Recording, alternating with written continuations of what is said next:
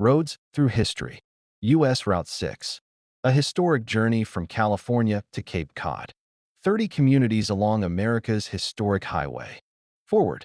Some highways become famous because of a single landscape, a celebrated city, or a story repeated until the road and the legend are difficult to separate. U.S. Route 6 is different. Its character comes from change. It begins beneath the eastern slope of California's Sierra Nevada, crosses desert basins and mountain passes, enters broad agricultural country, follows industrial corridors and old market towns, and finally reaches the dunes and harbor light of Cape Cod. The highway did not appear all at once. When the U.S. numbered highway system was approved in 1926, Route 6 was an eastern road. It was gradually extended westward until it reached Long Beach, California, in 1937. At that length, it became the longest highway in the United States. California shifted the western end to Bishop in 1963, shortening the route and leaving U.S. Route 20 as the nation's longest. Route 6 nevertheless remains one of the great cross-country roads, stretching through 14 states between Bishop and Provincetown. It also carries a memorial name. The Grand Army of the Republic Highway honors the Union veterans of the Civil War. States adopted the designation over a period of years, and a formal national dedication took place in 1953. That name gives the road an added historical layer, but no single designation can contain everything found along its miles. Route 6 passes through regions shaped by indigenous travel, migration, mining, railroads, irrigation, manufacturing, farming, commerce, tourism, and the constant need to connect distant communities. This book follows that history through smaller cities and towns. Large metropolitan areas can dominate a map, yet they do not always explain a highway.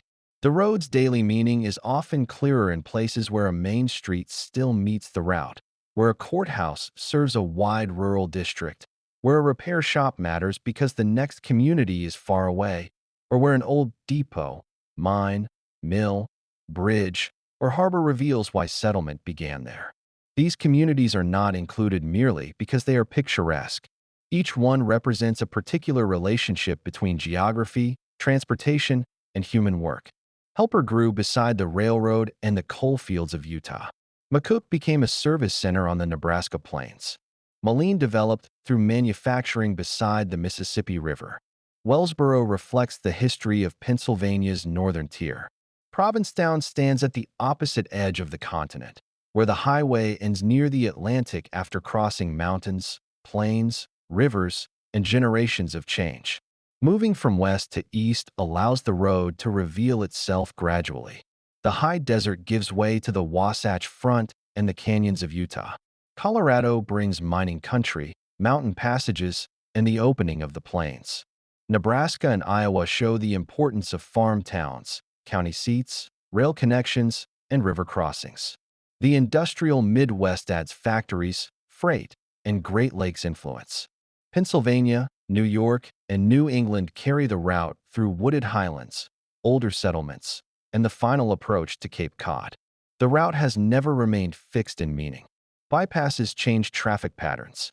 Interstate highways redirected long-distance travel. Railroads declined or consolidated. Mines closed. Factories changed ownership, and agricultural work became more mechanized. Some downtowns lost businesses while others found new life through preservation, education, recreation, or regional services. Route 6 records those adjustments in pavement, storefronts, vacant lots, restored buildings, and local memory. The chapters ahead are meant to make those changes understandable without turning the road into a museum. These are living communities, not scenery arranged for travelers. Their histories include achievement and hardship, growth and decline, preservation and reinvention. The highway connects them, but each place has its own reason for existing and its own way of meeting the present. A road this long cannot be understood only through mileage. It must be read through the communities that gave travelers food, fuel, shelter, work, direction, and a reason to stop. U.S. Route 6 crosses America from one ocean-facing edge to another. Its deeper story is found in the places between those edges, where the highway becomes part of ordinary life and ordinary life becomes history. Part 1. Desert Valleys and Western Gateways. The western journey opens where distance and elevation determine settlement. North of Bishop, Route 6 crosses Benton Valley beneath the White Mountains before turning toward Utah's valleys and canyons. Spanish Fork grew near the mouth of Spanish Fork Canyon. Helper developed around railroad locomotives that pushed trains through coal country. In Colorado, Grand Junction rose at the meeting of the Gunnison and Colorado rivers, while Glenwood Springs formed where the Roaring Fork joins the Colorado. Together, these communities reveal a road shaped by water, railroads, mining, agriculture, mountain passage, and the persistent need to connect distant places. Chapter 1. Benton, California. Silver, Springs, and the Eastern Gate. North of Bishop, U.S. Route 6 leaves the broad fields of Owens Valley and enters the high desert of Mono County. The Sierra Nevada recedes behind the traveler while the White Mountains rise ahead in long, pale ridges. Near the junction with California Route 120, the community of Benton occupies a strategic place between mountain ranges, mining districts, and the Nevada line. The settlement is small, but its history is unusually rich. Warm springs supported life, silver drew prospectors, stagecoaches carried passengers, a narrow-gauge railroad moved freight, and the National Highway tied the community to a road that once stretched from the Atlantic to the Pacific. Benton grew because water and transportation met in a demanding landscape. The name Benton applies to two closely related places. Benton Hot Springs, often called Old Benton, stands several miles west of the present Route 6 community. Benton Station developed closer to the later railroad and highway corridor. The distinction explains why historic buildings, the hot springs, and the modern junction do not occupy one compact town center. Before either settlement appeared, Paiute families knew the springs and surrounding country well. Water, pinyon groves, game, and nearby obsidian sources made the valley useful through the seasons. That long familiarity with the land preceded the mining rush and remained part of Benton's story after prospectors, merchants, and railroad workers arrived. The Great Change began after the Comstock silver discoveries of 1859 focused attention on the country east of the Sierra Nevada. Prospectors examined the ranges between western Nevada and Owens Valley, and promising claims near Blind Spring Hill brought activity to the Benton area in the early 1860s. A camp formed beside the hot springs, where dependable water and grazing could support people and animals. Silver became the district's principal attraction, although gold and other minerals also received attention. By the middle of the decade, Benton had become one of Mono County's busiest settlements. Contemporary accounts and later histories describe hotels, boarding houses, stores, butcher shops, saloons, breweries, a newspaper, and ore processing mills serving the district. Mining created business far beyond the shafts and mills. Every claim needed tools, timber, food, animals, wagons, and replacement parts. Teamsters hauled machinery toward the mines and carried ore or concentrates away. Blacksmiths repaired equipment, ranchers supplied meat and feed, and merchants stocked goods that had crossed long distances. A Wells Fargo station handled express shipments, mail, money, and passengers. Stage routes connected Benton with Bishop, Aurora, Bodie, and other camps scattered across the border country. The hot springs made the settlement a practical stop before another exposed crossing. Travelers could water horses, find a meal, hear news about road conditions, and arrange the next part of a journey. The Silver District never offered steady prosperity. A rich vein could narrow without warning, and falling metal prices could make usable or too expensive to process. Mills required fuel, machinery, and enough production to justify their operation.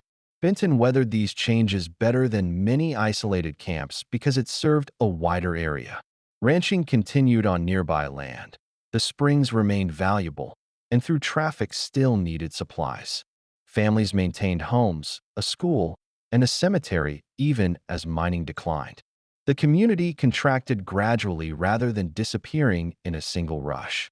Some buildings were abandoned, others were adapted, and useful materials moved to new locations as residents adjusted to a smaller economy. Rail transportation changed the balance between Old Benton and Benton Station. The Carson and Colorado Railway reached the area in 1883 while constructing its narrow-gauge route through eastern California and western Nevada. The line gave mines and ranches a more dependable connection to distant markets and reduced the cost of long wagon hauls. Freight, passengers, mail, and supplies could move across the desert on a regular schedule. Commercial activity shifted toward the station, closer to the corridor later followed by Route 6. The railroad did not erase the original settlement at the Springs, but it created a second center of activity. Benton's divided geography became a record of changing transportation rather than evidence of a town simply fading away. The hot springs gave Old Benton a future after the silver boom. During the early 20th century, owners promoted the mineral water for rest, health, and recreation. The property served at different times as a hotel, spa, dude ranch, motel, campground, and inn. Visitors who once arrived by stagecoach or train increasingly came by automobile. In the 1930s, the Bramlett family acquired the historic townsite and began a long period of family stewardship. Continued use helped preserve the old stone store, residences, cemetery, and other traces of the mining settlement. Benton Hot Springs survived not as a sealed museum, but as a working property where historic buildings remained part of daily life. Automobile travel brought another transportation era. In 1937, U.S. Route 6 was extended west from Colorado to Long Beach, California, creating a transcontinental highway 3,652 miles long. The official California route named Benton between the Nevada line and Bishop. Eastbound motorists passed through the community before crossing the state boundary toward Tonopah. Westbound drivers reached Benton after a long Nevada approach, and then continued toward Bishop and the Owens Valley. California named its portion of the road the Grand Army of the Republic Highway in 1943. The designation joined Benton to communities across 14 states and gave a national number to a corridor long used for regional travel. The transcontinental arrangement lasted until California reorganized its highway numbers in the 1960s. The state asked that U.S. Route 6 end at Bishop, eliminating the overlapping designations south and west of that city. The change was approved in 1963 and took effect with California's 1964 renumbering. Benton remained on U.S. Route 6, now near the western end of the surviving highway. Its position became more distinctive. An eastbound traveler could leave Bishop, cross the open valley, pass Benton, and continue for thousands of miles toward New England. The shortened route still followed the same practical line through the high desert, linking settlements separated by wide basins and mountain barriers. At Benton, the highway also meets California Route 120, a road that turns west toward Mono Lake and seasonal Sierra crossings. The junction preserves Benton's older function as a choice point.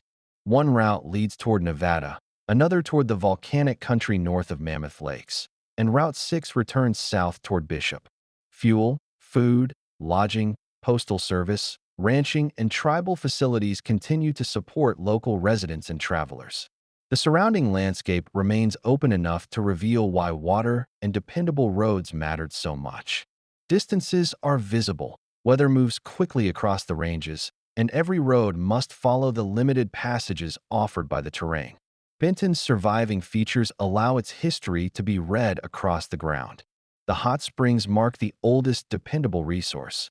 Historic buildings recall the mining settlement and the businesses that served it. The railroad grade and station area show how freight movement shifted the town center.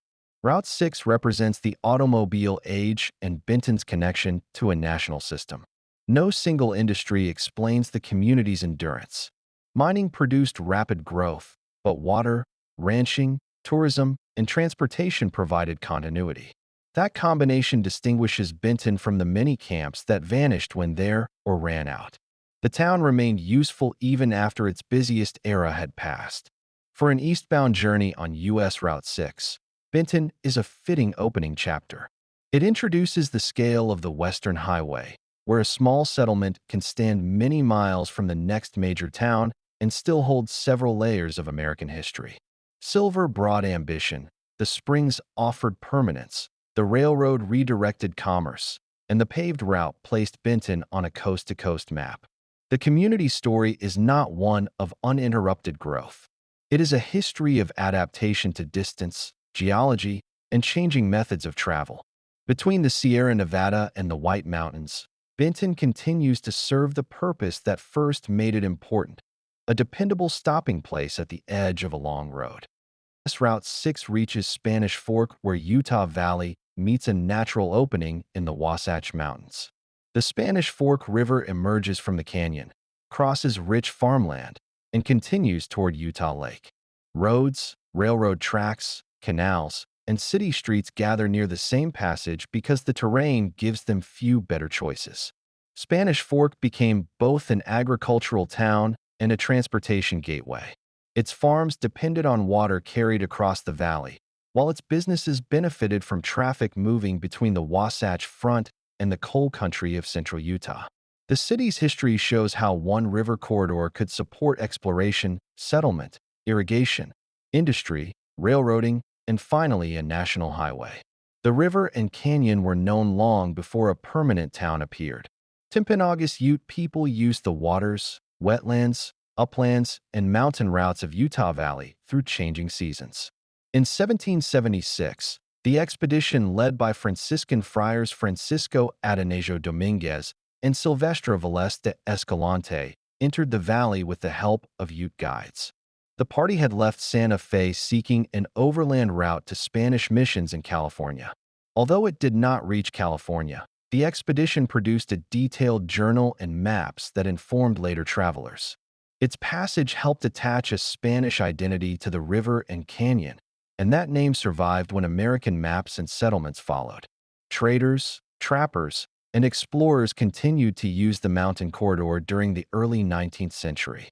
By 1845, John C. Fremont's published map identified Spanish Fork, placing the name on a document available to a wide American audience. Permanent settlement began a few years later. In 1850, Enoch Reese established a home and claimed land west of the present city. Charles Ferguson and George Seve brought cattle into the area, and additional families settled along the river during the winter of 1850 and 1851. A community called Palmyra developed closer to Utah Lake. By the end of 1852, more than 100 families were farming along the Spanish Fork River. The first years demanded cooperation. Irrigation ditches had to be surveyed, dug, cleared, and repaired. Neighbors organized water turns, fenced fields, built roads, and shared the labor required for mills and public buildings. Flooding near Palmyra and concern about security encouraged residents to consolidate closer to the present town site. In 1854, they constructed a fort and gathered homes within a compact area. The territorial legislature granted Spanish Fork a city charter in January 1855. Broad streets, regular blocks, garden plots, and surrounding farms gave the settlement a practical form. Its location balanced access to the river with a firm connection to the canyon and the timber, grazing, and travel routes beyond it.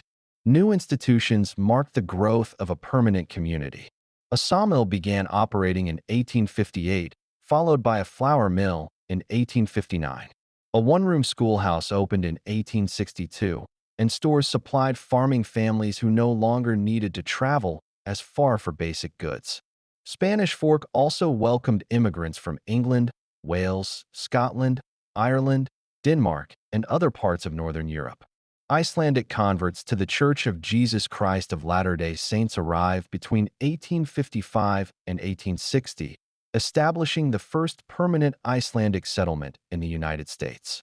Their difficult journey ended in a river valley where farming, trades, religious life, and neighborhood cooperation gave newcomers a place in the growing town. Agriculture set the pace of daily life. Wheat, hay, livestock, orchards, and garden crops depended on careful irrigation. Water had to arrive at the proper time, and a damaged ditch could threaten an entire season's work. Mills converted grain and timber into products used locally, while merchants connected households with larger markets. The Spanish Fork Mercantile, organized in 1883, reflected a more coordinated business community. Farms remained the city's foundation, but successful agriculture encouraged blacksmith shops, warehouses, wagon services, schools, churches, and professional offices. Spanish Fork gradually became the commercial center for a broad section of southern Utah County. The railroad widened that reach. In 1883, the Denver and Rio Grande completed its route through Utah, using Spanish Fork Canyon as part of the line between Colorado and Salt Lake City. Trains carried passengers, coal, livestock, machinery, and farm products through the same passage earlier used by riders and wagons. Rail access encouraged industries that handled heavy or perishable goods. Sugar beets became an important cash crop, and rail spurs moved loads from fields toward processing plants. A cannery provided another market for local produce. Factory buildings, warehouses, sidings, and loading platforms joined barns and irrigation works as familiar parts of the valley landscape. Even productive soil could not overcome an uncertain water supply. Summer flows in the Spanish Fork River were insufficient for all the acreage farmers hoped to cultivate. The Strawberry Valley Project addressed that limitation on a remarkable scale. Construction began in 1906 on a federal reclamation system that captured water in the Colorado River Basin and carried it through the Wasatch Divide into the Great Basin. Workers completed the 3.8-mile Strawberry Tunnel in 1912, and Strawberry Dam followed in 1913. Diversion structures, canals, laterals, and power facilities then delivered water to farms centered around Spanish Fork. By completion in 1922, the project served roughly 45,000 irrigable acres. The reclamation works changed more than crop yields. Reliable storage reduced the risk that a dry season would ruin fields planted months earlier. The Highline Canal extended irrigation across southern Utah County, while project power plants generated electricity from moving water. Spanish Fork established a municipal light and power system in 1909 and connected it with government-produced power the next year. Electric service illuminated homes and streets and operated equipment that once depended on human, animal, or steam power. The project joined reservoir engineering, irrigation, and municipal improvement in one system. It helped preserve the town's agricultural character while giving Spanish Fork the infrastructure of a modern service center. U.S. Route 6 added automobile traffic to the canyon corridor. When the highway became transcontinental in 1937, its Utah alignment placed Spanish Fork between the mining districts to the west and Helper to the east. At the city's eastern side, Route 6 joins U.S. Route 89 before entering Spanish Fork Canyon. Eastbound drivers leave the Broad Valley, follow the river towards Soldier Summit, and cross the Wasatch Plateau on the way to Carbon County. Service stations, garages, restaurants, and lodging developed for motorists who checked fuel, weather, and road conditions before the climb. The highway did not create Spanish Fork's gateway role. It gave that old role a national number. Later highway improvements moved through traffic more efficiently, but geography kept Spanish Fork at the western entrance to the mountain route. Rail lines still follow the river, and canals still distribute water across nearby farms. The city has grown far beyond its 19th century blocks, yet the original reasons for settlement remain visible. Productive ground spreads west of the canyon mouth. The river crosses the community. Roads converge before turning into the mountains. Public buildings, schools, stores, and residential neighborhoods stand beside a landscape still shaped by agriculture. The old center and newer development both depend on connections first established by water and terrain. Spanish Fork can be understood as a sequence of practical improvements laid across one enduring landscape. The canyon provided a passage. Settlers organized farms and a town beside the river. Immigrants expanded the community's skills and traditions. Railroads connected local products with distant markets. Reclamation engineers delivered dependable irrigation and electric power. Route 6 carried travelers through the same opening toward the interior west. Each period added new machinery without changing the basic geography.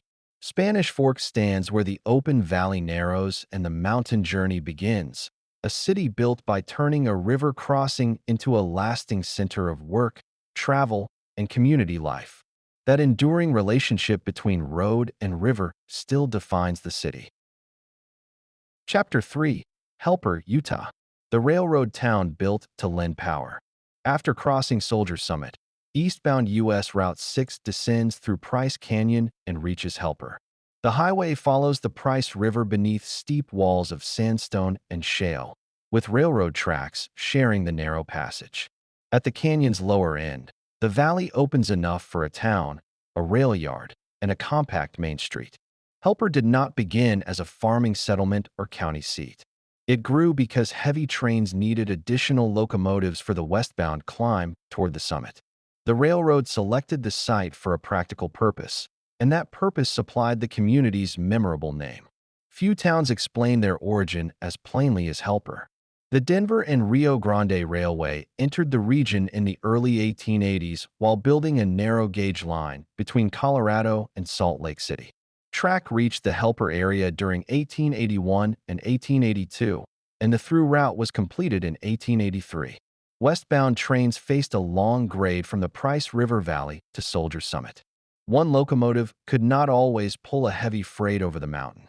The railroad stationed extra engines at the foot of the canyon to assist.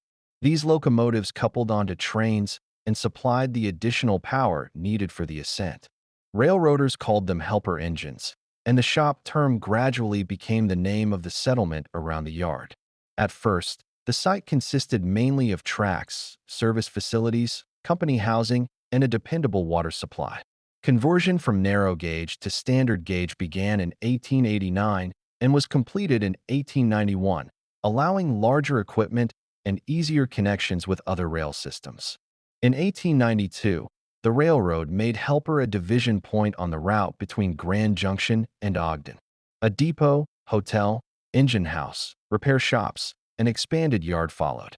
A school had opened the previous year, and electric lights appeared in railroad buildings and shops by 1895. Families, stores, churches, and civic institutions gathered around the work. A functional rail camp was becoming a permanent town. Coal gave Helper a second source of growth. Thick seams in the surrounding canyons supported mines at Castle Gate, Kenilworth, Spring Canyon, Sunnyside, and many smaller camps. Branch lines carried empty cars to mine tipples and returned with coal for locomotives, smelters, factories, and homes throughout the West. Mines required timber, tools, machinery, food, clothing, and repairs. Their employees needed schools, medical care, mail, banking, entertainment, and places to shop. Helper stood near the center of this activity. Unlike a single company camp, it served several mining districts and transportation systems. Merchants could therefore build businesses that reached beyond one mine or employer. Railroad and mining employment drew workers from many countries. Families with roots in Italy, Greece, Yugoslavia, Austria, Japan, China, Mexico, and other parts of Europe and Asia settled in the Carbon County district.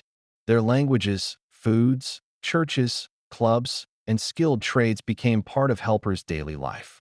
Italian stoneworkers left a visible legacy in hand-cut houses, retaining walls and foundations. Railroad companies and mine operators built or moved modest frame dwellings near their facilities, creating compact neighborhoods on both sides of the Price River. The resulting town differed from the more uniform company settlements nearby. Helper became an independent commercial center shaped by several employers and many family traditions. Main Street formed the public face of the community. Brick commercial blocks stood within walking distance of the rail yard, joined by hotels, stores, banks, cafes, saloons, repair businesses, and theaters. The Liberty Theater opened in 1911 and gave railroad crews, mining families, and travelers a regular place for entertainment. Merchants adjusted hours and inventories to the rhythms of shift work and train schedules. A late arrival might need a meal, lodging, work clothes, or a replacement tool before the next departure. Business depended on movement. But Main Street also gave the town a civic center where residents met for celebrations, shopping, and news. A competing transportation system expanded the town in 1912. The Utah Railway Company constructed facilities on the west side of the Price River to serve independent coal mines. Its tracks connected with branches into Spring Canyon and other districts, increasing the flow of locomotives, cars, and crews through Helper. Housing and service buildings developed near both railroad properties, while bridges and crossings tied the sections of town together. By the 1920s, Helper had become the principal commercial gathering place for a wide ring of mining camps. Many of those camps depended heavily on company stores and services, so a trip to Helper offered residents more choice and contact with the larger region. The Helper engine operation remained the town's defining activity. Crews supplied locomotives with coal, water, sand, and oil, then waited for heavy westbound trains. When a freight arrived, one or more engines coupled on for the climb through Price Canyon. Steam exhaust echoed against the cliffs as several locomotives worked together on grades reaching about 2.4%. At Soldier Summit, the additional engines uncoupled and returned to Helper for another assignment. The process required exact timing and reliable machinery. Engineers, firemen, hostlers, machinists, boilermakers, brakemen, dispatchers, and roundhouse workers all contributed. A failure in Helper could delay freight moving hundreds of miles beyond Utah. Coal mining brought prosperity, but it also carried severe risk. Underground crews worked around gas, dust, unstable rock, machinery, and explosives. On March 8, 1924, explosions in the Castle Gate No. 2 mine north of Helper killed 172 men, including a rescuer. The disaster affected families across the district because victims lived in several neighboring communities. Railroads, roads, churches, businesses, medical workers, and volunteers became part of the response. The loss remains one of the worst mining disasters in Utah history. Cemeteries and memorials in the canyon preserve the names of the dead and recall the dangers accepted by workers who supplied fuel for the region's railroads and industries. Automobile travel joined the same corridor in the 20th century. When U.S. Route 6 became a transcontinental highway in 1937, its Utah itinerary placed Helper between Spanish Fork and the communities farther east. Eastbound motorists crossed Soldier Summit, descended Price Canyon, and arrived beside the railroad town. Garages, service stations, restaurants, and lodging added highway trade to an economy already based on transportation.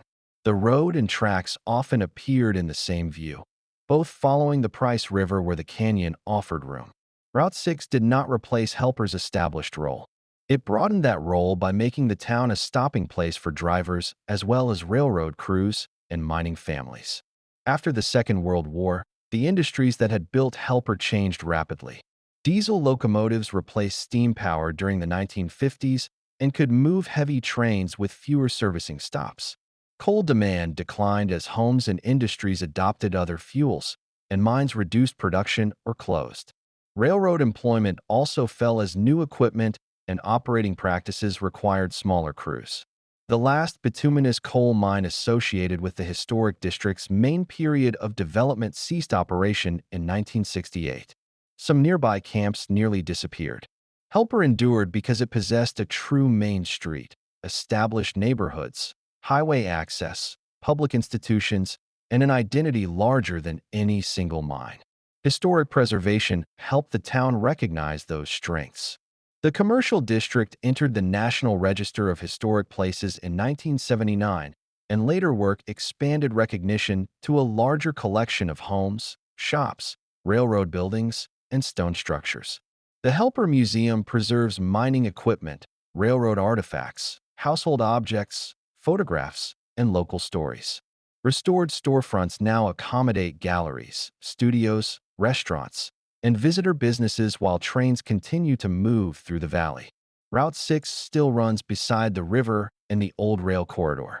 The town has found new uses for buildings created during its industrial years without losing the practical character that made them distinctive.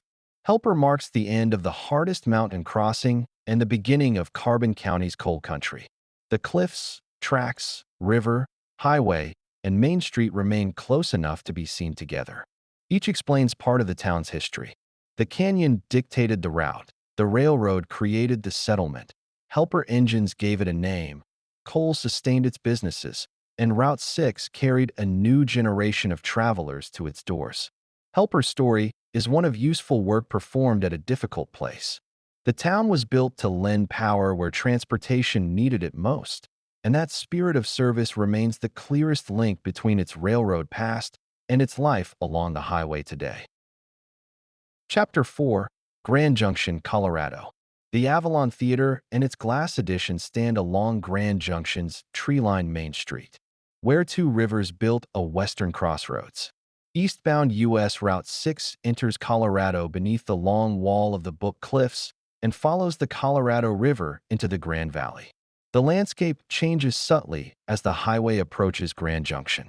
Dry benches rise above ribbons of cottonwood, irrigated fields, orchards, rail yards, and neighborhoods. South of the city, the Gunnison River joins the Colorado at the meeting place that gave Grand Junction its name. This confluence made the valley useful long before streets were surveyed. Water drew people, supported travel, and offered the possibility of agriculture in a semi-arid country.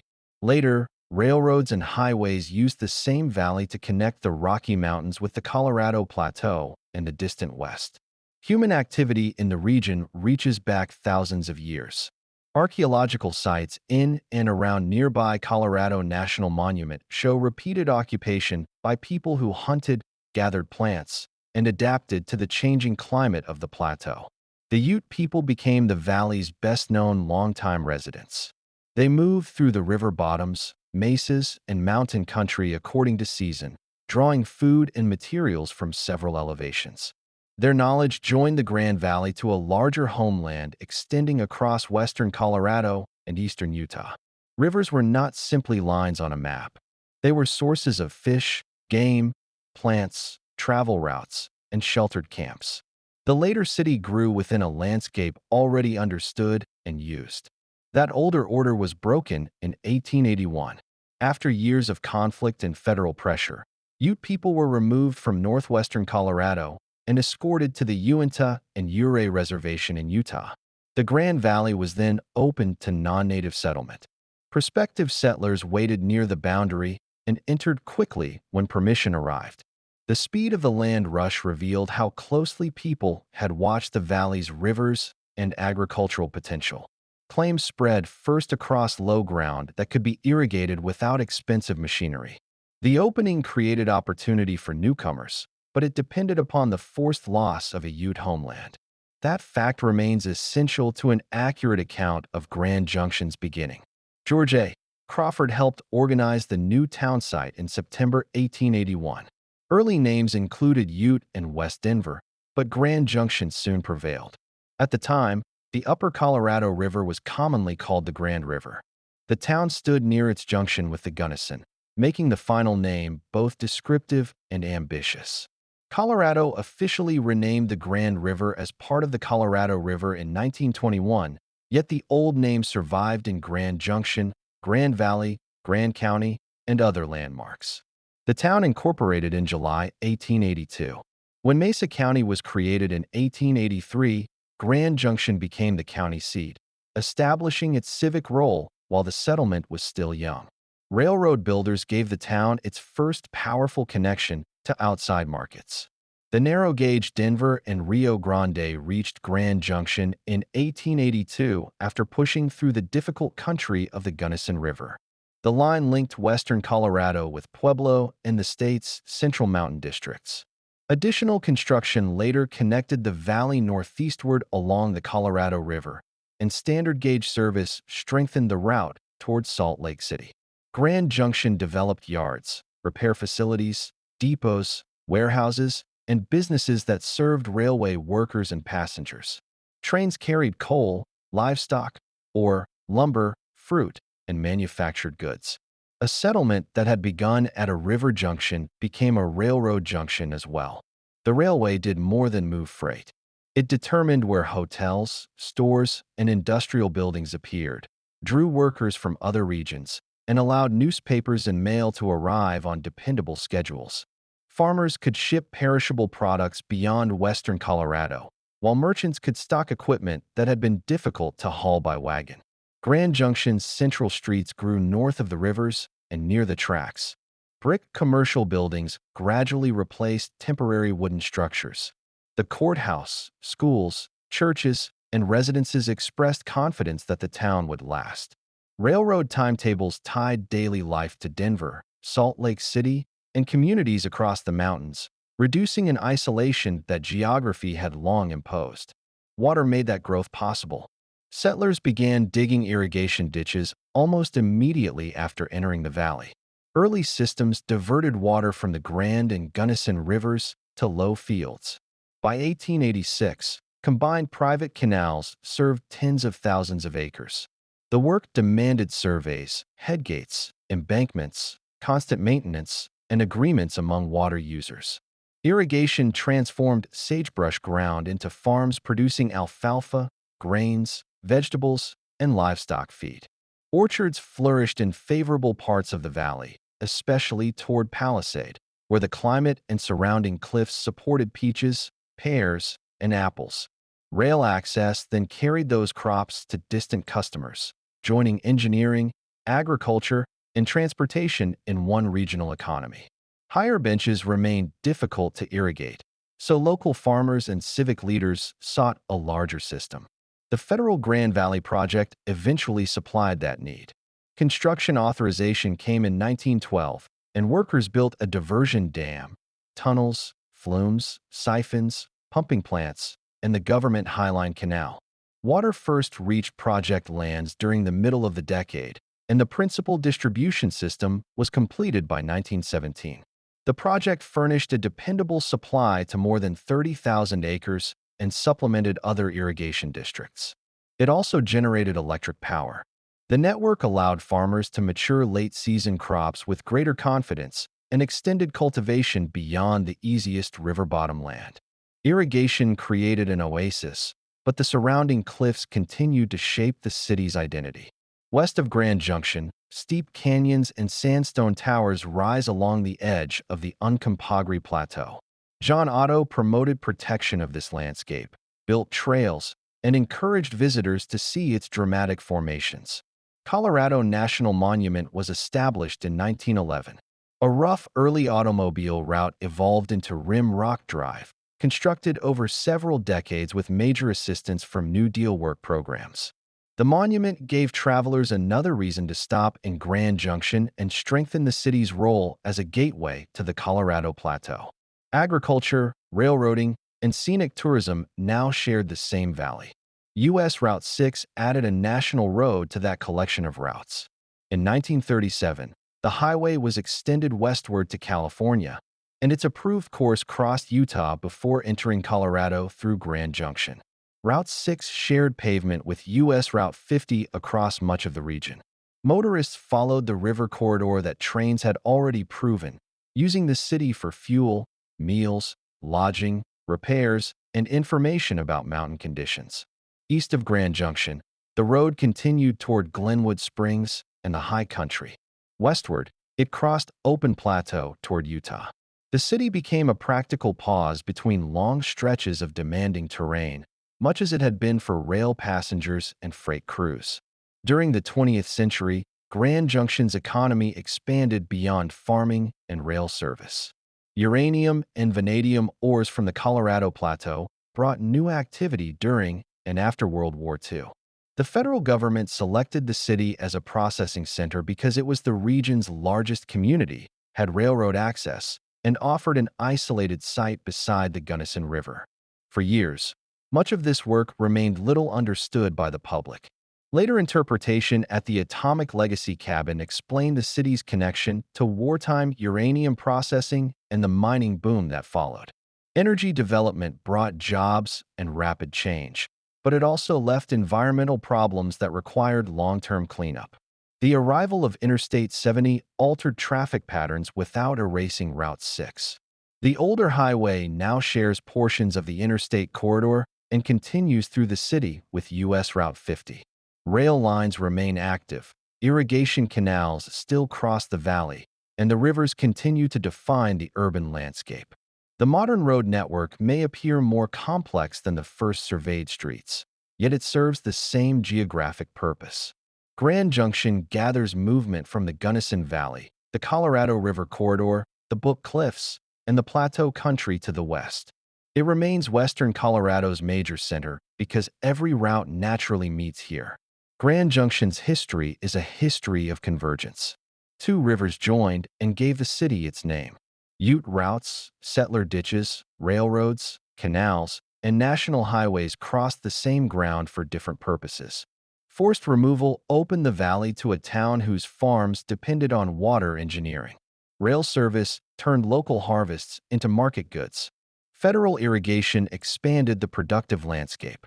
Route 6 made the city part of a coast-to-coast journey, while nearby canyon walls announced the beginning of the Colorado Plateau.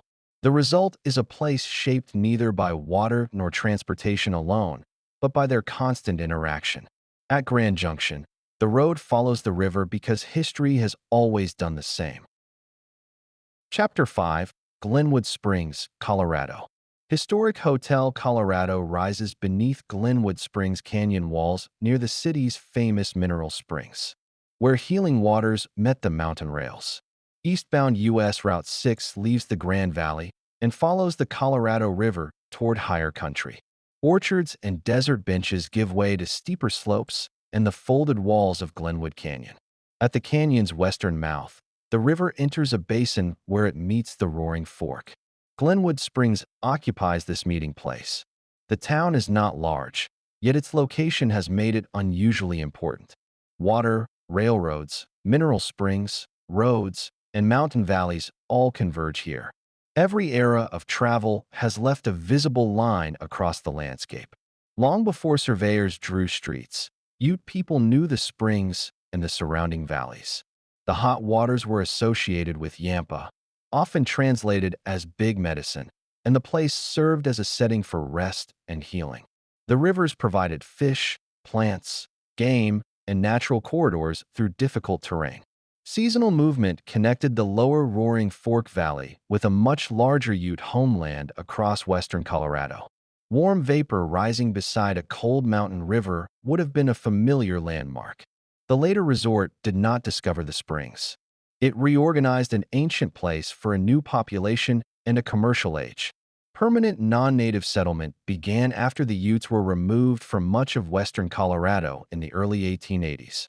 Isaac Cooper, John Blake, and their associates formed the Defiance Town and Land Company and laid out a settlement near the confluence.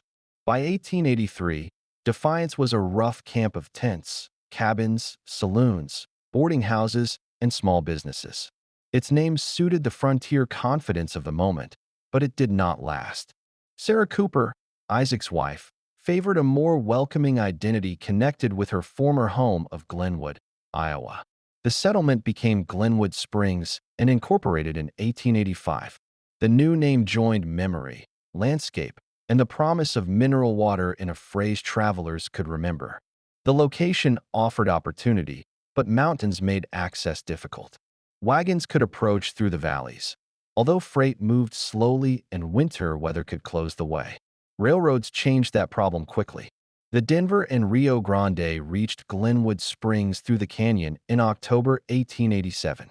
The Colorado Midland also began service that year through the Roaring Fork Valley.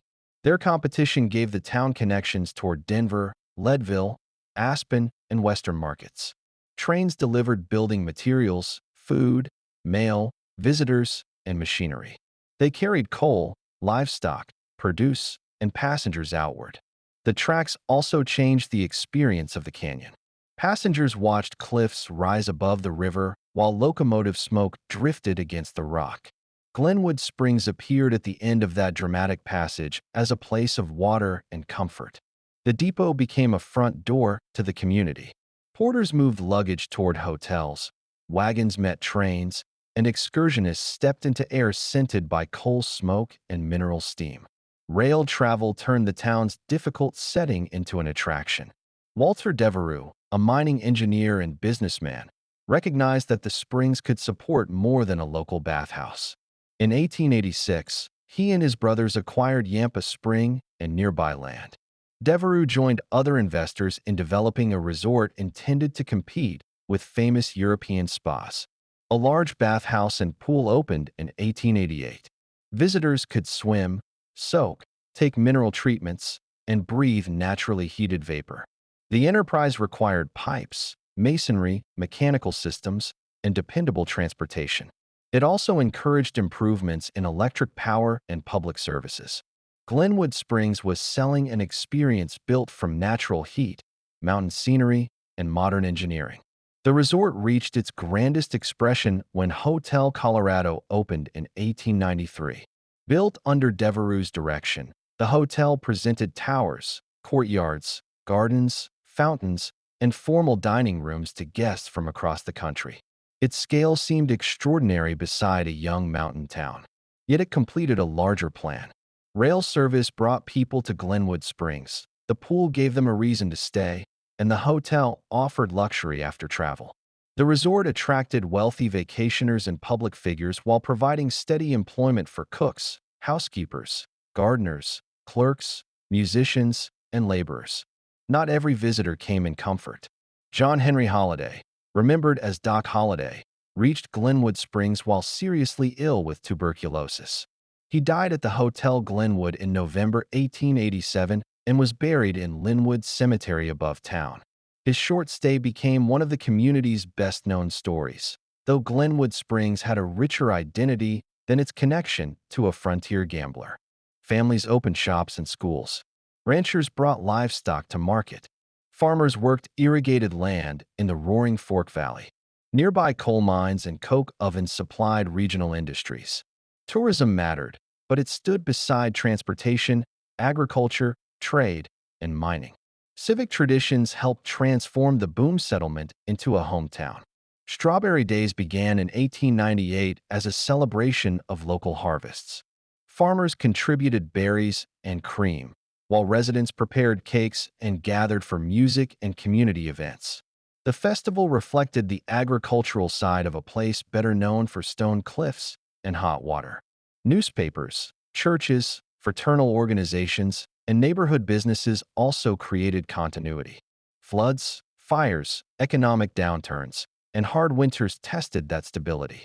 Glenwood Springs endured because it did not depend on a single mine or one brief rush.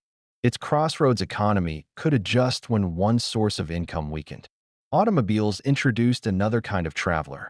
Early motorists followed narrow roads beside the river, sharing the canyon with trains and watching constantly for rockfall, ice, and sharp curves. Road construction demanded retaining walls, bridges, drainage work, and careful negotiation with the railroad. When U.S. Route 6 became a transcontinental highway in 1937, its Colorado alignment linked Glenwood Springs with Grand Junction to the west and Eagle, Leadville, and Denver to the east. The canyon section was improved in 1938. For drivers, the highway offered a close view of rushing water and towering cliffs. For local businesses, it brought guests who needed fuel, meals, repairs, lodging, and directions. Route 6 changed the rhythm of arrival. A train delivered many passengers at once according to a timetable. Cars appeared throughout the day and allowed families to stop where curiosity led them. Service stations, motor courts, cafes, and roadside signs joined the older depot and hotels. The highway did not replace the railroad at once.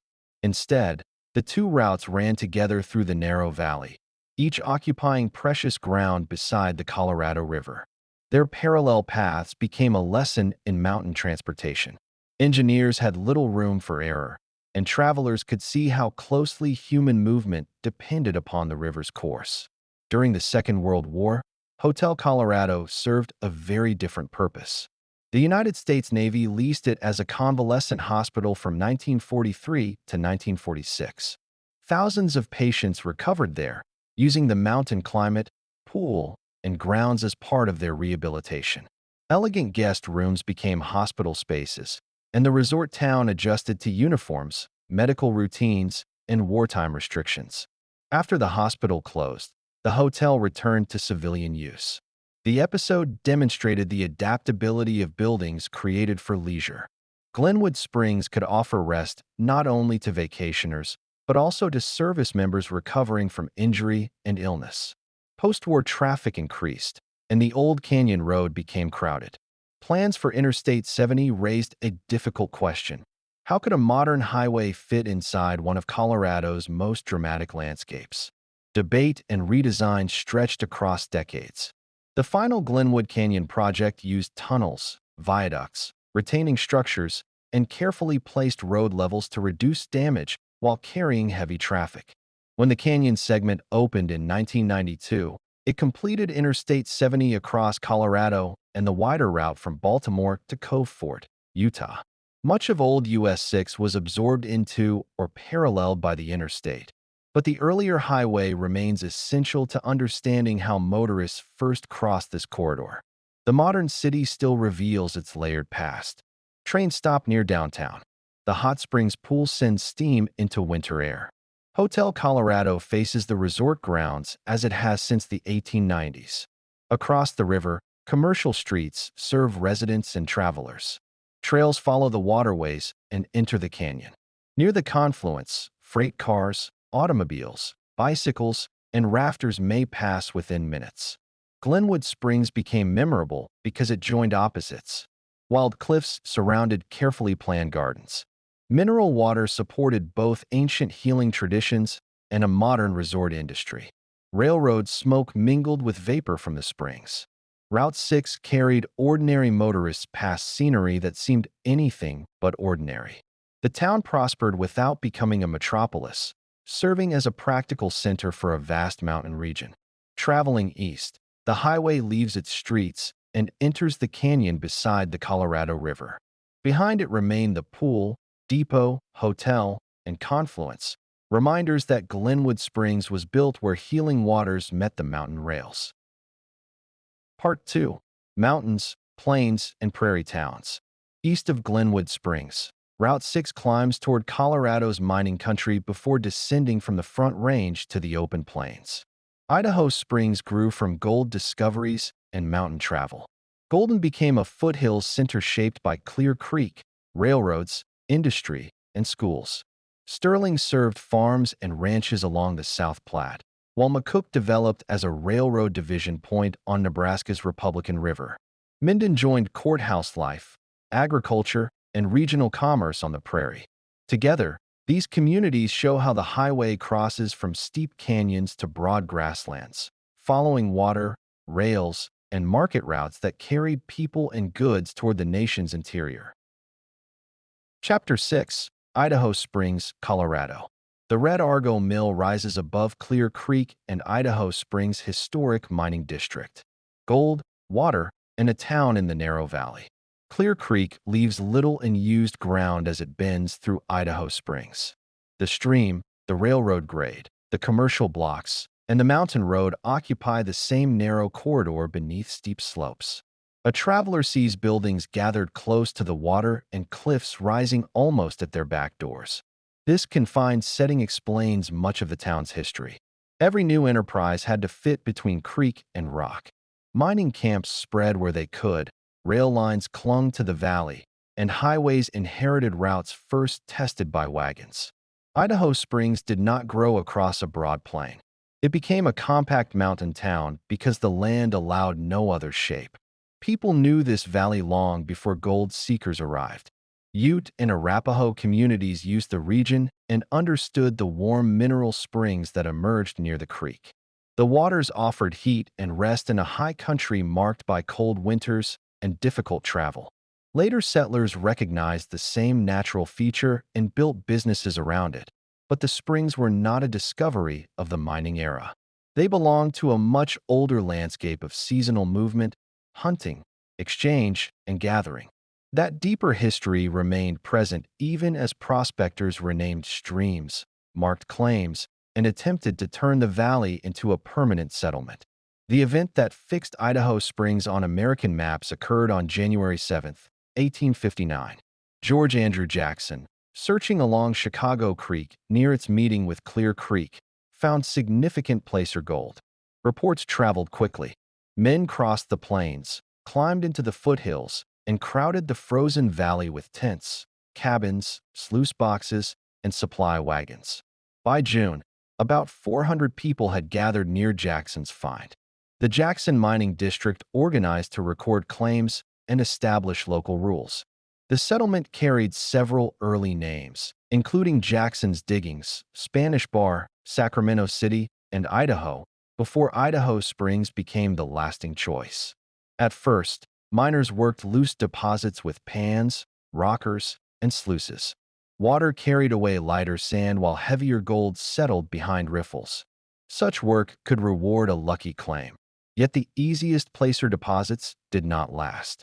Attention shifted toward veins locked inside the surrounding mountains. Hard rock mining required shafts, tunnels, drills, blasting powder, timber supports, hoists, and mills. It also demanded more capital and cooperation than a person standing alone in a stream. Idaho Springs adapted by becoming a place where ore could be processed and where mountain districts could obtain tools, food, animals, machinery, and skilled labor.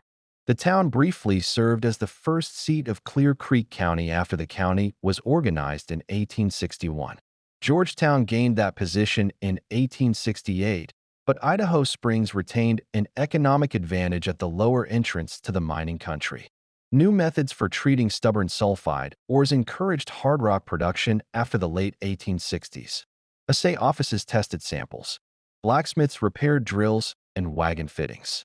Merchants ordered goods from Denver and sent them farther into the mountains. Boarding houses fed men who worked underground, while laundries, churches, schools, and meeting halls made the camp increasingly permanent. A rush settlement was becoming a community with routines that extended beyond the next strike. Transportation determined how far that transformation could proceed. Freight wagons moved slowly through the canyon, especially when snow, ice, floods, or falling rock damaged the road. The arrival of the railroad in 1877 connected Idaho Springs more reliably with Denver and with mining districts farther west. Heavy machinery and commercial goods could enter in greater volume, while ore and concentrates could leave at lower cost. The station also brought visitors who wanted mountain scenery or the mineral baths. Rail service strengthened Idaho Springs as a supply and milling center, and it gave local businesses a steadier rhythm than the uncertain movement of packed trains and wagons. Miner Street became the visible center of that growing economy. Brick commercial buildings replaced many earlier wooden structures between the late 1870s and the early 20th century. Their narrow fronts opened onto shops, banks, offices, hotels, and saloons, while upper floors provided rooms and professional space.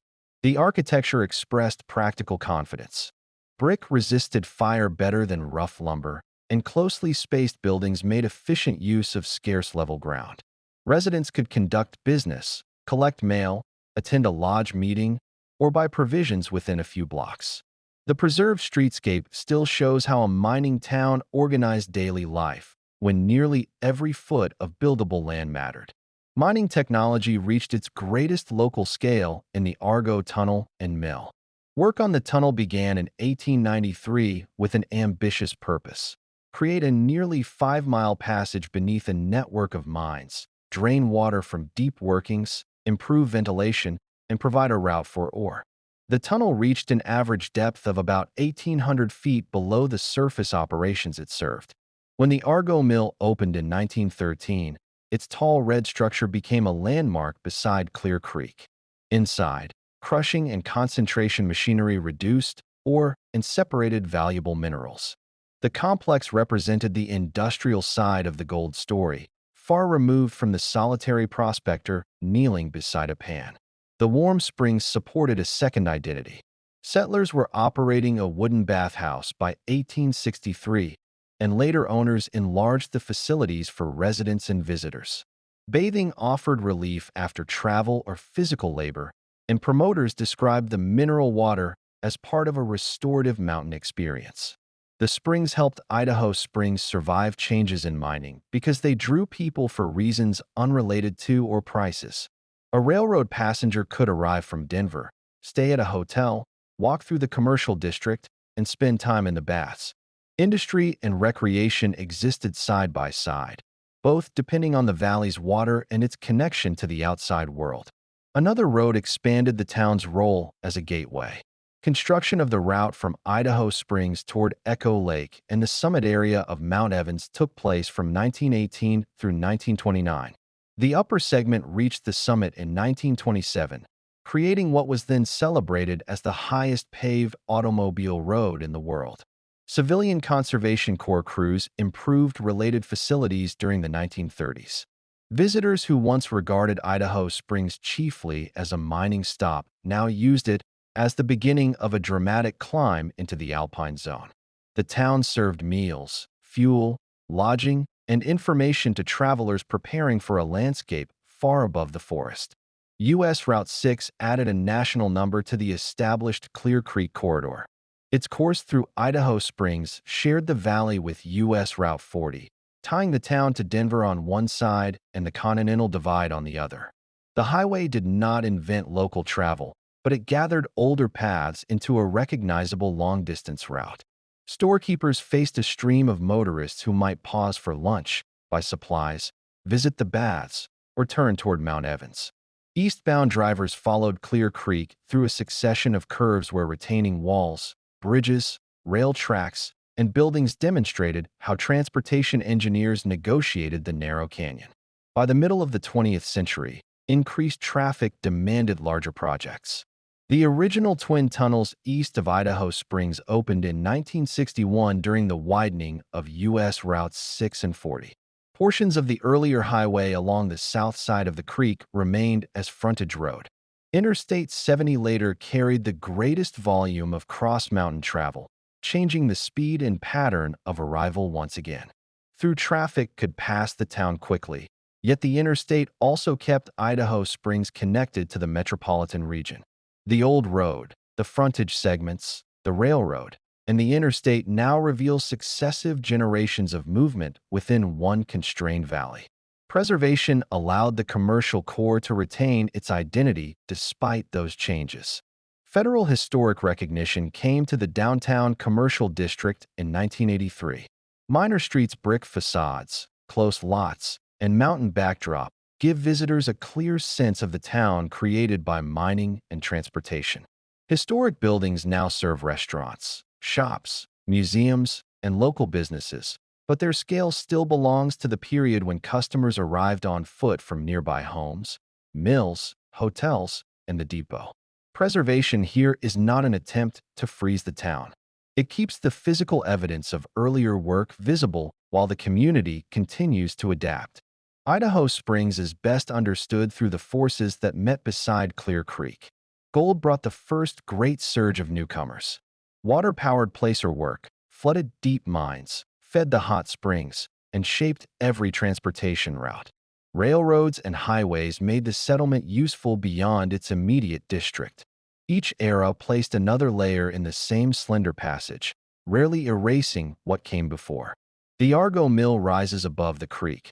Minor Street holds its compact line, and Route 6 continues east toward the canyon. Together, they show how a mountain town turns severe limits into a durable sense of place. Chapter 7. Golden, Colorado. Golden's famous Welcome Arch spans Washington Avenue beneath the foothills and North Table Mountain, where the mountains opened onto the plains. The mountains loosen their hold at Golden. Clear Creek rushes out of its canyon. The valley broadens, and the long wall of the foothills meets open country. North Table Mountain and South Table Mountain rise like stone bookends above the town. For an eastbound traveler, this is a threshold rather than merely another stop. The difficult passage through the Rockies gives way to the plains and the road toward Denver.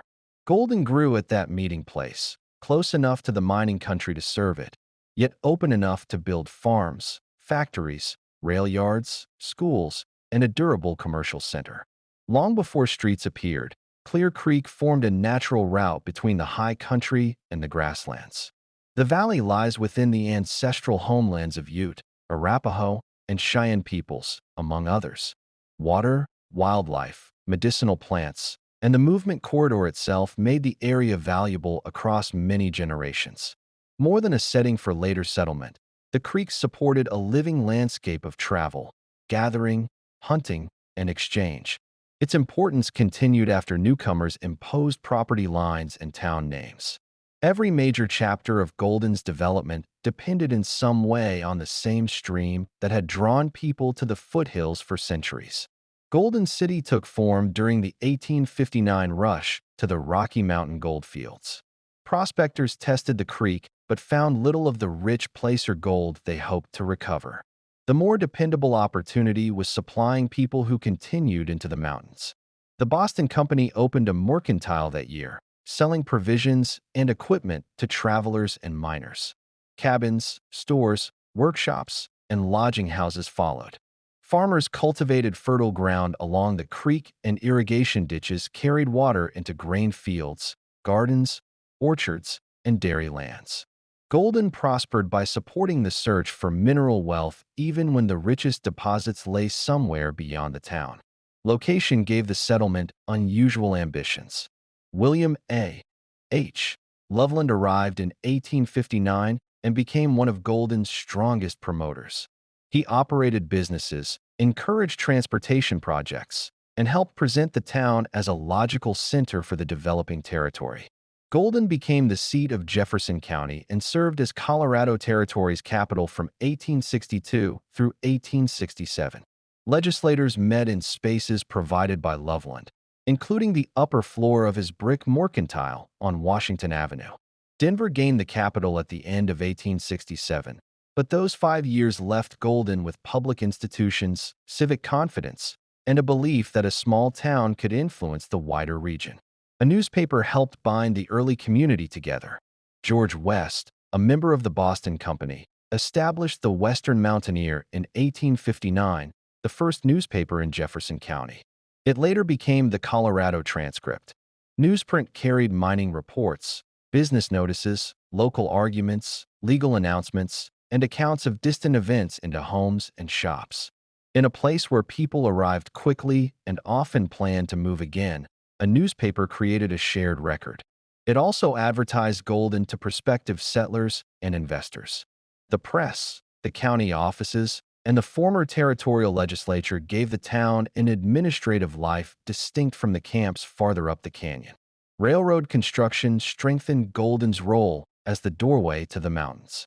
Loveland helped organize the Colorado Central Railroad, which pushed tracks from the plains toward the mining districts.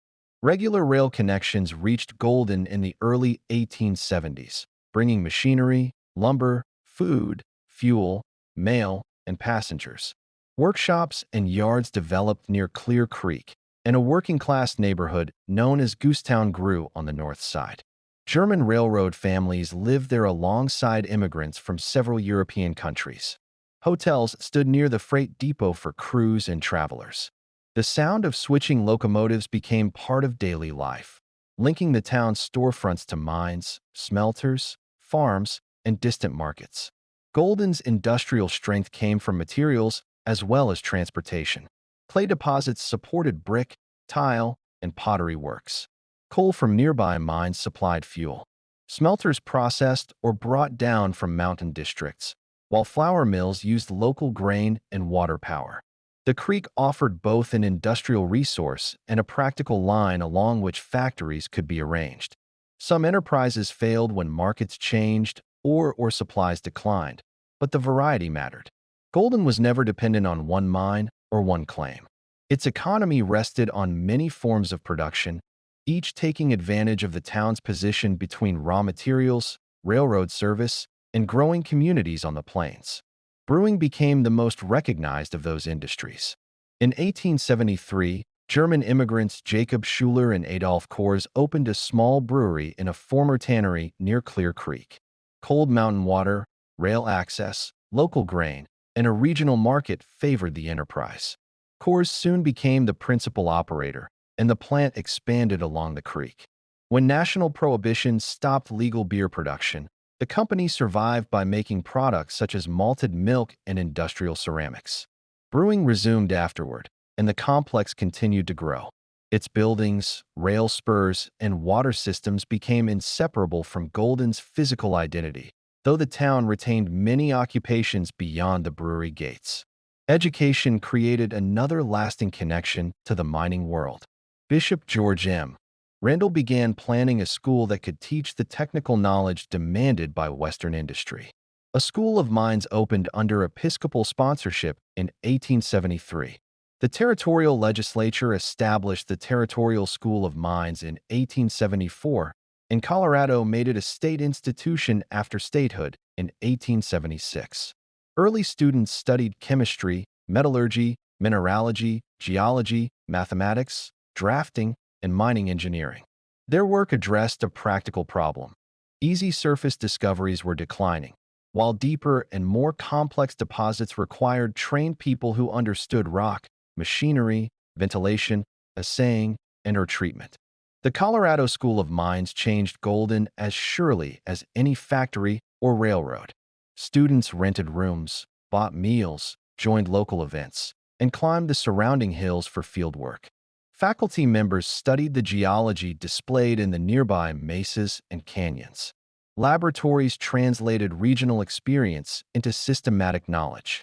The school's first formal commencement in 1883 awarded diplomas to 2 graduates, but its influence soon extended far beyond that small class.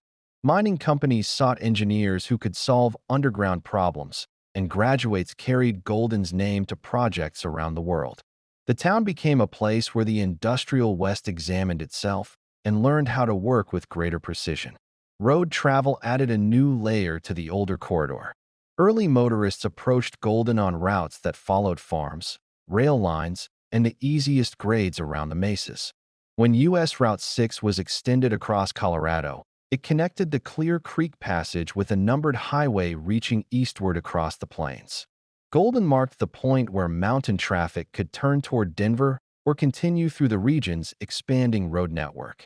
Service stations, cafes, lodging houses, and repair shops responded to motorists, while Washington Avenue remained the town's principal commercial spine. The highway carried visitors who might never enter a mine or board a train, but who still depended on the valley's geography. Eastbound Route 6 presented a memorable arrival. Canyon walls receded, the creek ran beside cottonwoods, and the Table Mountains framed the settlement ahead.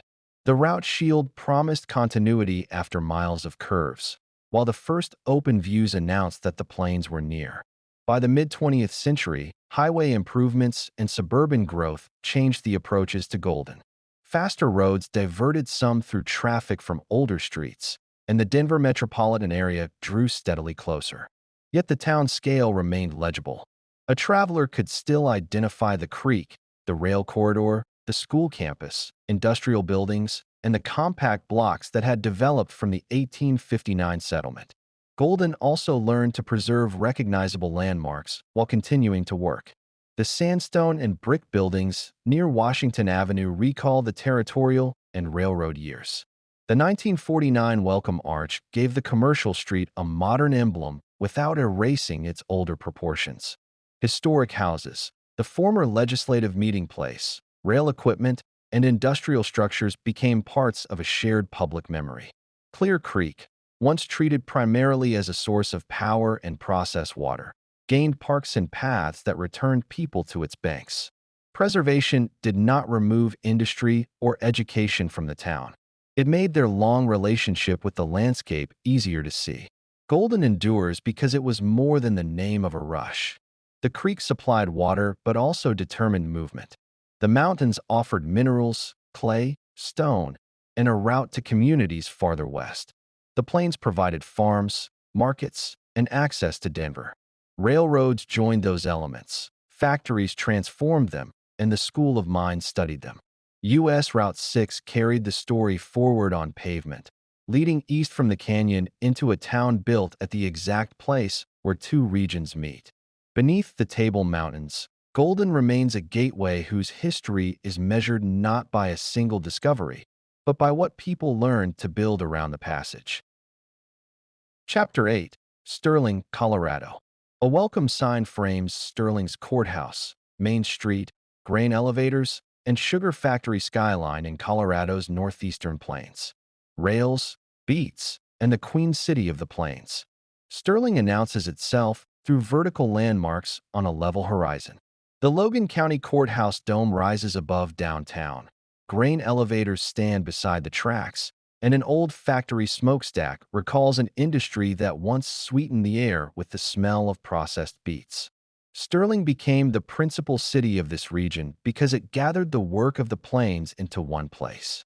Farms produced crops and livestock, railroads carried them outward, and Main Street supplied the families who made the system run.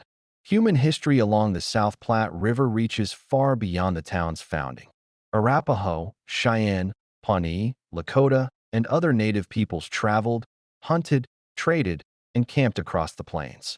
The river and its tributaries offered water, timber, game, and a dependable course through country where distant landmarks could otherwise be difficult to judge.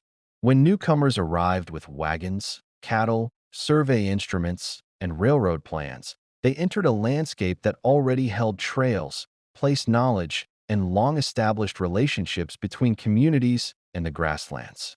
During the Great Western Migrations, the South Platte branch of the Overland Trail became one of the busiest travel corridors on the continent. Gold seekers, merchants, stagecoaches, freight wagons, immigrant families, and mail carriers followed the river across what became Logan County. Stations offered meals, repairs, fresh animals, and news. The trail did not create Sterling directly, but it demonstrated the value of this corridor. Long before a numbered highway reached the area, the plains around Sterling were already part of a route connecting distant communities.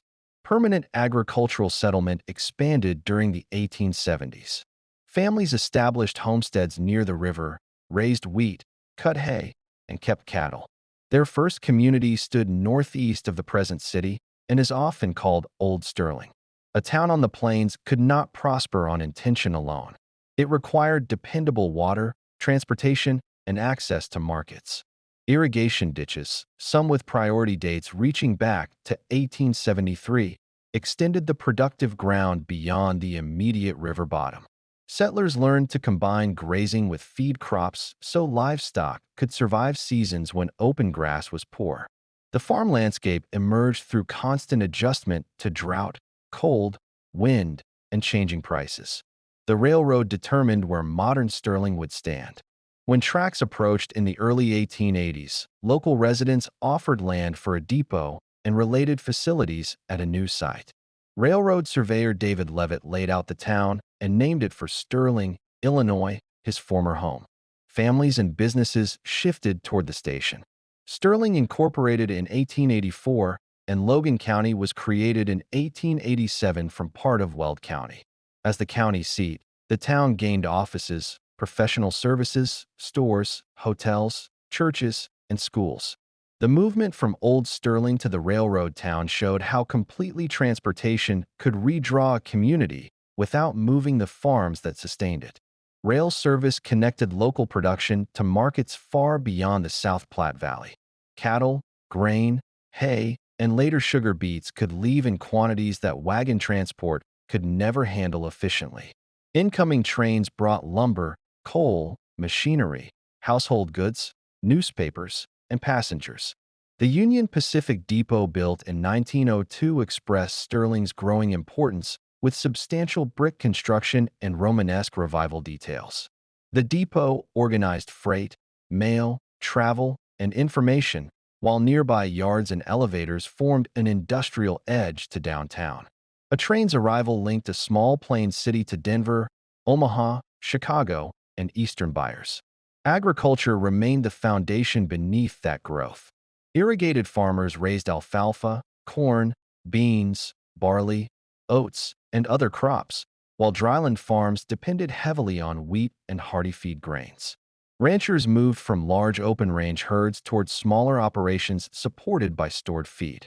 Severe winters in the late 1880s killed thousands of cattle, and drought during the 1890s drove some homesteaders away. Those who remained developed more flexible farms. A family might grow grain, feed cattle, keep milk cows, and change acreage when weather or prices demanded it. Sterling became the place where that scattered rural work was financed, repaired, sold, recorded, and celebrated. Sugar beets transformed the region after 1900. The first Logan County beets were shipped in 1902, proving that the crop could succeed in irrigated soil. A large factory was constructed at Sterling in 1904 and began processing the following year. Nearly 9,000 acres were harvested for its first campaign. The factory employed hundreds of people in shifts and created a reliable market for growers willing to perform the crop's demanding labor. Beets had to be thinned, weeded, lifted, topped, hauled, weighed, and processed on a strict schedule. During the busiest weeks, wagons and rail cars converged on receiving stations, and the factory operated around the clock. The beet economy changed the population as well as the fields. Families with experience cultivating sugar beets came to northeastern Colorado from many places. Germans from Russia were especially important because they brought knowledge of the crop and often worked first as laborers before acquiring farms or businesses. Other immigrant and migrant workers contributed essential labor under difficult conditions. Neighborhoods, churches, stores, and social organizations reflected the new arrivals. The factory's payroll circulated through downtown, while beet tops and pulp supported cattle feeding. Sugar connected agriculture, industry, transportation, and family life so thoroughly that the annual campaign became a season of its own. By 1910, Sterling's confidence appeared in its civic architecture. The new Logan County Courthouse, designed by Colorado architect John J. Huddett, placed a classical dome and formal facades at the center of town. Banks, offices, lodge halls, churches, and brick storefronts surrounded the courthouse square. Main Street served farm families who came for supplies, legal business, medical appointments, entertainment, and conversation. The city's boosters called Sterling the Queen City of the Plains, a title that expressed regional pride rather than great size. Sterling mattered because it offered urban services within a vast agricultural territory where neighbors might live miles apart. Road improvements gave the city another connection to national movement. Concrete paving between Sterling and Fort Morgan advanced during the late 1920s, serving irrigated farms as well as tourists arriving from the east. U.S. Route 6 eventually carried its shield through Sterling and continued toward Nebraska. Unlike an interstate that avoids local streets, the older highway entered the city's working network. Travelers encountered elevators, the depot district, courthouse blocks, cafes, stores, and service businesses. Eastbound Route 6 tied Sterling to a chain of smaller communities whose residents used the highway to reach schools, doctors, markets, and the county seat. The 1930s tested every part of the plains economy. Drought, dust, low crop prices, and unemployment placed enormous pressure on farm and town families. Irrigation offered some protection but could not eliminate hardship. Federal work programs employed people on roads, public buildings, parks, and other improvements. In 1936, a Works Progress Administration project created Sterling's Overland Trail Museum in the form of a frontier fort. The museum preserved objects and stories from trail travel, homesteading, farming, ranching, and town life. Building it during a period of uncertainty was an act of confidence that local history remained worth saving. Sterling continued changing after the Depression. The sugar factory contributed to wartime production and later housed Italian prisoners of war during the Second World War. Northeastern Junior College began in 1941, adding education to the city's regional responsibilities. Post-war mechanization reduced the amount of hand labor required on farms, while larger equipment and improved irrigation increased productivity. Interstate 80S, renamed Interstate 76 in 1976, gradually carried much of the long-distance traffic that once depended on older roads. U.S. Route 6 nevertheless remained part of Sterling's daily circulation and continued through the downtown highway network. The modern city still displays the structure created by more than a century of plains work. The courthouse dome marks the civic center. Railroad lines and elevators identify the path by which crops reached distant markets. Main Street preserves commercial buildings from Sterling's strongest growth years. The old sugar factory site recalls an industry that closed in 1985 but left a permanent influence on farms, families, and community traditions.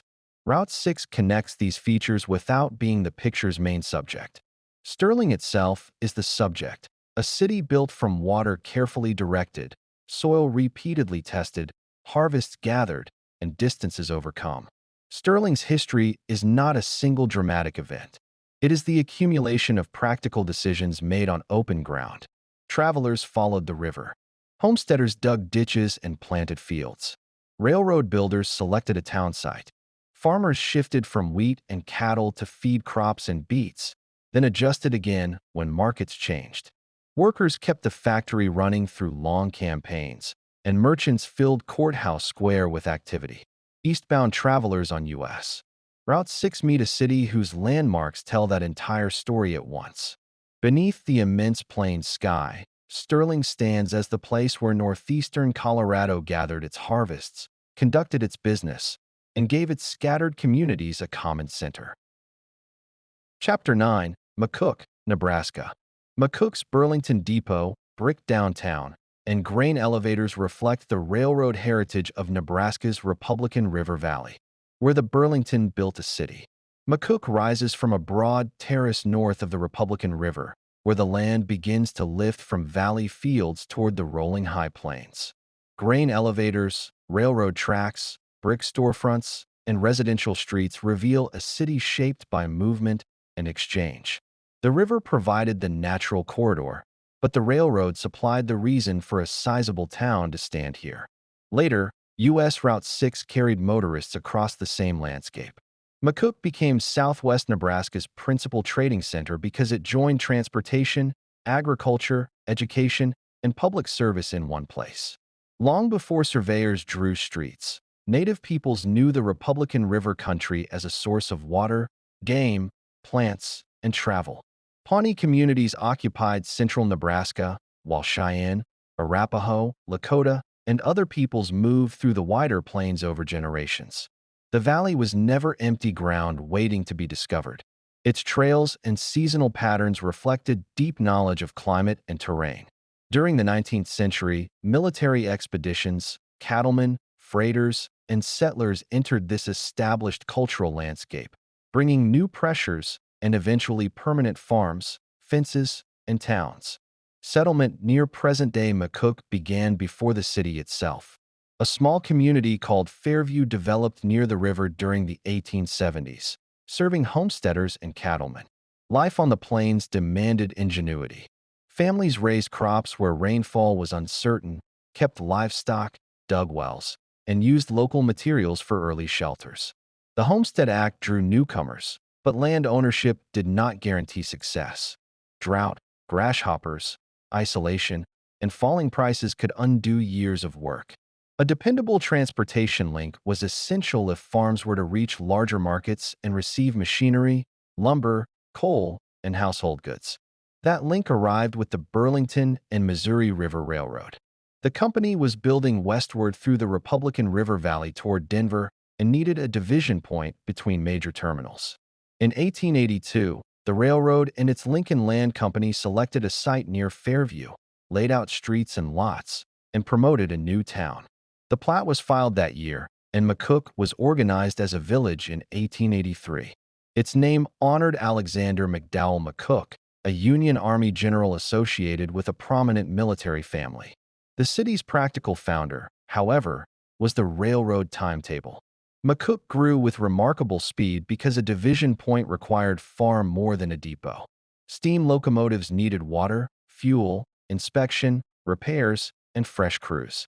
The Burlington established shops in 1888, and the yards expanded with tracks, sheds, offices, a roundhouse, and service facilities. Engineers, firemen, brakemen, conductors, machinists, clerks, telegraphers, and laborers made their homes nearby. Each payroll passed through local stores and boarding houses. By the early 1890s, hundreds of railroad employees worked in McCook, giving the young community an economic base unusually strong for its size. Downtown developed beside that activity. Hotels received passengers and traveling salesmen.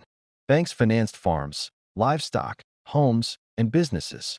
Grocers, hardware dealers, doctors, lawyers, printers, and implement merchants served a region extending well beyond Red Willow County. McCook became a second-class city in 1886 and won the county seat from Indianola in 1896. The change confirmed what traffic and commerce had already established. Residents of scattered farms and smaller towns came to McCook for court business, supplies, medical care, entertainment, and connections to the wider country. Agriculture remained the foundation beneath the railroad economy. Wheat, corn, broom corn, oats, flax, cattle, and hogs moved through the yards, while incoming freight supplied seed, fencing, tools, and building materials. The surrounding farms depended on both dryland methods and carefully managed water. Good seasons filled elevators and livestock pens. Poor seasons exposed the limits of high plains rainfall. McCook's merchants learned to live with those cycles. Their city was not separate from the countryside. It was the place where rural production became freight, credit, repairs, news, and household income. Railroad culture also shaped McCook's civic life. The Burlington organized a company band in 1889, and Harvey P. Sutton became its longtime director. The ensemble traveled along the Burlington system and played at public celebrations. Sutton, a jeweler as well as a musician, later commissioned a house from Frank Lloyd Wright. Completed in 1908, the Sutton House used low horizontal lines, broad eaves, stucco surfaces, and a prairie school plan unlike the Victorian homes around it. The private residence remains Nebraska's only house designed by Wright and an unexpected landmark in a railroad town. Another modest house came to represent McCook far beyond Nebraska. George W. Norris lived at 706 Norris Avenue from 1902 until 1944 while serving more than 40 years in Congress. His work helped establish rural electrification, public power projects, and Nebraska's one-house legislature. Those subjects reached across the nation, yet Norris returned to an unpretentious home within walking distance of downtown. Preserved as a state historic site, the house connects large public achievements to ordinary rooms, furnishings, and neighborhood streets. Main Street was renamed Norris Avenue in recognition of his long association with McCook. Education broadened the city's regional role. McCook hosted state-supported summer training for teachers beginning in 1903, helping rural schools raise instructional standards. In 1926, McCook Junior College opened on the second floor of the YMCA building. It was Nebraska's first junior college and gave students from southwest Nebraska and nearby states an affordable path to higher education. The institution later became McCook Community College. Its presence added teachers, students, athletics, performances, and new careers to a community whose identity had once rested overwhelmingly on rails and farms. The automobile introduced another layer of transportation. Before numbered highways, named roads and local routes linked Republican River towns. In 1931, U.S. Route 6 was extended west across Nebraska by absorbing the corridor of former U.S. Route 38. McCook appeared on the new coast-spanning line between Hastings and the Colorado Plains. Through the city, Route 6 joined U.S. Routes 34 and 83 for part of its course and followed B Street. Motor courts, filling stations, cafes, garages, and roadside businesses served travelers who no longer planned their journeys around passenger train schedules. Growth did not protect McCook from the violence of plains weather. A tornado in 1928 destroyed more than 100 homes. Far greater devastation arrived on May 31, 1935, when the Republican River surged through the valley after extraordinary rain upstream. Near McCook, the water spread miles beyond its normal channel and damaged farms, bridges, power facilities, roads, and railroad grades. Workers trapped at the light plant were rescued by an improvised line stretched above the current. A tornado struck the surrounding area later that day, and red dust crossed the city during the flood, joining three disasters in a single unforgettable afternoon. The flood encouraged stronger efforts to manage water across the Republican Basin. Federal projects later created dams and reservoirs on the river and its tributaries for flood control, irrigation, and recreation. During the Second World War, transportation again transformed the area. McCook Army Air Base opened northwest of the city in 1943 and trained heavy bomber crews for B-17, B-24, and B-29 aircraft. Thousands of service members and civilian workers passed through the installation before it closed in 1945. The short-lived base expanded housing, commerce, and McCook's connection to events far beyond the valley. Post-war change reduced some of the city's dependence on steam-era railroad work. Diesel locomotives required different servicing, passenger travel declined, and highways claimed a growing share of freight and family trips. The Burlington line nevertheless remained active, and the modern depot continued to mark McCook as a railroad community. Route 6 remained a working east-west street, even as faster long-distance traffic favored Interstate 80 far to the north or Interstate 70 in Kansas. The older highway kept McCook connected to neighboring towns whose residents still depended on its stores, schools, clinics, and public offices. McCook's character can still be read from the city's arrangement.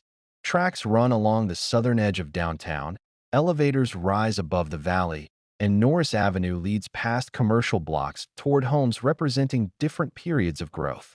The Sutton House recalls architectural ambition, while the Norris residence preserves a life of national influence in remarkably personal scale. Eastbound travelers on U.S. Route 6 cross B Street through a city created for an earlier form of transportation but never left behind. McCook endured because it learned to turn every route, rail, road, river, and airfield into a reason for the region to gather there. Chapter 10. Minden, Nebraska. A landscaped welcome sign frames Minden's domed courthouse, downtown square, and eastbound U.S. Route 6 gateway. County seat Resolve and the Christmas City. Minden begins with a courthouse dome rising above level fields. The white landmark stands at the center of a traditional square, surrounded by brick storefronts, broad streets, mature trees, and neighborhoods that spread into the farm country of south-central Nebraska. U.S. Route 6 crosses the city from west to east, bringing travelers past a place whose orderly appearance hides an unusually determined beginning. Minden did not grow beside an existing station or river landing. It was chosen on open prairie and then built to fulfill the choice. The land around Minden belonged to a much older human geography. Pawnee people lived, hunted, traveled, and traded across central Nebraska for generations before settlers claimed farms. North of the future town, the Platte River carried indigenous travel routes and later became the great corridor of the Oregon, California, and Mormon trails. Fort Kearny was established in 1848 near that corridor and later served stagecoaches, telegraph workers, Pony Express riders, and Pawnee Scouts. Minden would rise south of this famous pathway, on the upland divide between river valleys. Kearny County's earliest settlement gathered near the Platte and the town of Lowell. By 1872, Lowell possessed a railroad connection and a brick courthouse, advantages that seemed to secure its future. Homesteading gradually shifted southward, however, because much of the desirable northern land was already held by railroad interests. New families settled around Fredericksburg and across the divide. Yentz L. and Yentz H. Jensen operated a store there by 1875, giving scattered farmers a place to obtain supplies and exchange news. Population was moving away from the county's original center. In 1876, voters considered whether the county seat should move from Lowell to a more central location. The proposed site called Minden contained no resident and no finished building, yet the measure passed by 165 votes to 67. Lowell resisted. When settlers arrived to collect the official records, they found a warning tied to the clerk's door claiming that illness made entry dangerous and that Minden had nowhere suitable to store the documents. The visitors ignored the note, loaded the records into wagons, and carried them south. The disputed transfer was delayed by court action, but Minden ultimately prevailed. The new town assembled quickly around its public purpose. A schoolhouse, courthouse, post office, general store, homes, and professional offices appeared where grass had stood. Frederick Bredemeyer, who had emigrated from Minden, Germany, and settled west of the townsite in 1874, helped give the community its name. His home became a post office in 1877. By 1882, nearly 300 people lived in Minden, supported by merchants, physicians, lawyers, builders, teachers, and farm families. The county seat had become a functioning town through collective insistence as much as geography. Railroads arrived after Minden was established rather than creating it. The Burlington and Missouri River Railroad reached the community in 1883, and the Kansas City and Omaha line followed in 1887. Depots, sidings, warehouses, stock pens, and grain elevators connected local production to distant markets. Trains brought coal, lumber, machinery, mail, newspapers, passengers, and manufactured goods. Farmers could ship wheat, corn, livestock, and other products more efficiently. The two lines strengthened Minden's position as a service center while linking its courthouse square to the commercial network of the plains. Agriculture supplied the enduring base. Kearney County's deep silt loam soils could produce generous crops, but rainfall varied sharply from season to season. Farm families planted corn, wheat, oats, hay, and feed grains, raised cattle and hogs, kept gardens, and adapted their operations to prices and weather. Elevators and implement dealers became familiar features of the town. Blacksmiths gave way to machinery shops, and horse-drawn deliveries yielded to trucks. Minden's businesses prospered when harvests were strong and felt the strain immediately when drought, hail, insects, or low prices damaged the countryside. Water inspired one of Minden's longest civic ambitions. In 1889, Joel Hull proposed a canal that could supply irrigation and generate power. The Kearney County Canal became part of a much larger vision for storing and distributing Platte River water across central Nebraska. Local leaders promoted that idea for decades through surveys, meetings, financing efforts, and public campaigns. The Tri-County system was finally completed in 1941, with Kingsley Dam named for Minden banker George P. Kingsley Sr. Irrigation reduced some of the uncertainty of dryland farming and supported more dependable production across the region. Minden's confidence took permanent form in its courthouse square. The present Kearney County Courthouse was constructed in 1906 and 1907 from plans by Nebraska architect George A. Berlinghoff. Its classical revival design used balanced facades, strong entrances, substantial materials, and a central dome visible for miles. The building served practical needs, but it also declared that the once-contested county seat intended to last. Banks, stores, offices, churches, and gathering places faced the square, making the courthouse both the working center of government and the visual anchor of daily life. Entertainment held an important place beside business. Hostetler's Opera House, constructed in 1891 as a three-story brick commercial building, welcomed touring performers, lectures, dances, meetings, school programs, and local productions. Like other Plains opera houses, it offered far more than formal opera. It was the large public room a growing town needed before movie theaters, radio, and television changed leisure. Later alterations reflected changing uses, but community restoration returned the hall to active service. Its survival preserves the era when a traveling company could turn Courthouse Square into an evening destination. Road travel added another circle of activity. In 1931, U.S. Route 6 absorbed the former U.S. Route 38 corridor across Nebraska and placed Minden on a continuous east-west highway. The route crossed the city and met north-south Nebraska Highway 10, creating a principal intersection for local and through traffic. Filling stations, garages, cafes, motor courts, and stores served families who traveled on their own schedules. Route 6 did not replace the square's importance. It carried new visitors toward it and gave farm residents another dependable way to reach county offices, doctors, schools, and merchants. The 1930s placed severe pressure on Minden and its farms. Drought, dust, heat, unemployment, and depressed crop prices weakened rural income. Families repaired equipment instead of replacing it, shared labor, preserved food, and relied on community institutions during uncertain years. Public improvements and the expanding irrigation campaign offered work and a measure of hope. When the Tri-County system began delivering its benefits, it represented the completion of an idea pursued since the 19th century. Minden's response to hardship followed the pattern established at its founding: organize, persist, and build for conditions that did not yet exist. A practical experiment created Minden's best-known tradition. In 1915, City Light Commissioner J.C. Hawes prepared colored bulbs to impress a visiting gathering, but weather disrupted the original plan. The lights were used at Christmas instead, illuminating the courthouse square. The display expanded across the courthouse dome, trees, and surrounding streets until Minden became known as Nebraska's Christmas City. In 1946, Reverend Arthur Johnson and Clayton Morey introduced a community Christmas pageant on the courthouse lawn. Local residents continued the performances, joining architecture, volunteer work, music, and light in an annual civic ritual. Harold Warp gave Minden another national attraction.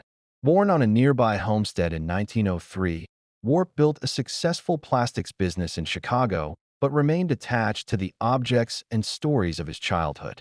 When his former country school faced sale, he bought it for preservation.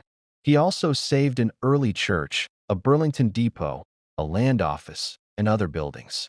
In 1953, he founded Pioneer Village to display the development of American everyday life from the 1830s onward. The collection grew across many buildings with vehicles, tools, machinery, furnishings, aircraft, and household objects arranged to show change over time. Modern Minden still gathers its identity around purposeful landmarks. The courthouse recalls settlers who moved to government before they had fully built a town. The Opera House represents the desire for shared culture. Irrigated fields record decades of planning, while Pioneer Village preserves inventions and ordinary objects that reshaped daily work. Each December, thousands of lights turn the square into a symbol recognized across Nebraska. Eastbound travelers on U.S. Route 6 meet more than an attractive county seat. They enter a city repeatedly created by people willing to imagine a future on open ground and then perform the patient work required to make it visible. Part 3. The Missouri River and Iowa Heartland. From Hastings, Route 6 crosses the cultivated heart of eastern Nebraska before reaching the Missouri River and Iowa's rolling interior. Hastings grew at a rail junction and later served wartime industry. Ashland developed near Salt Creek and the Platte River, linking farms, railroads, and highway travel. Council Bluffs stood at the eastern gateway of the Great Overland Trails and became a major railroad center beside the Missouri. Farther east, Atlantic served the agricultural communities of Cass County, while Iowa City combined an early state capital, education, and commerce along the Iowa River. Together, these places trace a road shaped by river crossings, fertile soil, county seat ambition, transportation networks, and the steady growth of towns that connected the plains to the Midwest. Chapter 11. Hastings, Nebraska. Hastings Railroad heritage, historic downtown, and eastbound U.S. Route 6 reflect a city built at the crossroads of central Nebraska, where railroads, invention, and wartime industry met. Hastings rises from the broad tableland of south-central Nebraska, where long views stretch across fields, grain elevators mark the horizon, and streets meet at disciplined right angles. U.S. Route 6 enters from Minden and crosses a city shaped by movement. Railroads first gave Hastings its reason for being. Highways later widened its reach, while farms, colleges, factories, and public institutions gave the community staying power. The result is not simply a stop on the plains, but a regional center built by repeatedly turning transportation into opportunity. Human travel across this country began centuries before the city appeared. Pawnee people hunted, traded, and established villages throughout central Nebraska, drawing sustenance from river valleys and surrounding grasslands. During the 19th century, explorers, trappers, immigrants, and military parties followed overland corridors through the region. John C. Fremont and Kit Carson camped south of the future Hastings town site in 1842. Their presence did not create settlement, but it reflected the growing national attention directed toward the Platte Country and the routes leading west. Permanent settlement in Adams County accelerated after 1869. The decisive change came when two railroad companies aimed their tracks across the county. The Burlington and Missouri River Railroad advanced westward, while the St. Joseph and Denver City Railroad pushed through on a north-south course. Their crossing promised access in four directions and made the surrounding prairie valuable almost overnight. A town located at that junction could receive lumber and manufactured goods, ship grain and livestock, attract travelers, and serve farm families whose homesteads spread across the county. The Burlington reached the area in 1872, and Hastings took its name from Colonel Thomas D. Hastings, a contractor associated with the St. Joseph and Denver City line. Walter McLean had built the first house the previous year. Stores, hotels, workshops, and residences soon gathered near the tracks, creating a settlement from raw prairie at remarkable speed. Hastings was incorporated on April 20th, 1874. Its founders had selected a strong position, but steel rails alone could not guarantee success. The new community still had to compete for commerce, residence, and civic authority. That competition centered on the Adams County seat. Juniata already possessed the designation, yet Hastings offered the stronger railroad junction and a rapidly expanding business district. After years of rivalry, voters transferred the county seat to Hastings in 1878. Government offices, legal work, and visitors followed. The decision reinforced downtown development and encouraged more substantial construction. An 1879 fire destroyed much of the early commercial district, exposing the danger of hastily built wooden storefronts. Merchants rebuilt with brick, giving Central Hastings the durable architectural character that later generations would preserve. Rail traffic supported a wide commercial territory. Elevators stored wheat and corn. Stockyards handled cattle and hogs. Warehouses received coal, lumber, hardware, furniture, and farm machinery. Hotels and restaurants served passengers whose trains paused at the junction, while repair shops, banks, newspapers, and professional offices met local needs. Agriculture remained essential, but Hastings did more than collect crops. Flour milling, brick-making, cigar production, food processing, and other enterprises added wages and skills to the economy. The city functioned as the exchange point between productive farms and distant markets. Civic institutions grew alongside commerce. Hastings College opened in 1882, extending the town's influence through education and drawing students from the surrounding region. The state established a hospital at Hastings in 1888, creating another major center of employment and public service. Churches, schools, libraries, fraternal organizations, parks, and performance spaces supplied the shared structure of community life. These institutions helped Hastings survive changes in freight patterns and farm prices because the city no longer depended upon a single activity. It had acquired responsibilities that reached beyond its own boundaries. The automobile introduced a different kind of traveler. During the 1910s and early 1920s, the original Lincoln Highway passed through downtown Hastings before a 1926 rerouting shifted that famous road. Service stations, garages, tire shops, cafes, and tourist accommodations responded to motorists who valued flexibility more than a railroad timetable. In 1931, U.S. Route 6 absorbed the former U.S. Route 38 corridor across Nebraska. Hastings gained a place on a numbered transcontinental highway that tied the city to Colorado in one direction and the Missouri River in the other. One of Hastings' most familiar stories began not beside the highway, but in a small manufacturing and mail-order business. Edwin Perkins moved to Hastings in 1920 because its rail connections improved distribution. He sold household products through the Wundermaid Company and experimented with a concentrated fruit drink called Fruit Smack. The liquid was expensive and troublesome to ship because bottles could leak or break. In 1927, Perkins removed the water and packaged the flavoring as a powder. Kool-Aid, later spelled Kool-Aid, could travel cheaply in a small envelope and be mixed at home. The new product joined chemistry, advertising, and Hastings' position as a shipping center. 6 flavors initially sold for 10 cents per packet. During the Depression, the price dropped to 5 cents, keeping the drink affordable for families with limited cash. Perkins moved production to Chicago in 1931 as national demand grew, but the invention remained attached to Hastings. Its success illustrated a recurring local pattern. Practical ideas gained reach because transportation networks connected the Central Plains to customers far away. A modest experiment in powdered flavoring became the city's best-known contribution to American popular culture. The Depression years strained both town and countryside. Low crop prices reduced farm income, drought damaged harvests, and dust carried away exposed soil.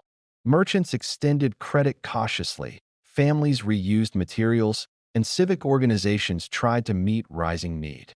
Hastings nevertheless retained the advantages of a county seat, rail junction, college town, and regional service center. Highway traffic also brought business that did not depend entirely on local yields. Recovery remained incomplete when World War transformed the city's scale, labor force, and daily rhythm more suddenly than any development since the railroads. Construction of Naval Ammunition Depot Hastings began on July 14, 1942, southeast of the city. The inland location offered distance from enemy attack, abundant land, and strong rail access. The installation expanded to roughly 48,000 acres, with 207 miles of railroad track, 274 miles of roads, and more than 2,200 buildings. At its wartime peak, nearly 10,000 military and civilian workers loaded, assembled, stored, and shipped ammunition. By 1944, the depot produced more 40mm shells than any other Navy depot and supplied about 40% of the Navy's ammunition. The wartime surge altered Hastings beyond the depot fence. Population rose sharply as workers arrived from farms, neighboring towns, and distant states. Housing grew scarce, local businesses extended their hours, and buses carried shifts to the reservation. Women entered industrial jobs in large numbers, performing exacting work once assumed to belong to men. Schools, churches, hospitals, restaurants, and utilities faced demands few planners had anticipated. The experience joined local agriculture and railroading to a global supply effort, revealing how a plain city could become an essential part of an immense wartime production system. After the war, ammunition work declined, revived during later conflicts, and eventually ended. The enormous reservation did not disappear. Portions found new purposes through Central Community College, the Nebraska National Guard, Federal Agricultural Research, private industry, and other users.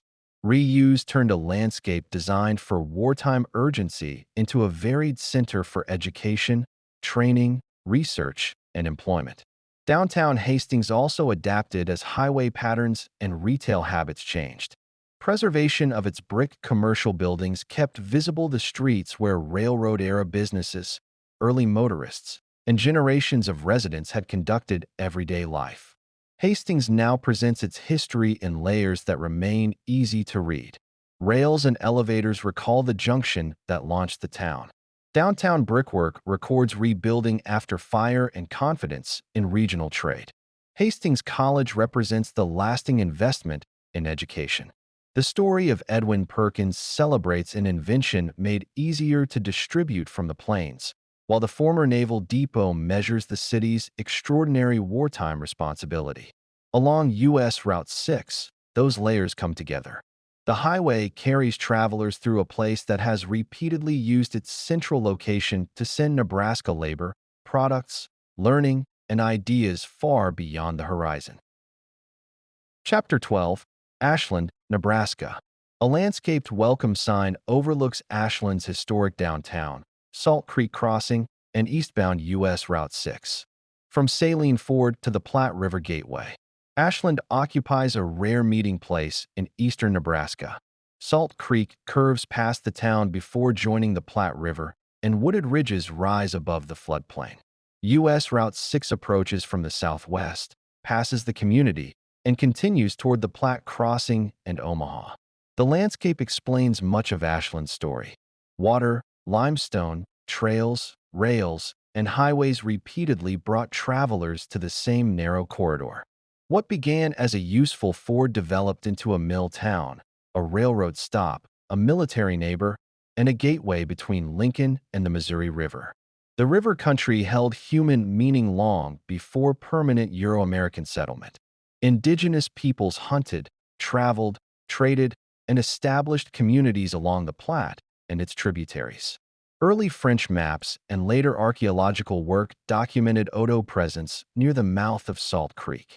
The waterway supplied fish, game, plants, wood, and routes across the grasslands, but crossings required careful knowledge of current, depth, and riverbed. At the future Ashland site, a natural limestone ledge beneath Salt Creek offered unusually firm footing.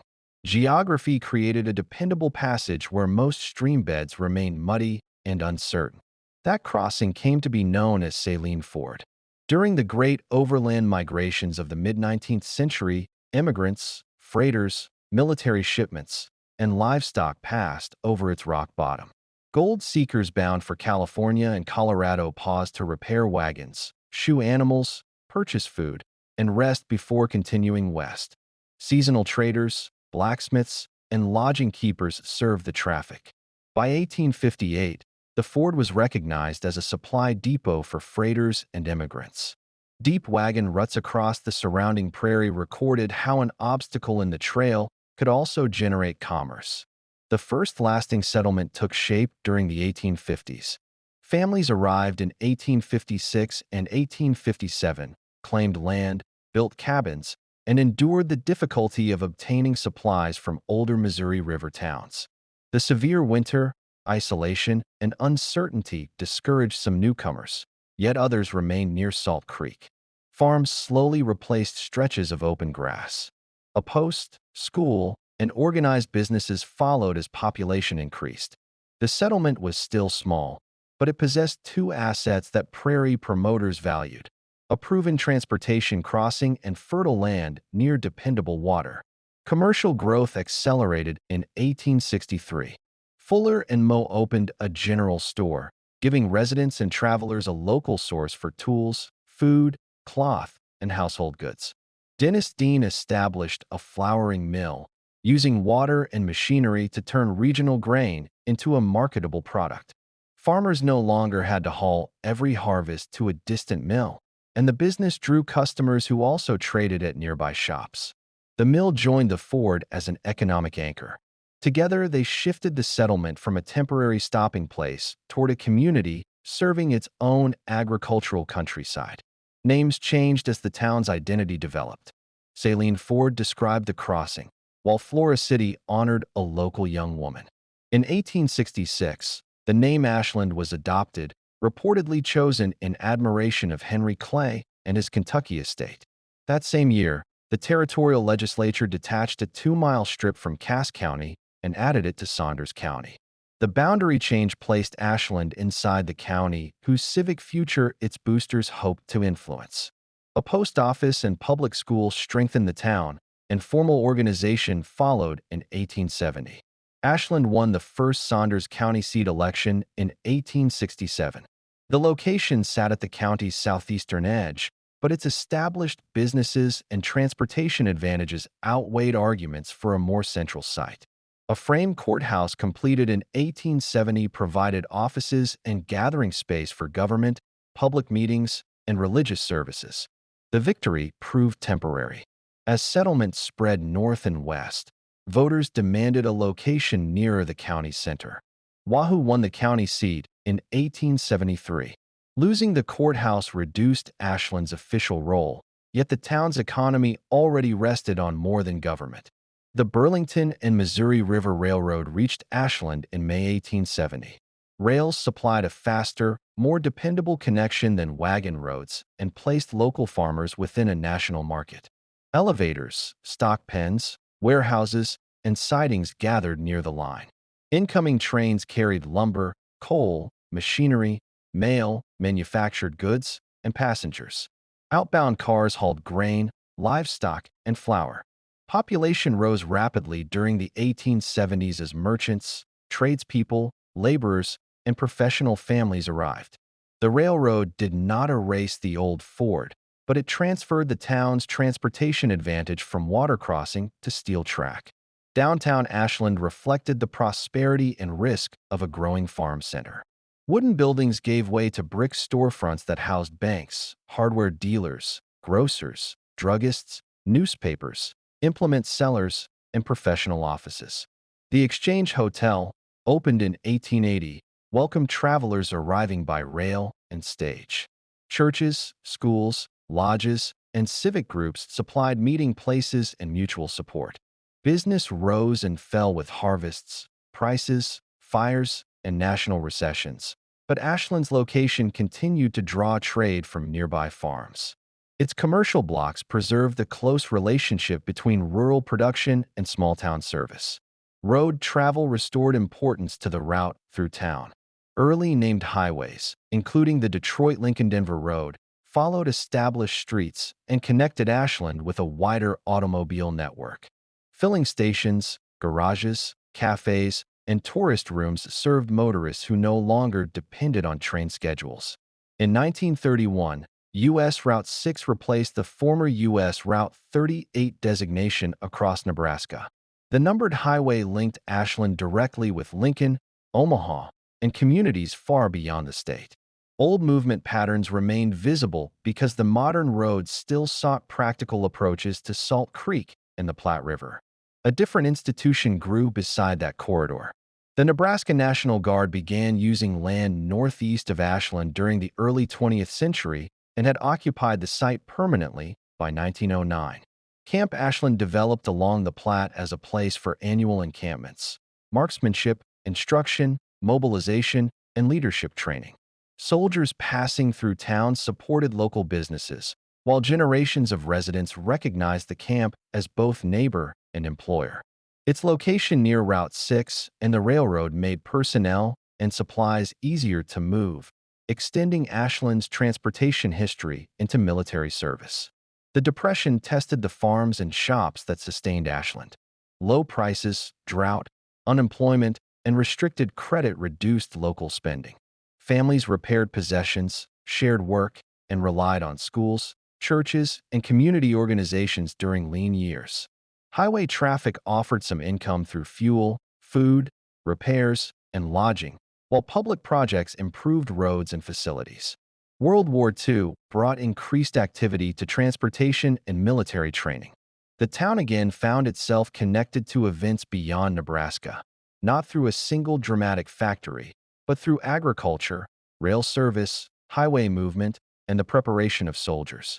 Later decades expanded Ashland's identity as a destination. Its position between Lincoln and Omaha placed the community near growing metropolitan populations while preserving a distinct downtown and small-town scale. Eugene T. Mahoney State Park opened along the Platte River in 1991, offering cabins, trails, recreation, and broad views across the valley. In 1998, the Strategic Air Command and Aerospace Museum opened a major facility near Ashland to preserve Cold War aircraft and encourage education in flight, science, and technology. These attractions drew new travelers into a landscape already shaped by passage. Rivers that created opportunity also carried danger. Flooding repeatedly challenged roads, farms, homes, and Camp Ashland. In March 2019, water from Salt Creek and a Platte River levee breach swept across the training site, heavily damaging or destroying most of its buildings. The Nebraska National Guard relocated classes, cleared mud and debris, and undertook a broad reconstruction program. New buildings were elevated, and levee protection was strengthened. The recovery echoed Ashland's earlier history. Residents and institutions adjusted to the same waterways that had first made settlement and transportation possible. Ashland's landmarks now form a compact record of movement through time. Salt Creek recalls the limestone ford used by immigrants and freighters. Brick storefronts represent millers, merchants, and farm families who built a durable town. Railroad traces mark the arrival of national markets, while Camp Ashland, Mahoney State Park, and the Aerospace Museum broaden the community's regional role. U.S. Route 6 threads these layers together on its eastward course. Travelers encounter a Nebraska town that prospered by understanding its crossing place, adapting each new form of transportation to a landscape where creek, river, road, and opportunity meet. Chapter 13, Council Bluffs, Iowa. Eastbound U.S. Route 6 enters Council Bluffs along its historic Broadway corridor, where rail lines and the Luss Hills frame the city. From Canesville Trails to the Railroad Gateway, Council Bluffs stands where the broad Missouri River Valley meets the steep folds of the Luss Hills. The city faces Omaha across the river, while its eastern streets climb toward wooded ridges and open Iowa farmland. U.S. Route 6 follows this natural passage through the Broadway and Canesville Boulevard corridor before continuing east. The setting explains the city's long importance. River landings, overland trails, rail yards, bridges, and highways repeatedly gathered here because travelers needed a practical gateway between the Great Plains and the settled Midwest. The region held many layers of native history before an American city appeared. Odo, Missouri, Omaha, Pawnee, and other peoples traveled, hunted, traded, and maintained relationships along the Missouri River. French and Spanish traders later worked through the valley. In 1804, the Lewis and Clark expedition camped near the future city, then held a council with Odo and Missouri leaders farther north on the Nebraska side. The meeting place was not inside modern Council Bluffs, but its name eventually inspired the Iowa community's permanent identity. Federal treaty policy changed the valley during the 1830s. Bands of Potawatomi, Ottawa, and Chippewa people were moved from the Great Lakes region into southwestern Iowa. A government agency, mission, and protective blockhouse stood near the present city. Traders and missionaries served the settlement, and Pierre-Jean de Smet established a church and school in 1838. These communities did not remain undisturbed. Further land transfers and removal opened the region to new settlement, leaving the county name, Potawatomi, as one reminder of the people who lived there during this difficult transition. A new migration reached the Missouri in 1846. Latter-day Saint families driven from Nauvoo, Illinois, crossed Iowa with wagons, livestock, and limited supplies. Some established winter quarters on the west bank near present Omaha, while others camped around Miller's Hollow on the Iowa side. The first winter brought disease, hunger, and death, but the settlement also became an organized base for continued travel. Workshops repaired wagons, farms produced food, ferries crossed the river, and incoming families prepared for the long journey toward the Great Salt Lake Valley. Miller's Hollow became Canesville in 1848, honoring Thomas L. Kane, an advocate who had assisted the Latter-day Saints.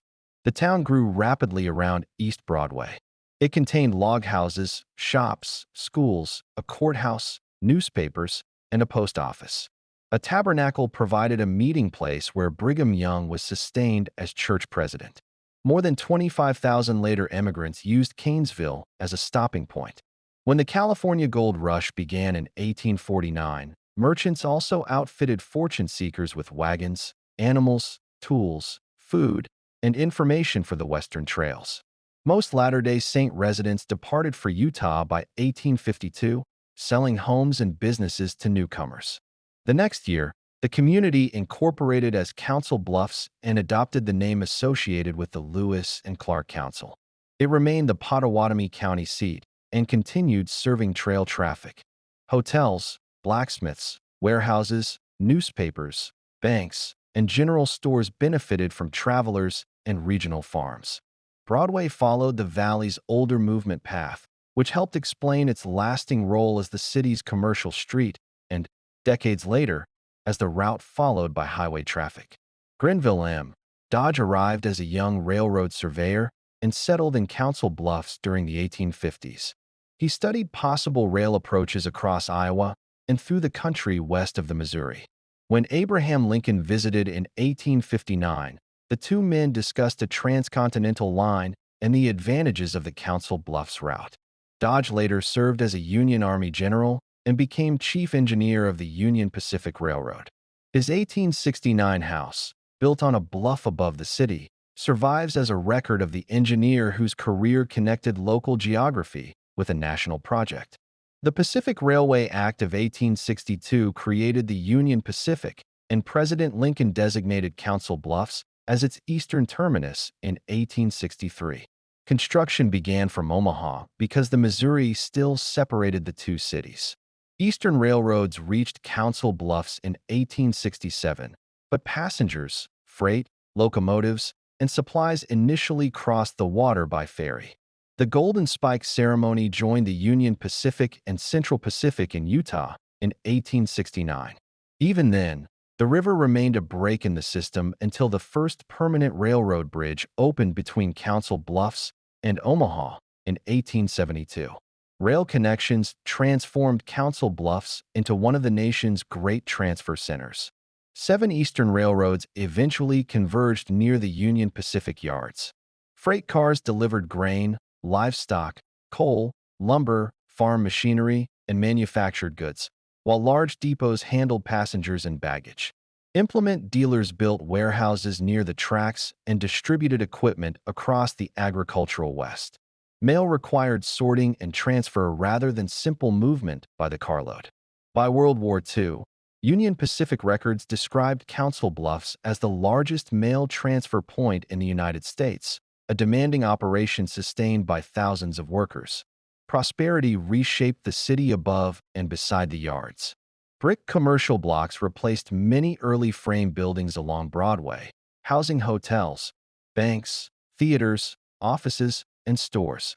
The Daily Nonpareil grew from a newspaper established in 1857. The Iowa School for the Deaf opened in Council Bluffs in 1870, and the community added hospitals, churches, parks, and civic institutions. Electric streetcars began operating in 1886, making Council Bluffs one of the earliest American cities with that service. Residential neighborhoods climbed the bluffs while industry spread across flatter ground near the tracks and river. The Missouri provided access but never promised stability. A major flood in 1881 cut off part of the river channel and formed Lake Manawa, an oxbow that later became a popular recreation area and state park. Other floods threatened railroads, homes, businesses, and low ground. Federal levee construction began in 1946 and was largely completed by 1954. During the Great Flood Fight of 1952, residents and workers raised temporary barriers, filled sandbags, and watched the river press against the defenses. The levees held, although surrounding lands and transportation systems suffered heavy damage. Automobiles added another chapter to the city's transportation role. Early cross-country roads directed motorists through Council Bluffs and across the Missouri to Omaha. The route became US 6 in 1931, when officials renumbered Iowa's existing US 32 as part of the longer highway. The numbered road followed Broadway through the traditional business corridor, linking the river crossing with towns across the state. Filling stations, garages, cafes, motor courts, and tire dealers served travelers. An eastbound driver passed from Nebraska into a city where modern motoring overlapped paths already used by immigrants, merchants, and railroad passengers. The Depression reduced trade and employment, but Council Bluffs retained the advantages of a regional transportation center. Rail yards, food processing, farm commerce, highway services, and public projects supported the local economy. World War II increased the movement of troops, mail, machinery, and agricultural products. After the war, Interstate 29 and Interstate 80 redirected much long-distance traffic around older streets. The Canesville Boulevard bypass also changed Broadway's role. Even so, West Broadway remained a major east-west commercial spine connecting downtown Council Bluffs with the Missouri River crossings and metropolitan Omaha. Later redevelopment adapted former transportation spaces to new uses without erasing their history. The Union Pacific Railroad Museum occupies a historic Carnegie Library in downtown Council Bluffs, while the Golden Spike Monument marks the railroad's eastern milepost. The General Dodge House preserves the life of the engineer and Union general. Trail memorials explain Canesville and the westward migration, and Lake Manawa continues the recreational tradition that followed the 1881 flood. Modern trails, parks, businesses, and neighborhoods now occupy land once divided by ferry approaches, freight yards, creek channels, and wagon roads. Council Bluffs remains a gateway because each transportation age built upon the last. Native routes and river knowledge preceded trading posts. Mormon immigrants turned Miller's Hollow into Canesville, and gold seekers made it an outfitting center. Railroads connected the eastern network with the Union Pacific. Then highway builders carried U.S. Route 6 along Broadway and through the Luss Hills. Its landmarks reveal that movement was never merely traffic. It brought families, work, risk, invention, and national change. Eastbound Route 6 now carries travelers through an Iowa city whose history has always begun with the question of how to cross, connect, and continue. Chapter 14, Atlantic, Iowa. A landscaped Atlantic welcome sign overlooks eastbound U.S. Route 6, the historic Rock Island Depot, brick downtown, and southwestern Iowa farmland, where rails, roads, and county seat ambition met. Atlantic sits in the rolling country of southwestern Iowa, where the East Nishnabotna River bends past a grid of streets and cultivated land. U.S. Route 6 reaches the city from Council Bluffs, crosses the business district along 7th Street, and continues toward Anita and Des Moines. The road reveals a community shaped by two transportation systems. Steel rails determined the town's location in 1868. Named highways later carried cross-country motorists through the same trading center. Courthouse, depot, storefronts, and elevators still explain how Atlantic became Cass County's principal city.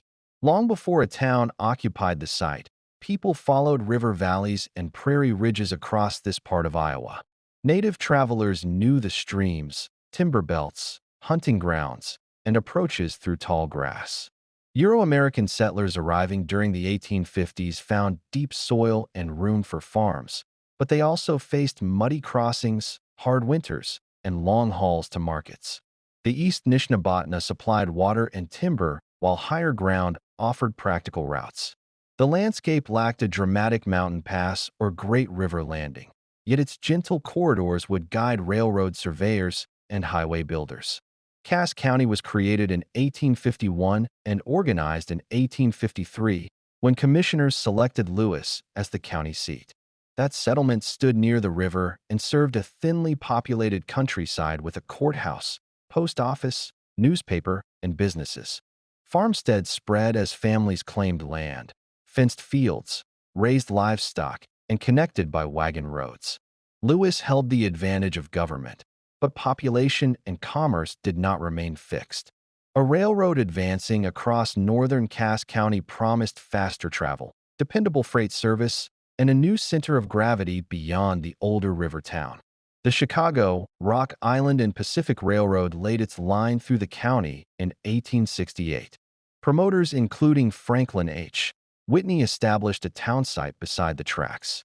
Surveyed blocks, a depot, stores, houses, and hotel rooms appeared rapidly because the rails provided access to lumber, goods, passengers, and distant buyers. The origin of the name Atlantic remains uncertain. A local story says the founders considered the town roughly midway between the nation's two oceans and settled the choice by coin toss. Whatever the method, the name expressed confidence in a community created by a transcontinental age. Rail access quickly entered the county seat contest. Lewis residents defended the town that had conducted county business since 1853, while Atlantic supporters called the railroad location more convenient. After a bitter campaign, voters moved the seat to Atlantic in November 1869. The city was chartered that year, and a courthouse completed in 1872 drew attorneys, officials, jurors, land agents, and visitors. Government activity reinforced commerce near the tracks. In little more than a year, a speculative rail stop, had gained the civic responsibility that helped make it the durable center of Cass County. Agriculture supplied the traffic that sustained Atlantic. Farmers hauled corn, wheat, barley, potatoes, livestock, and dairy products toward elevators, stock pens, warehouses, mills, and produce houses.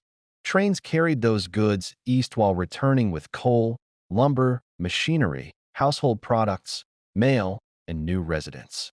Implement dealers and repair shops equipped farms becoming more productive and mechanized. Contemporary accounts described hundreds of wagons crowding the principal streets on Saturdays. The scene joined rural work with urban exchange, establishing Atlantic as the strongest market between Des Moines and Council Bluffs on the Rock Island Main Line. Chestnut Street became the commercial spine south of the rail yard. Banks, hotels, grocers, druggists, clothiers, hardware stores, offices, and newspaper rooms occupied substantial buildings. Brick construction gave downtown permanence, while schools, churches, lodges, and civic organizations widened the town's shared life.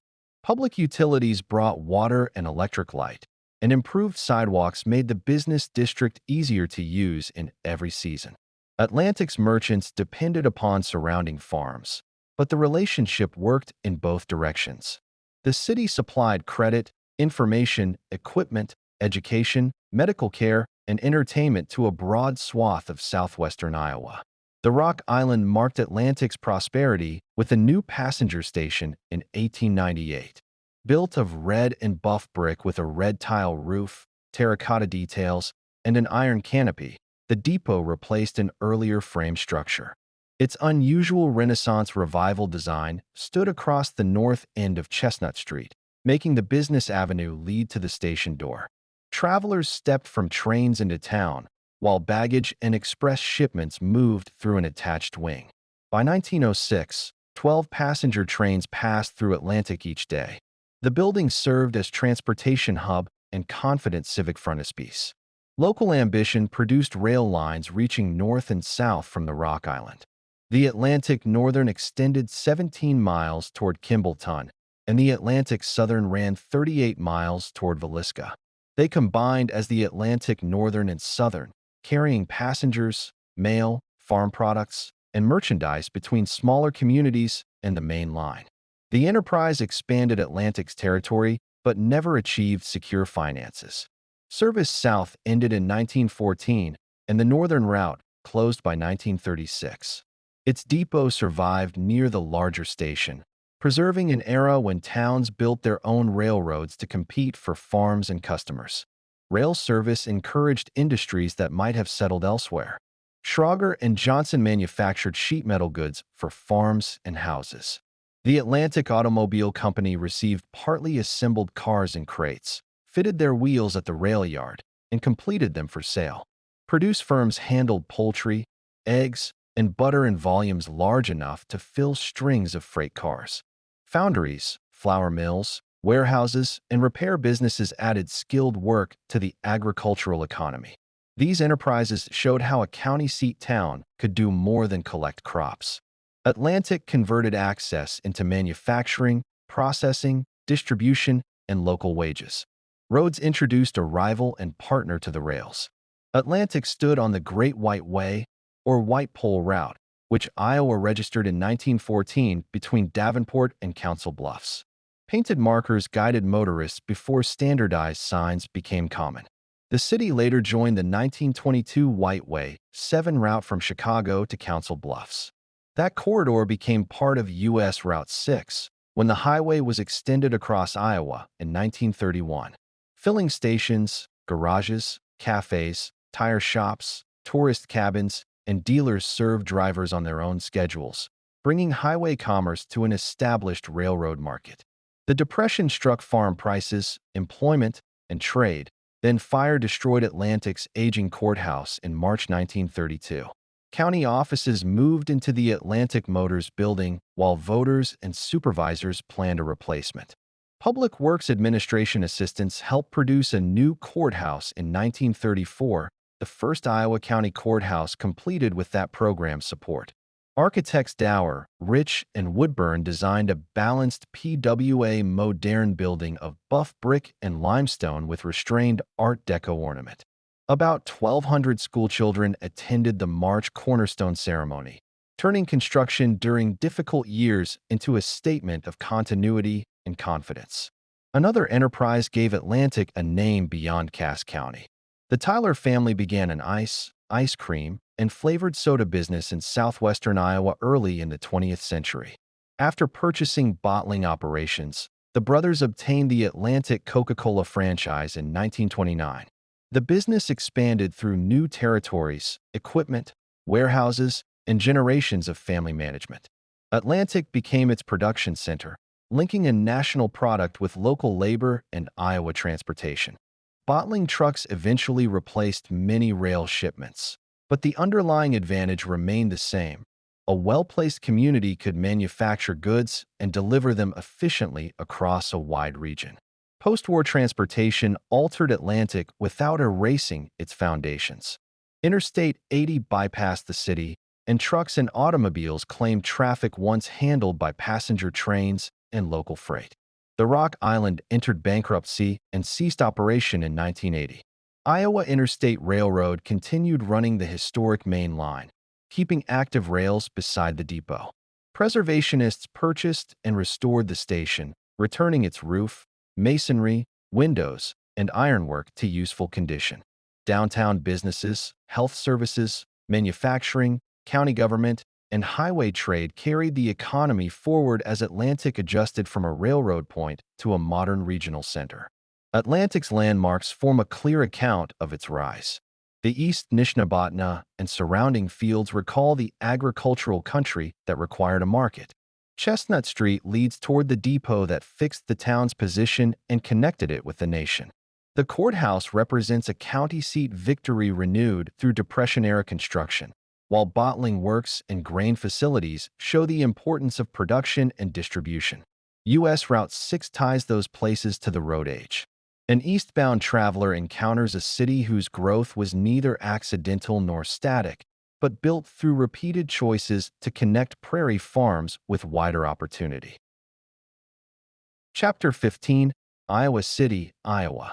A landscaped Iowa City welcome sign stands beside eastbound U.S. Route 6, with the old Capitol Dome, downtown, and the Iowa River beyond. Where a territorial capital became a university city. Iowa City rises above the Iowa River in the wooded hills of eastern Iowa. U.S. Route 6 reaches the city from Coralville, crosses the river south of the old center, and continues toward West Liberty and Davenport. From the highway, a traveler encounters a place created for government, sustained by education, and enlarged by transportation. The gold dome of Old Capitol marks the original civic square, while university buildings, hospitals, neighborhoods, and commercial corridors spread across both banks. Few Iowa communities display so clearly the successive influence of river, capital, railroad, campus, and road. Long before surveyors drew streets, the Iowa River Valley served native people as a corridor through timber, prairie, and limestone bluffs. Sauk and Meskwaki families hunted, planted, gathered, and traveled through the region. Treaties during the 1830s opened eastern Iowa to rapid settlement, and Johnson County was established in 1837. Early newcomers first gathered around small settlements, such as Napoleon, near the river south of the future city. The valley offered water, wood, stone, and fertile ground, but seasonal floods and steep approaches would shape every later effort to connect the community.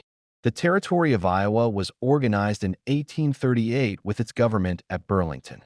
Legislators soon sought a capital nearer the center of settlement and directed that a new seat be located in Johnson County and named Iowa City.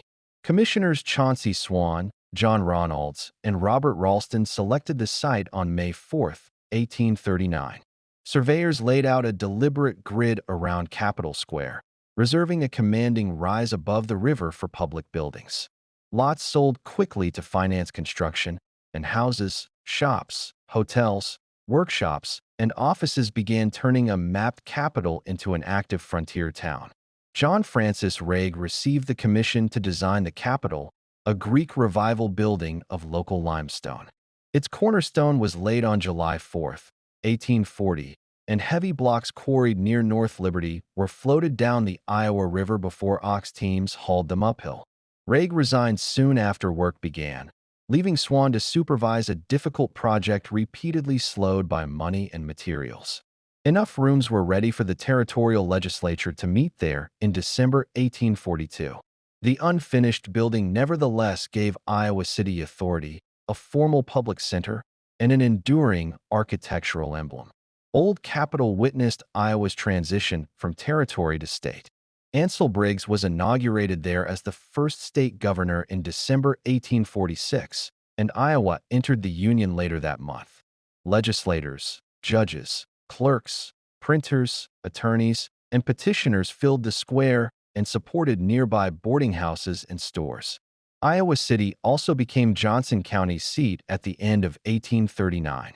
Its first brick courthouse burned in 1856, and a replacement served until the present Romanesque courthouse was begun in 1899 and dedicated in 1901. Government remained important even after the larger prize of the capital departed. The state created the University of Iowa on February 25, 1847, only weeks after statehood. Classes opened in March 1855 in a rented building, and the young institution already enrolled women as well as men. When the legislature moved the capital to Des Moines in December 1857, Old Capitol became the university's first permanent home. For several years it contained classrooms, offices, a library, a museum, a chapel, and other functions under one roof. Iowa City lost the daily business of state government but gained an institution capable of growing far beyond the needs of a 19th-century capital. The railroad arrived at the same turning point. Crews completed the Mississippi and Missouri line from Davenport on December 31, 1855, after a final rush through bitter weather. Bells and celebration greeted the locomotive, and Iowa City became the western railhead for passengers and freight.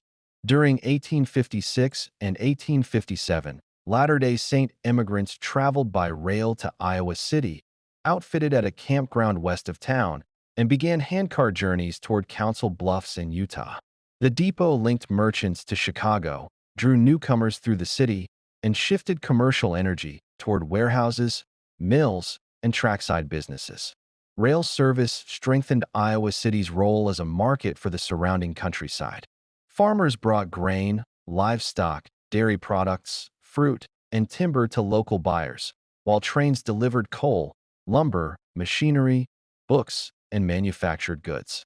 Iowa Avenue connected the Depot District with Capitol Square, creating a broad approach lined by hotels, banks, newspapers, and shops.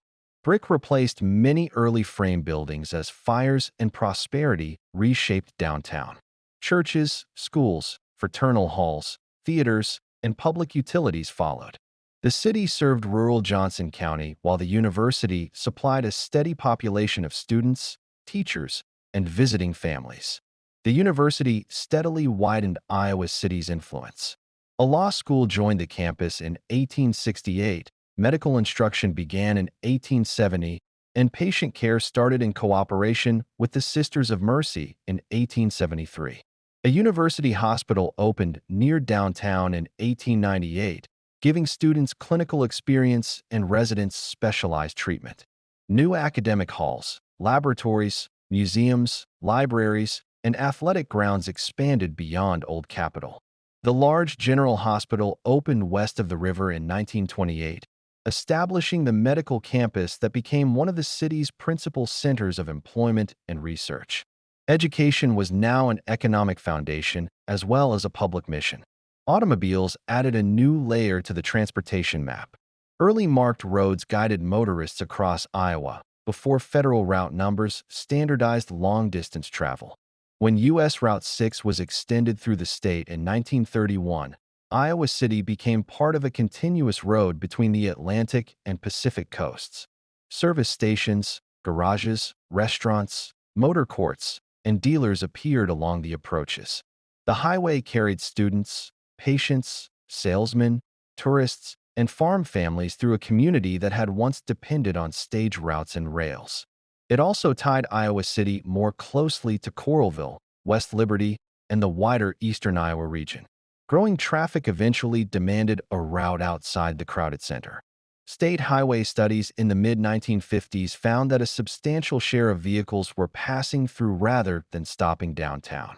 Engineers placed a new U.S. Route 6 corridor along Iowa City's southern edge and built a steel girder bridge over the Iowa River in 1958.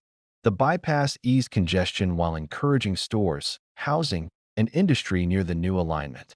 A road intended to skirt the established city helped create another commercial district, demonstrating again how transportation corridors could redirect development without removing the importance of the older civic and university core. Beyond freight and traffic counts, Iowa City developed a different kind of influence. The university offered a creative writing class by 1897 and began accepting creative work for advanced degrees in 1922. The Iowa Writers' Workshop was formally established in 1936 under Wilbur Schramm, then gained national prominence during Paul Engel's long leadership. Poets and fiction writers came to study, teach, read, and publish. Engel and Hualing Ni Engel founded the International Writing Program in 1967, extending those connections around the world. Bookstores, readings, presses, and literary plaques made writing visible beyond the campus. Post-war growth joined the university, medical center, county government, manufacturing, and retail into a varied economy. New neighborhoods spread across the hills and toward Coralville, while Interstate 80 carried much long-distance traffic north of town. Passenger rail service declined, yet the old street grid continued to organize downtown life. Preservation returned Old Capitol to use as a museum in 1976, and historic districts protected blocks of 19th and early 20th century houses. A pedestrian-oriented downtown, cultural venues, restaurants, and independent shops kept the center active even as malls and highway businesses expanded along the city's edges. The Iowa River remained both an asset and a hazard. Major floods in 1993 and 2008 covered roads, damaged university buildings, and interrupted ordinary travel. The 2008 disaster affected 20 campus buildings and more than 2.5 million square feet of university space. Recovery required years of work, including replacement arts facilities, a new music building, a New Hampshire auditorium, and stronger flood protection. The episode recalled the limits imposed by the same valley that had attracted the first planners. Iowa City responded by rebuilding major institutions while preserving Old Capitol, downtown, and the river as defining parts of the landscape. Iowa City's landmarks reveal the unusual sequence of its growth. Old Capitol recalls the planned territorial capital and the state's early government. The courthouse represents a continuing county seat role, while the university campus shows how education replaced politics as the city's widest influence. The railroad corridor remembers commerce, migration, and the first fast connection to the Mississippi. The U.S. Route 6 Bridge and Southern Business Strip mark the automobile age. An eastbound traveler crosses the Iowa River beneath the Gold Dome and sees a city repeatedly transformed by institutions and routes, yet still centered on the commanding square chosen in 1839. Part 4. Mississippi Crossings and Industrial Towns. At Davenport, Route 6 reaches the Mississippi River and the urban energy of the Quad Cities. Across the water, Moline developed through river access, railroads, and manufacturing. The highway then enters northern Illinois, where Princeton served surrounding farms as a county seat and market town. Farther east, Joliet grew beside the Des Plaines River through canals, limestone, rail lines, and heavy industry. Gary carried that industrial story to the shore of Lake Michigan, where steel production created an influential 20th century city. Together, these communities reveal a corridor transformed by great waterways, transportation networks, factory labor, agricultural trade, and the continual effort to connect local work with national markets. Chapter 16, Davenport, Iowa. A landscape Davenport welcome sign, stands beside eastbound U.S. Route 6, with the Mississippi River, downtown, and the government bridge beyond, where the river became a national crossroads. Davenport occupies a broad bend of the Mississippi River where Iowa faces Rock Island, Illinois. U.S. Route 6 approaches from Wilton and the western edge of the Quad Cities, follows Kimberly Road across northern Davenport, and continues toward Bettendorf and Moline. The modern route stands uphill from the old waterfront, yet the river still explains the city's location and character. Steamboats, log rafts, railroads, bridges, factories, and highways all use this crossing. Few places along Route 6 show so clearly how one transportation corridor can be layered upon another. The Mississippi corridor supported native communities long before streets appeared on its bluffs. Sauk and Meskwaki families traveled, fished, planted, gathered, and traded along the river and nearby prairie. A chain of rocky rapids made navigation difficult, but it also concentrated movement near Rock Island and the future Davenport shore. During the early 19th century, traders, soldiers, boat crews, and settlers gathered around the island. George Davenport established a trading career there, while Antoine Leclerc served as an interpreter and became a central figure in the communities forming on both banks. In 1835, Leclerc joined George Davenport and several partners in organizing a town company. They selected higher ground with useful drainage, water access, and room above the river's marshy edges. Surveyor Major William Gordon laid out 42 blocks on May 14, 1836, between Front and 6th Streets. The founders named the settlement for George Davenport. Only 7 cabins stood there by the end of the first year, but the plan already anticipated wharves, businesses, homes, and roads. Leclerc retained an interest in the town and continued adding land as settlement increased. Davenport received a territorial town charter in 1839 when its first mayor and council took office. A school, churches, newspaper, brickyard, sawmill, shops, and taverns supplied an expanding population. Competition with nearby Rockingham for the Scott County seat was intense because a courthouse promised visitors legal work, lodging, and trade. Davenport ultimately secured that role and developed a civic center above the landing.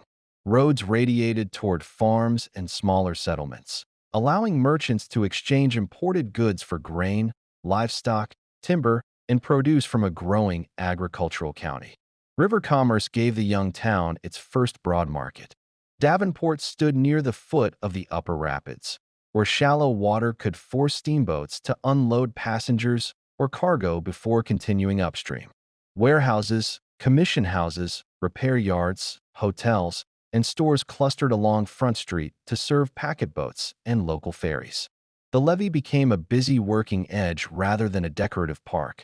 Antoine Leclerc reserved public riverfront ground in the early Platte, preserving access that later generations would improve. Every arrival connected the town with St. Louis, New Orleans, northern ports, and the interior farms of Iowa. Local leaders soon invested in railroads as a faster link across the Midwest. The Mississippi and Missouri Railroad pushed west from Davenport, reaching Iowa City at the end of 1855. On April 22, 1856, a wooden railroad bridge opened from Rock Island to Davenport, becoming the first rail crossing of the Mississippi. Trains could now move between Chicago and Iowa without transferring freight to a ferry. Passengers, mail, machinery, lumber, and farm products passed through the city in greater volume, and Davenport became the eastern gateway of a rail line intended to reach Council Bluffs. The first bridge immediately faced the power of the river. In May 1856, the steamboat F.E. Afton struck a pier, burned, and damaged the new structure. River interests argued that bridges obstructed navigation, while railroad builders defended the crossing. The bridge survived the dispute and established a pattern repeated throughout the upper Mississippi. A stronger combined rail and wagon bridge replaced it in 1872. The present government bridge followed in 1895, using a swing span to admit river traffic. Each version joined Iowa and Illinois while revealing the continuing need to balance boats, trains, wagons, and roads. Industry expanded beside those connections. Northern pine arrived in immense rafts and entered mills along the Davenport waterfront. Firms such as Burnell, Gillette and Company, later associated with Christian Mueller, turned logs into boards, shingles, doors, furniture, barrels, and other products. Flour mills processed regional grain, while foundries and machine shops produced engines, structural iron, and agricultural equipment. Pearl button makers used shells gathered from the river. By the late 19th century, Davenport combined river transport, rail service, skilled labor, and Iowa raw materials in a varied manufacturing economy.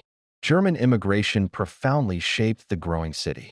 Newcomers established neighborhoods, churches, schools, newspapers, businesses, musical societies, athletic clubs, and social halls. The district, later called Hamburg, climbed the bluffs west of downtown with substantial brick houses and carefully built institutions. Schuetzen Park offered music, recreation, gatherings, and wooded space. German craftsmen and entrepreneurs became prominent in lumber, brewing, retail, banking, and manufacturing.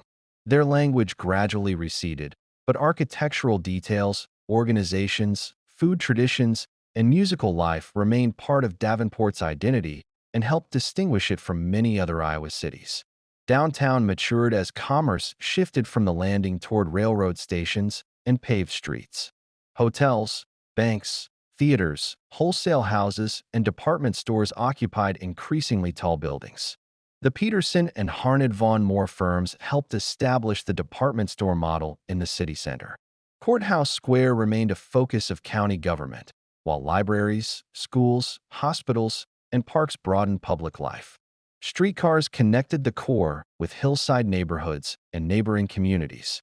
Brick warehouses and ornate commercial fronts recorded an era when Davenport served both local residents and a trading region extending across the Mississippi. A different institution brought Davenport international recognition. Daniel David Palmer performed what his school identified as the first chiropractic adjustment in the city in 1895. He founded the Palmer School and Cure in 1897, beginning the institution now known as Palmer College of Chiropractic. His son Bartlett Joshua Palmer expanded the school, developed research and teaching facilities, and promoted the profession widely. Students arrived from distant states and other countries, adding another stream of travelers to Davenport. The growing campus on Brady Street became a distinctive landmark and a lasting center of education and health history. Music also traveled through the River City. Excursion steamboats hired bands for summer voyages, while dance halls, theaters, clubs, and German musical societies supported performers on shore. Davenport native Leon Bix Beiderbecke emerged from that environment as an influential jazz cornetist during the 1920s. His clear tone and inventive phrasing earned admiration far beyond Iowa before his early death in 1931. Later concerts, festivals, collections, and memorials kept his connection with the city visible. The riverfront that once echoed with packet whistles also became a place associated with jazz, public performance, and celebration. Automobiles changed the approach to Davenport. Early named roads, including the White Way and White Way 7, guided motorists between Council Bluffs and the Mississippi before federal numbering became standard. U.S. Route 6 reached the city in the early 1930s and originally used streets leading toward the Government Bridge. Garages, service stations, cafes, dealers, and tourist lodging followed the traffic. Kimberly Road opened as a bypass in 1936, and the numbered highway shifted there the next year. The new alignment encouraged commercial growth away from downtown while preserving the older river crossing as part of historic Route 6. Post-war highways, suburban development, and changing freight patterns enlarged the Quad Cities beyond their old cores. Interstate routes carried much long-distance traffic around Davenport, yet U.S. Route 6 remained an important east-west commercial street. The waterfront also changed from a landscape dominated by mills, rail yards, and warehouses into a mixture of navigation, public parks, recreation, museums, trails, and gathering places. Floods, Fires and industrial decline removed many structures, but historic districts protected important blocks. Restoration gave former factories, storefronts, and houses new uses without hiding their connection to river labor and transportation. Davenport's landmarks form a compact history of movement. The Mississippi recalls native travel, steamboats, log rafts, and the commerce that launched the town. The government bridge marks the first successful railroad crossing of the river and the durable link with Rock Island. Downtown, the Hamburg neighborhood, Palmer College, and riverfront parks represent industry, immigration, education, music, and civic renewal. U.S. Route 6 threads the modern city from its western approaches toward Illinois. An eastbound traveler encounters a place that repeatedly converted a difficult river crossing into connection, enterprise, and a wider view of the nation. Chapter 17, Moline, Illinois. Moline's Mississippi riverfront joins historic factories, working waterways, and the eastbound passage of U.S. Route 6. Water power, steel plows, and a city of mills. Moline faces the Mississippi River at one of the great working crossroads of the Midwest. Across the water lies Iowa, while Rock Island, East Moline, Bettendorf, and Davenport form the wider Quad Cities region. U.S. Route 6 passes through this urban landscape after crossing the river, connecting factories, neighborhoods, rail corridors, and commercial streets. The city's history begins with water power. Rapids that complicated navigation also offered energy for mills, and the river supplied a highway for raw materials and finished goods. Moline grew by learning how to turn that difficult current into productive motion. This country carried a much older history before mills lined the shore. Sauk and Meskwaki people lived, farmed, hunted, and traded throughout the Rock River Valley and near the Mississippi. Saukenuk, a large Sauk community near the mouth of the Rock River, supported thousands of residents through fields, seasonal movement, and regional exchange. Treaties, expanding settlement, and the Black Hawk War of 1832 forced native families from Illinois. The removal opened more land to newcomers, but the rivers, trails, and cultivated ground they encountered already reflected generations of indigenous knowledge and labor. Euro-American settlement increased during the 1830s. When David B. Sears arrived in 1836, only a few permanent buildings stood near the future city. He recognized that the Mississippi Rapids could drive machinery. Sears constructed a dam and developed sawmills and grist mills that cut timber and processed grain for the growing frontier. Logs floated from northern forests, farmers brought crops for milling, and riverboats carried people and supplies. Workshops and homes gathered around the industrial site, then known as Rock Island Mills. A small river landing began acquiring the shape of a manufacturing town. In 1843, Sears and 6 associates platted a community and selected the name Moline, adapted from a French word associated with mills. The choice described both the settlement's origins and its ambitions. Streets were arranged near the river, lots were offered to residents and businesses, and the population expanded around water-driven industry. Moline incorporated as a town in 1848. Its northern riverfront and southern access toward the Rock River placed it between farm country and national transportation routes. The same year brought the manufacturer who would define its international reputation. John Deere had developed a polished steel plow at Grand Detour in 1837 to address the sticky soil of the prairie. Traditional cast iron plows required frequent cleaning because heavy earth clung to them.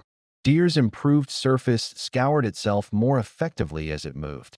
Demand grew, and in 1848 he transferred his business to Moline, where river power and transportation offered room for expansion. Steamboats delivered steel and other materials, while finished implements could travel to distant farm districts. By combining practical design with reliable production, the factory connected Moline directly to agricultural change across the nation. Railroads multiplied that advantage. The first line reached the area in 1854, linking the Mississippi with Chicago and eastern markets. 2 years later, the first railroad bridge across the Mississippi opened at nearby Rock Island. Although its crossing did not stand inside Moline, city leaders successfully encouraged the railroad to run through their community. Riverboats and rails now worked beside one another, moving lumber, coal, iron, machinery, grain, and passengers. Industrial owners could receive supplies more regularly and ship heavier quantities.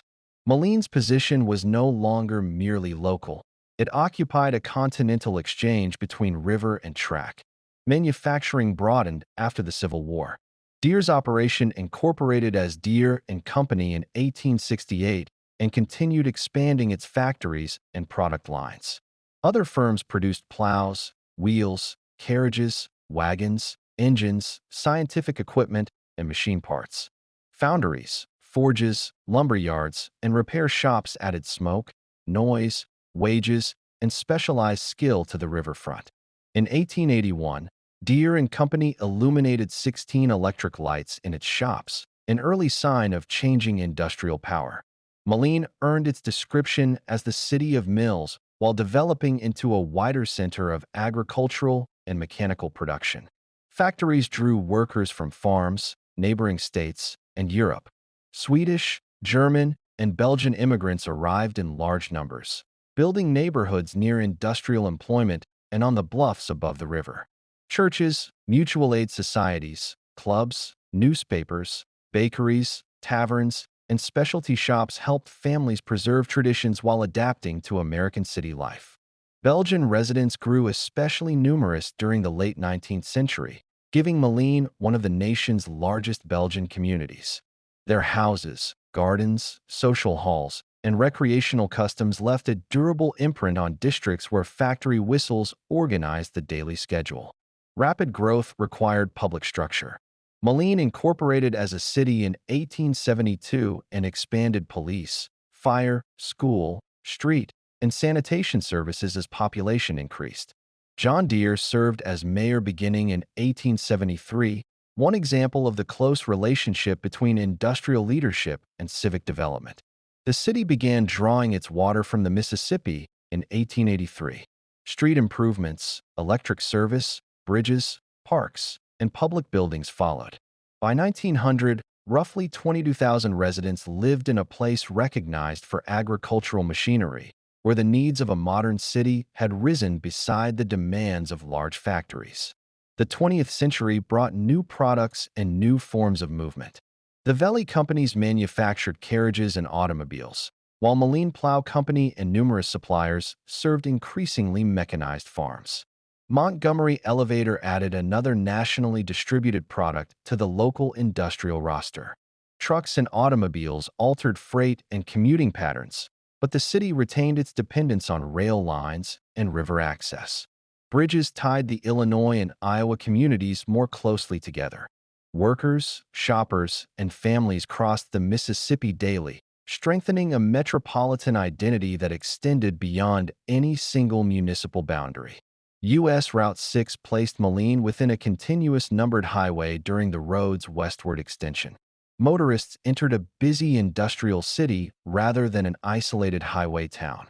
Service stations, garages, diners, hotels, and stores joined the older transportation economy. The route connected the Mississippi crossing with northern Illinois farm centers, Chicago area industry, and cities farther east. Highway traffic also made the Quad Cities easier to experience as one region. A traveler could move from Davenport and Bettendorf into Moline and Rock Island while remaining surrounded by the same river, factories, railroads, and commercial energy. Economic hardship exposed the risks of industrial dependence. During the Depression, reduced orders and farm income weakened manufacturers and the businesses supported by factory wages. Families adjusted through careful spending, shared work, gardens, and community assistance. Wartime production later restored intense activity as regional plants supplied machinery and materials, while the nearby Rock Island arsenal supported national military needs. After the war, strong demand for farm and construction equipment sustained employment for many years. Moline's prosperity remained linked to distant harvests, commodity prices, credit, and the purchasing decisions of farmers across broad markets. Later change proved more difficult. Automation reduced the number of workers required for many industrial tasks. Companies merged or closed, and manufacturing shifted among regions and nations. The farm crisis of the 1980s sharply reduced equipment demand and deepened job losses. Large riverfront properties that had once represented growth stood underused or vacant. Retail patterns also moved away from traditional downtown streets. These changes affected neighborhoods, schools, small businesses, and family expectations. Yet Moline retained skilled workers, active factories, regional transportation, and an industrial identity too deeply rooted to disappear with a single economic cycle. Riverfront renewal offered a new direction without denying the working past. Former industrial land gained parks, walkways, entertainment spaces, offices, housing, and public access to the Mississippi.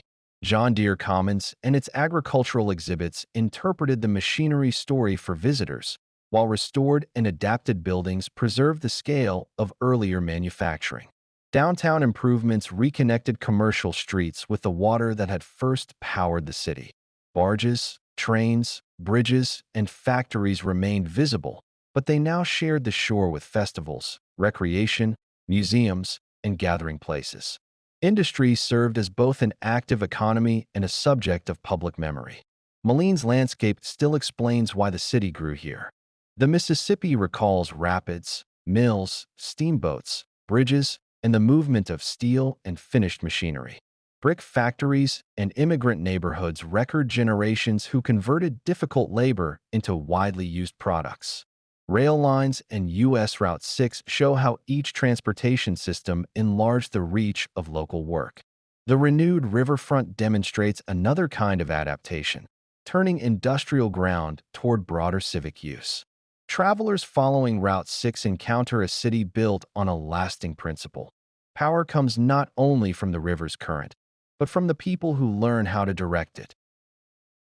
Chapter 18, Princeton, Illinois. Princeton greets Route 6 travelers with courthouse architecture, historic storefronts, and the open farmland of Bureau County. County seats, Conscience, and two main streets. Princeton rises from the rolling farmland of north-central Illinois with a form unlike that of many prairie towns. South Main Street gathers around the Bureau County Courthouse, while another business district stands nearly a mile north beside the railroad. U.S. Route 6 crosses the community along Peru Street, touching both the agricultural country outside town and the civic landscape within it. This arrangement records successive eras of movement. Wagon roads established the first center, rails created a second, and the federal highway connected them to a much longer east-west journey. The prairies surrounding Princeton carried human histories far older than the surveyed town. Potawatomi, Sauk, Meskwaki, and other native peoples traveled, hunted, planted, and exchanged goods across the Illinois River country and the watersheds of Bureau Creek. Trails linked villages, seasonal camps, river crossings, and trading places. Federal treaties and military pressure during the early 19th century removed native communities as settlers entered northern Illinois in greater numbers. Newcomers described abundant grassland and fertile soil, yet the country they claimed already contained routes, names, and knowledge shaped by generations of indigenous life. Organized migration gave Princeton its early character. In 1831, families associated with the Hampshire colony came west from Massachusetts and other parts of New England. Traveling as a group allowed them to seek good farmland while preserving familiar religious, educational, and community ties. Surveyors laid out a village during the same year. Houses, farms, shops, and meeting places gradually interrupted the open prairie. The settlers organized the Hampshire Colony Congregational Church, the first congregational church established in Illinois, and treated schools and worship as essential parts of town building rather than improvements to be postponed. A county government soon strengthened the settlement. Residents west of the Illinois River petitioned to separate from Putnam County, and the legislature authorized Bureau County in 1837 after a local vote. Appointed commissioners selected Princeton as the county seat because it stood near the center of the new county and along the Peoria and Galena Road. The first county commissioners met that June. Until a courthouse could be provided, proceedings took place in the Hampshire Colony Church. Accounts of jurors considering verdicts outdoors on a log reveal how formal institutions often began with improvised frontier arrangements. Princeton acquired national importance through Owen Lovejoy. He arrived in 1838, 1 year after a mob killed his brother Elijah for defending an abolitionist printing press in Alton. Owen served as pastor of the Hampshire Colony Church and lived with his family in an 1838 Greek revival house east of the village center. He spoke forcefully against slavery, organized anti-slavery activity, and later represented Illinois in Congress. His convictions placed Princeton within a network of reform-minded communities whose residents challenged both national bondage and discriminatory laws within their own nominally free state. The Lovejoy home also served the secret work of the Underground Railroad. Freedom seekers moving north found food, shelter, guidance, and trusted contacts there before continuing towards safer destinations. Assistance carried serious legal and personal risk, especially after federal law strengthened demands for the return of escaped people. The house survives because its physical setting and documentary record preserve more than a heroic legend. Rooms, outbuildings, family accounts, and local testimony reveal how ordinary domestic space could support an organized passage from slavery, while public speeches pressed the same cause in churches and halls. Commerce expanded around the courthouse square as farms spread across Bureau County. Merchants supplied plows, seed, cloth, tools, household goods, and credit.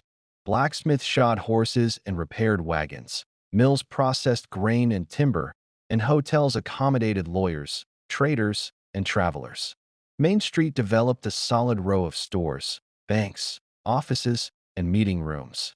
The county seat drew residents into town for court sessions, taxes, records, newspapers, and public gatherings.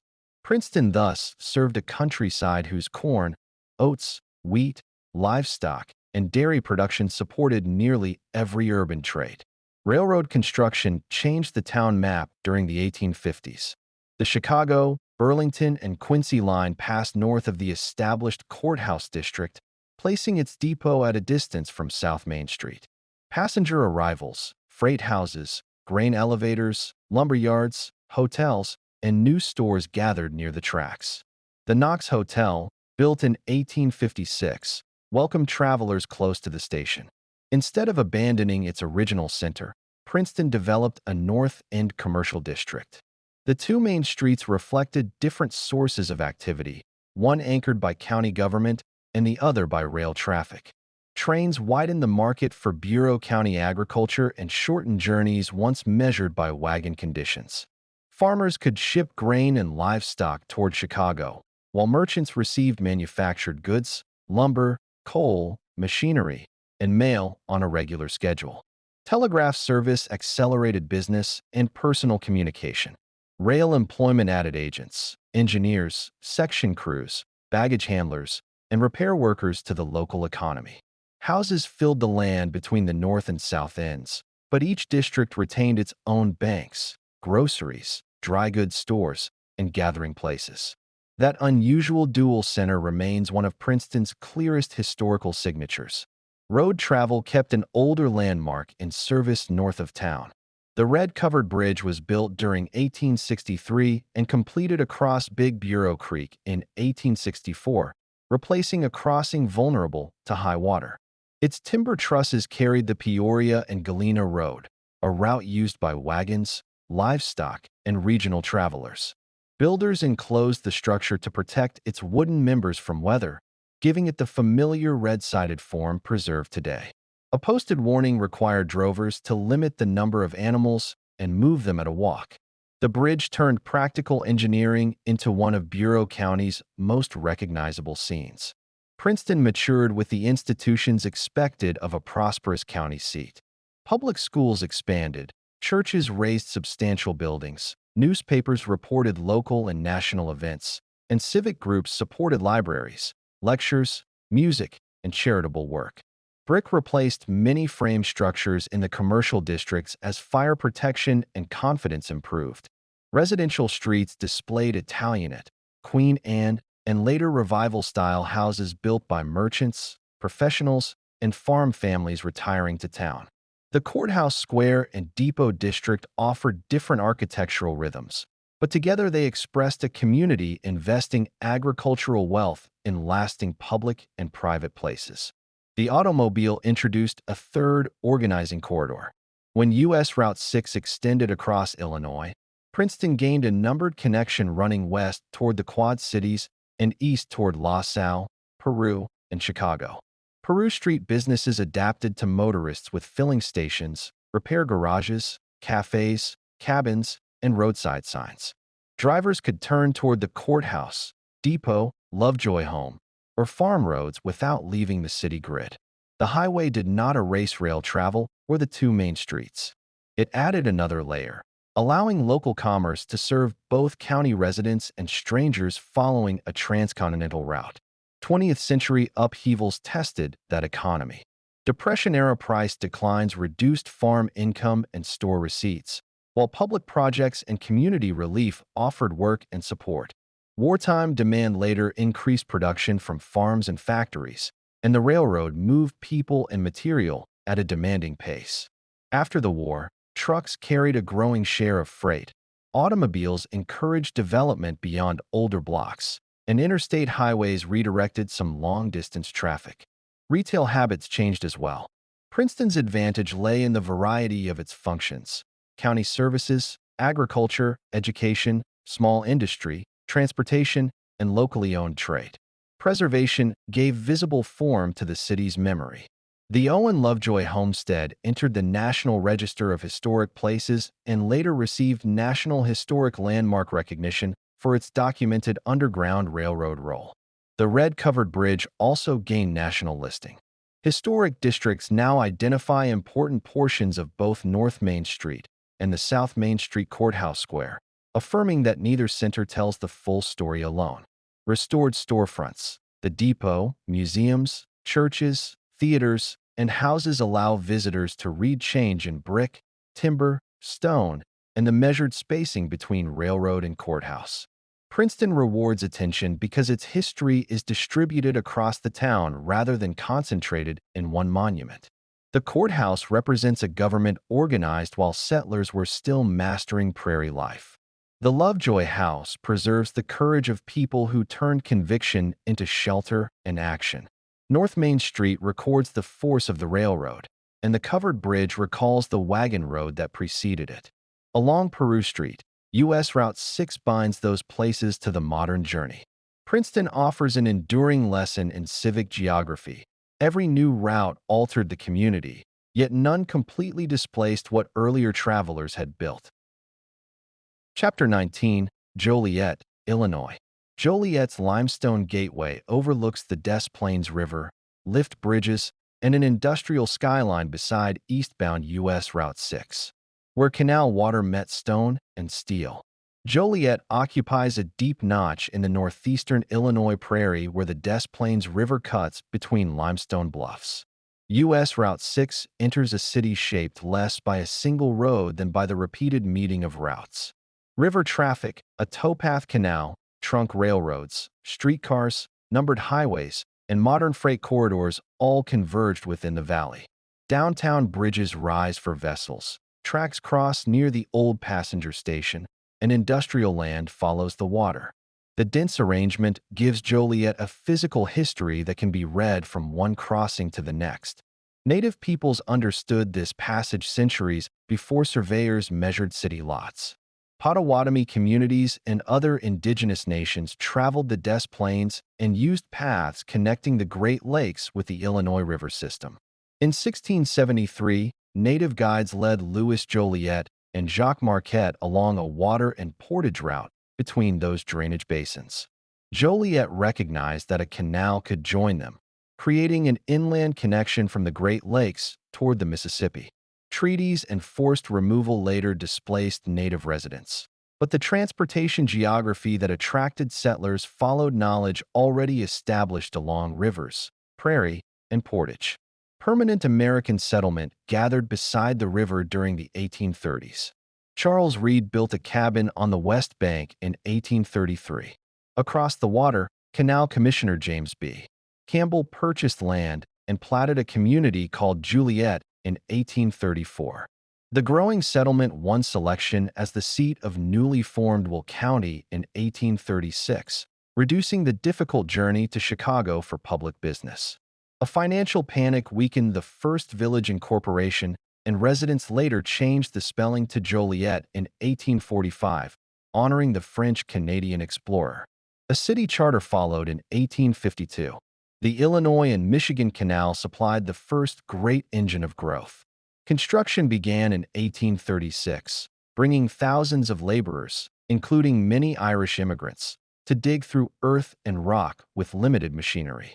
When the 96-mile canal opened in 1848, it connected the Chicago River with the Illinois River at La Salle. Boats passed directly through Joliet, pulled by mules or horses walking the towpath. Mills, warehouses, boatyards, stables, taverns, and stores served the traffic. Families who remained after construction enlarged the workforce, churches, neighborhoods, and public life of the young city. Excavation revealed another foundation for local prosperity. Extensive beds of pale dolomitic limestone lay close to the surface, where crews could quarry large, durable blocks. Joliet stone entered canal locks, bridges, houses, churches, commercial buildings, and civic landmarks throughout the region. Chicago's Water Tower and the old state capitol in Springfield displayed material cut near Joliet. Quarry work demanded drilling, blasting, lifting, dressing, and hauling, while lime and crushed stone supported agriculture and industry. The abundance of masonry gave Joliet its early title, the City of Stone, and left a recognizable color across older streets. Railroads soon challenged the canal's command of freight and passengers. The Chicago and Rock Island Line reached Joliet in 1852, followed by other major systems during the next several decades. Tracks favored the flatter east side of the river, drawing stores and offices away from the earlier Bluff Street Center. Grain, coal, livestock, limestone, machinery, mail, and people could move faster and through every season. By the late 19th century, multiple lines crossed near downtown. Joliet functioned as both an industrial city and a transfer point linking Chicago with western, southern, and eastern markets. One state institution added a darker and more complicated chapter. Illinois selected Joliet for a new penitentiary in 1857, in part because limestone bedrock, canal access, and rail service suited construction and supply. Prisoners transferred from Alton in 1860 into a fortress-like complex built largely from local stone. Contract labor placed incarcerated men in factories and foundries, producing revenue while provoking criticism over exploitation, safety, and competition with free workers. Overcrowding and harsh conditions repeatedly drew investigation. The prison's castellated walls later formed a widely recognized landmark, but their history belongs to confinement, labor, and reform debates rather than romance. Heavy industry transformed the northern riverfront after the Civil War. A rolling mill opened in 1869, and its workers produced the first rail the following year. The plant adopted Bessemer steelmaking in the 1870s, allowing molten iron to be refined on a much larger scale. Expanding furnaces, mills, yards, and shops consumed coal, limestone, ore, and enormous quantities of labor. Joliet-made rails helped extend transportation networks far beyond Illinois. Barbed wire manufacturers joined the industrial district, followed by firms producing stoves, bricks, machinery, chemicals, wallpaper, and other goods. Stone had prepared the city, steel redefined it. Factory employment drew successive migrations. Irish canal families were joined by German and Scandinavian residents, then by Polish, Slovenian, Croatian, Italian, Lithuanian, and other newcomers from Central, Eastern, and Southern Europe. Mexican families and African Americans also entered the industrial workforce and added new institutions to the city. Neighborhoods near mills and rail yards developed churches, schools, groceries, bakeries, saloons, mutual aid societies, newspapers, and social halls. Languages and customs varied block by block, while whistles and shift changes set a shared daily rhythm.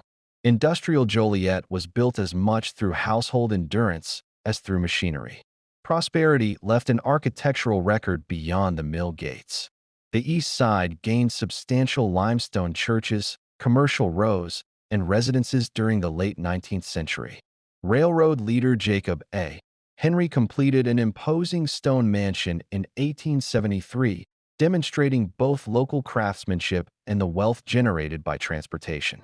Downtown expanded along Chicago, Cass, and Jefferson streets with banks, theaters, hotels, public offices, and department stores. Street lighting, water lines, paving, bridges, and transit followed population growth. These improvements did not erase sharp differences in income or working conditions, yet they gave the industrial city an increasingly elaborate civic center. Rail congestion forced an ambitious rebuilding of downtown transportation. Ground-level tracks crossed busy streets and even intruded upon the courthouse square, delaying traffic and creating danger. Beginning in 1908, engineers elevated the main lines at a cost of about $3 million. Union Station opened in 1912 at the acute angle where major tracks met. Architect Jarvis Hunt designed a limestone building that faced the unusual junction and gathered service once divided among separate depots. Passengers climbed to track level while streets moved beneath the rails. The project converted chronic interference into one of Joliet's strongest civic compositions. Water transportation also changed scale. The original canal lost business as railroads offered greater speed, and later channels incorporated the Des Plaines into a deeper commercial waterway.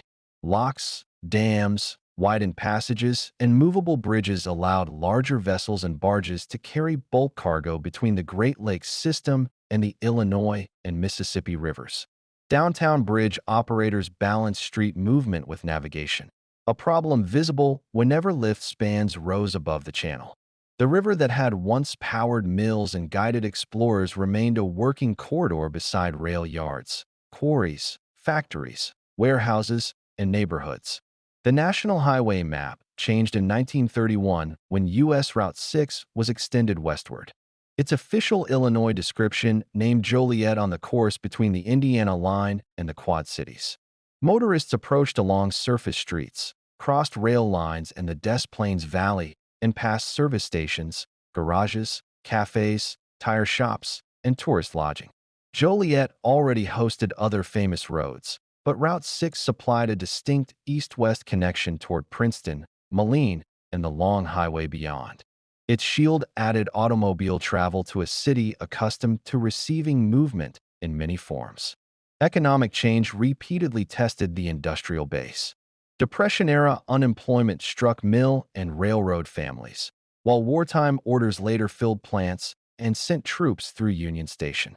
Post-war manufacturing remained important, but automation, corporate consolidation, and shifting production reduced employment over time.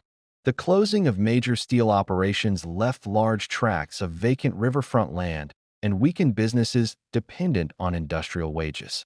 Passenger rail service contracted, canal structures aged, and interstate routes diverted through traffic. Even so, active rail freight, quarrying, waterborne commerce, public institutions, and diversified employers kept Joliet tied to the same geographic advantages that launched its growth. Joliet's surviving landscape holds these eras together without making them identical. Canal remnants recall immigrant diggers and mule-drawn boats. Limestone walls preserve the labor of quarry crews, masons, and incarcerated builders. Steelworks ruins and the old company office mark the furnaces that once employed thousands. Union Station, elevated tracks, lift bridges, and U.S. Route 6 display later solutions to moving people and freight through a narrow valley. The result is not a polished monument to one industry. It is a layered city of stone, steel, water, and motion, where every route left both opportunity and consequence behind. Chapter 20, Gary, Indiana. Gary's eastbound Route 6 gateway frames Broadway, Lake Michigan, and the steelworks that gave the planned city its purpose. A steel city raised from sand and water. Gary stands where a northbound street grid meets Lake Michigan and an industrial waterfront of extraordinary scale. Broadway aims toward the mills, while rail lines, expressways, and older surface roads spread across the Calumet region. U.S. Route 6 now shares the Borman Expressway through the city, but its earlier course followed Ridge Road across the southern neighborhoods. That shift from roadside highway to high-speed corridor reflects Gary's compressed history. Few American cities were founded so recently, grew so rapidly, or tied their fortunes so completely to one material: steel. The landscape existed long before furnaces occupied the shore. Potawatomi people and other native communities traveled through oak savannas, marshes, prairies, rivers, and high dunes bordering southern Lake Michigan. The Grand Calumet and Little Calumet waterways supported fishing, hunting, gathering, and exchange, while trails crossed the sandy ridges on firmer ground. Treaties and forced removal displaced indigenous residents during the 19th century. Later newcomers often called the future industrial site empty, yet its dunes, wetlands, and routes carried ecological value and human knowledge that factory construction would drastically alter. Industry selected the location before a municipality existed. In 1906, the United States Steel Corporation acquired thousands of acres along the lake and began constructing an immense integrated mill, harbor, and railroad system. Lake vessels could deliver iron ore from northern mines. Railroads could bring coal and limestone, and Chicago stood close enough to supply capital, labor, and markets. Engineers leveled dunes, filled wetlands, cut a ship channel, and laid foundations for furnaces and rolling mills. The new community took the name of Elbert H. Gary, the corporation's founding chairman. The Gary Land Company planned streets, utilities, public spaces, and property sales beside the works. Broadway formed the central north-south axis, with numbered avenues crossing it in an orderly grid. Sewers, water lines, sidewalks, electric service, stores, hotels, banks, and schools appeared at remarkable speed. The town incorporated in July 1906, and by the 1910 census it held more than 16,000 residents. Newspapers called Gary the Magic City because buildings seemed to rise immediately from sand. The transformation was real, but it depended on enormous investment and relentless physical labor. Corporate planning did not produce equal conditions. U.S. Steel concentrated its best housing and civic improvements in selected districts intended for managers and skilled employees. Workers with fewer resources found rooms, cottages, boarding houses, and makeshift neighborhoods beyond the most carefully planned blocks. Areas such as the Patch developed near the mills with crowded lots and limited services. The Grand Calumet River and railroad corridors separated industrial and residential zones while also dividing neighborhoods from one another. Gary's map revealed how occupation, income, ethnicity, and access to company favor influenced daily life from the beginning. Gary Works began producing steel before the city was 3 years old. Its integrated operation brought raw materials through the harbor, converted coal into coke, smelted iron in blast furnaces, and rolled steel into rails, beams, sheets, and other products. Additional U.S. steel divisions manufactured tinplate and bridge components nearby. Freight trains and lake carriers kept the plant supplied, while finished metal moved toward construction sites, factories, railroads, and consumer goods makers. The mill scale made it a national symbol of industrial power and established a work rhythm that organized the surrounding city. Labor demand drew people from across the world. Eastern and Southern European immigrants arrived from Poland, Slovakia, Croatia, Serbia, Hungary, Greece, Italy, and many other places. Mexican workers, migrants from rural Indiana and neighboring states, and families from elsewhere in the United States added further experience and traditions. By 1920, Gary contained residents representing more than 50 nationalities. Churches, mutual aid societies, newspapers, groceries, music clubs, taverns, and neighborhood associations helped newcomers adjust. At the mill, Different languages met beneath the same hazards of heat, molten metal, heavy machinery, and exhausting shifts. World War I interrupted European migration and opened more industrial jobs to Black Southerners participating in the Great Migration. Families arrived from Mississippi, Alabama, Arkansas, Tennessee, and other states seeking wages and distance from Southern oppression. Gary's Black population built churches, businesses, professional networks, newspapers, clubs, and service organizations. The Stewart Settlement House provided meals, lodging, medical help, employment advice, and other assistance. Discrimination remained embedded in housing, employment assignments, recreation, and schooling. Even within one factory city, opportunity and exclusion could operate side by side. Schools gave Gary an influence extending far beyond steel. Superintendent William A. Wirt developed the work-study-play system, often called the Gary Plan. Students rotated among academic rooms, workshops, laboratories, auditoriums, playgrounds, gardens, and physical education facilities so each school building could serve more children throughout a longer day. Emerson School, opened in 1908, and Froebel School, begun several years later, embodied this progressive approach. Educators traveled from across the country and abroad to observe it. Supporters praised practical learning and community use, while critics questioned efficiency, academic balance, and unequal treatment among pupils. Transportation connected the fast-growing neighborhoods to Mill Gates and Chicago. Electric streetcars ran along Broadway and major avenues, carrying workers through shift changes and shoppers toward downtown. Steam railroads handled industrial freight and inner-city passengers, while the electric South Shore Line linked the Calumet cities with Chicago and northern Indiana. Gary Union Station stood near the tracks between downtown and the works, its compact concrete form serving travelers beneath a web of bridges and wires. Movement was not an added convenience. It was part of the machinery required to keep a dispersed workforce and enormous plant operating together. A formal civic center emerged during the 1920s. The Gateway Plan placed matching government buildings on opposite sides of Broadway, creating a ceremonial entrance to downtown. Gary City Hall, completed in 1927, used classical proportions, a central dome, and pale stone to project permanence in a city barely 20 years old. Theaters, department stores, banks, hotels, offices, restaurants, and churches filled nearby blocks. City Church combined worship with classrooms, recreation, performance space, and social programs. Broadway's architecture expressed confidence that an industrial settlement could acquire the institutions and grandeur of a mature metropolis within a single generation. U.S. Route 6 joined this urban region during the highway's westward extension in 1931. Its original path used Ridge Road, an older east-west route following higher ground south of the lakefront marshes. Filling stations, repair garages, diners, cabins, and motor courts served drivers moving between Illinois and Indiana.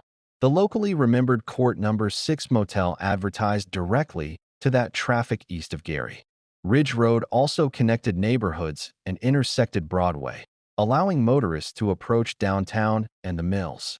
The Federal Shield gave a familiar number to a corridor whose geography long predated automobiles.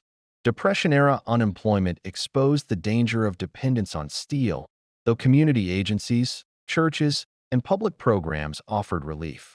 World War II later drove furnaces and rolling mills at tremendous intensity as workers supplied military and civilian production. Post-war demand sustained prosperity, and Gary's population reached more than 178,000 in 1960. New houses, schools, shops, and cultural institutions spread south and west. At the same time, highway construction changed travel. The Borman Expressway carried interstates across the region and U.S. Route 6 eventually shifted from Ridge Road onto the limited-access roadway through Gary. Industrial restructuring brought a severe reversal after the peak years. New technology allowed mills to produce steel with far fewer employees, while competition, plant closures, and corporate decisions reduced the regional workforce. Families followed jobs elsewhere, retail activity weakened, and thousands of houses and commercial buildings stood vacant.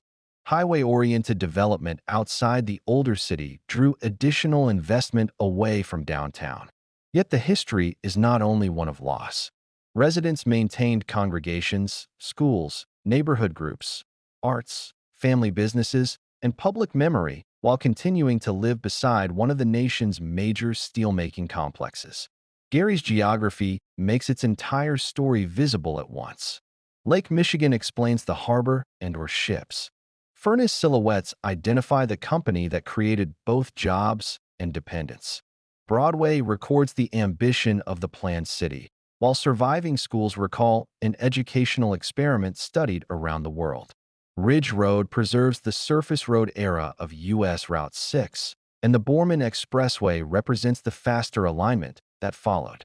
An eastbound journey through Gary crosses more than an industrial landscape. It enters a city built almost overnight, sustained by many migrations, and continually reshaped by the changing demands of steel and transportation. Part 5. Great Lakes and Pennsylvania Highlands. Beyond Gary, Route 6 turns away from the furnace glow of southern Lake Michigan and enters a landscape of changing horizons. Northern Indiana and Ohio open in long fields, courthouse towns, and rail corridors. At Ligonier and Bowling Green, the highway crosses country shaped by farming, trade, and rail connections. Sandusky brings the road to Lake Erie, where harbor water, industry, and travel meet. East of the lake, Pennsylvania gathers the route into steeper, greener country. Meadville stands beside French Creek, and Wellsboro marks the approach to the forested northern tier. Across these 5 communities, Route 6 trades the scale of the industrial Midwest for ports, river valleys, and wooded ridges, carrying the journey toward an older and more closely folded east. Chapter 21. Ligonier, Indiana. Ligonier's eastbound Route 6 entrance joins the Elkhart River, historic streets, and the former Ahavath Shalom Temple. Railroad commerce and a remarkable Jewish legacy. Ligonier occupies a green bend of the Elkhart River in northeastern Indiana, where farms, woodlets, rail lines, and small industrial plants surround U.S. Route 6. The highway approaches a compact city whose scale makes its history unusually visible. Brick storefronts stand near Victorian houses, a Carnegie Library, religious buildings, parks, and older transportation corridors. The community never became a metropolis, yet its 19th-century commercial reach extended far beyond Noble County. Its story connects settlement, railroad expansion, Jewish enterprise, public service, manufacturing, and the effort to preserve a distinctive local inheritance. The river valley carried human history centuries before Isaac Cavan laid out a town. Potawatomi and Miami communities traveled across northern Indiana, using networks of trails, wetlands, hunting grounds, seasonal resources, waterways, villages, and trading places. The area around the future city became known as Strawberry Valley, a name later residents attached to the landscape and its early history. Treaties and forced removal dispossessed indigenous families during the 19th century. After roads and property lines changed the map, the Elkhart River continued to guide movement through the valley. Isaac Cavan founded Ligonier in 1835 beside the river.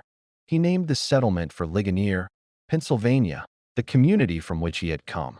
The town grew slowly because northeastern Indiana lacked dependable connections to distant markets.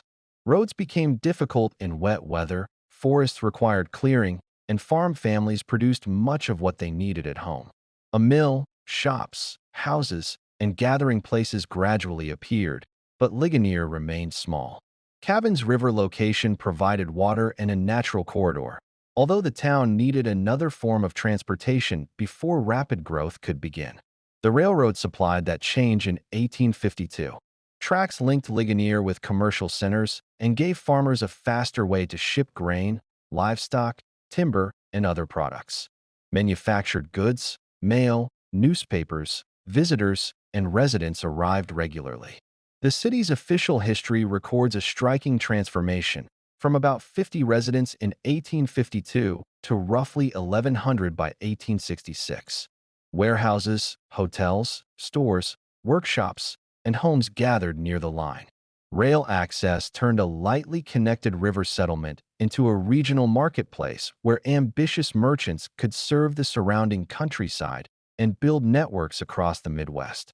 Among the newcomers were Jewish immigrants from Prussia and other German-speaking lands. Some began as peddlers, carrying cloth, household goods, tools, and necessities to farm families far from established stores. Peddling demanded endurance and trust across scattered communities. Successful traders opened dry goods businesses and encouraged relatives or associates to join them. Solomon Meyer, Jacob Strauss, Frederick Strauss, Joseph Kaufman, and other Jewish residents helped form a commercial community during the 1850s and 1860s. Their influence soon reached banking, property, manufacturing, education, government, and charitable work.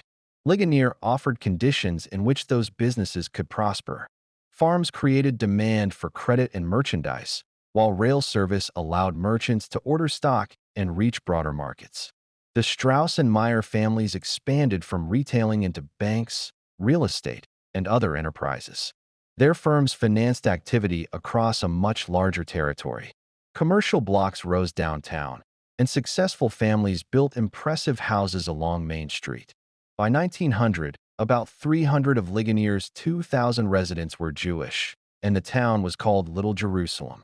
The nickname reflected the prominence of Jewish citizens in a small Midwestern community. Religious life developed alongside commerce. Ligonier's Jewish families initially traveled to Auburn or Fort Wayne for important services. By 1865, they had organized Ahavath Shalom, a name translated as lovers of peace or peace-loving. A modest wooden synagogue followed around 1867. The congregation observed holidays, educated children, maintained charities, and provided a center for families across Noble and neighboring counties. Membership grew as businesses succeeded and relatives settled nearby. Close relationships with Christian neighbors brought shared participation in lectures, dedications, memorials, and special services. Growth required a larger building. In 1889, Ahavath Shalom dedicated a red brick temple on South Main Street. Its pointed windows, gables, and tower used the Victorian Gothic language familiar in American religious architecture, giving the congregation a commanding landmark. Rabbi Isaac Mayer Wise, a leading figure in American Reform Judaism, delivered an address on religious tolerance. Visitors came from beyond Ligonier, and local residents joined the celebration. The temple demonstrated that a Jewish congregation in a rural Indiana town could create an enduring institution while maintaining bonds with people of other faiths. Jewish leadership also shaped municipal life. Members of the Strauss and Meyer families served in government, supported schools, and invested in improvements. Jacob Strauss helped organize the school board and oversaw construction of a public school. Saul Meyer assisted in establishing water and sewer systems. Women's benevolent groups connected with the congregation offered help across religious lines. These actions strengthened Ligonier's finances and services while giving residents practical reasons to cooperate. The history is notable not simply because Jewish families lived there, but because they participated visibly in determining how the community worked. Industry broadened the economy beyond stores and banking. The Meyer Carriage Company produced vehicles in Ligonier and later entered the early automobile business, reflecting the transition from horse-drawn travel to motor transport.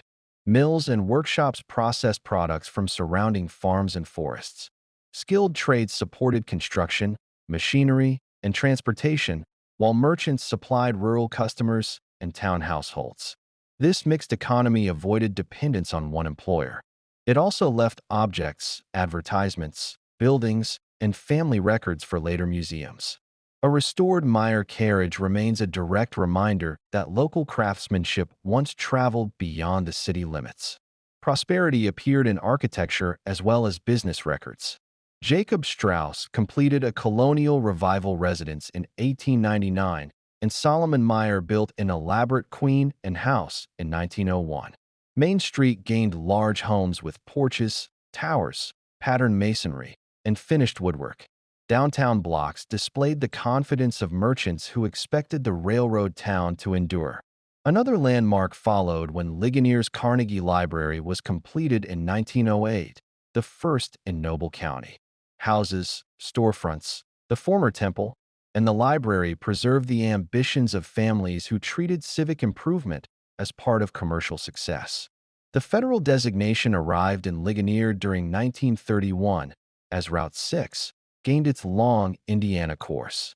The approved line passed through Waterloo, Kindleville, Ligonier, Napanee, and other northern communities before reaching Illinois.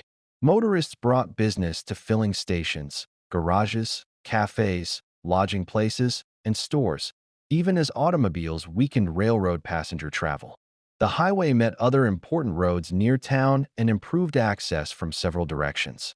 For eastbound travelers, the Federal Shield offered a continuous identity toward Ohio, Pennsylvania, and New England. Locally, it joined farms, factories, neighborhoods, and downtown commerce within automobile geography. The 20th century altered the Jewish community that had shaped Ligonier. Younger residents left for education and professional opportunities in Fort Wayne, South Bend, Chicago, Detroit, and other cities.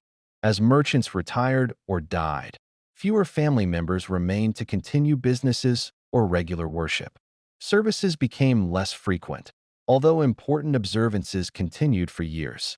The temple later served several Christian congregations, showing the building's adaptability and its cooperative tradition. Preservation eventually returned the structure to a historical purpose. It became home to the Ligonier Historical Society and the principal surviving monument to Ahavath Shalom's influence. After World War II, regional travel drew customers away from many small-town centers, and Ligonier faced the same pressure. Business leaders responded in 1952 by organizing an industrial development effort. New factories and an industrial park restored employment and strengthened manufacturing. Later residents brought additional languages, foods, churches, businesses, and family traditions, continuing the migration pattern of the railroad era. Preservation developed beside industry. Historic houses remained in use, the river gained a public walkway, and local collections kept commercial and religious artifacts accessible rather than allowing them to disappear into private memory. Ligonier now presents its past throughout the city. Murals depict Strawberry Valley, transportation, businesses, and community figures. A visitor center occupies a restored 1920s filling station, linking the automobile age with tourism. The former temple recalls religious life and civic partnership, while Hebrew inscriptions in Oak Park Cemetery preserve names connected with the city's rise. Victorian homes record prosperity. The Carnegie Library represents learning, and the Elkhart River marks the valley chosen by the founder. Route 6 travelers encounter a small city whose legacy is the way enterprise, belief, migration, and public responsibility repeatedly became shared work. Chapter 22, Bowling Green, Ohio. Bowling Green's eastbound Route 6 approach crosses Wood County farmland toward the courthouse and university towers. From Black Swamp Ground to Crystal City, Bowling Green rises from level northwestern Ohio, where fields, drainage ditches, and straight roads reveal a landscape remade for settlement and agriculture.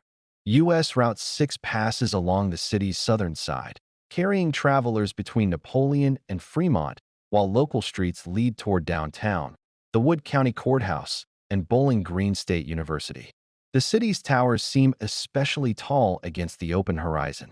Their presence records a transformation that began on difficult ground and gathered strength through drainage, farming, county government, railroads, natural gas, glassmaking, education, and national highway travel.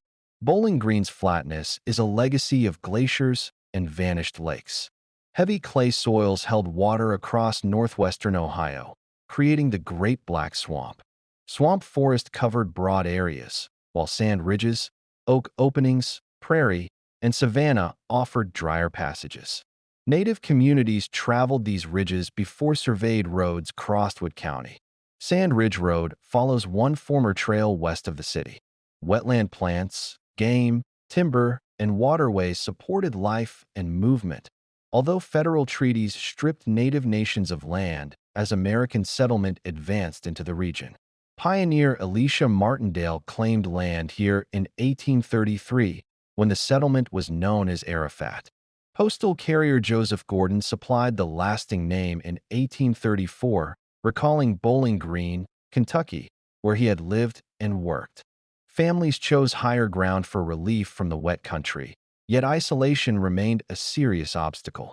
Mud stopped wagons, standing water encouraged disease, and dense vegetation demanded labor.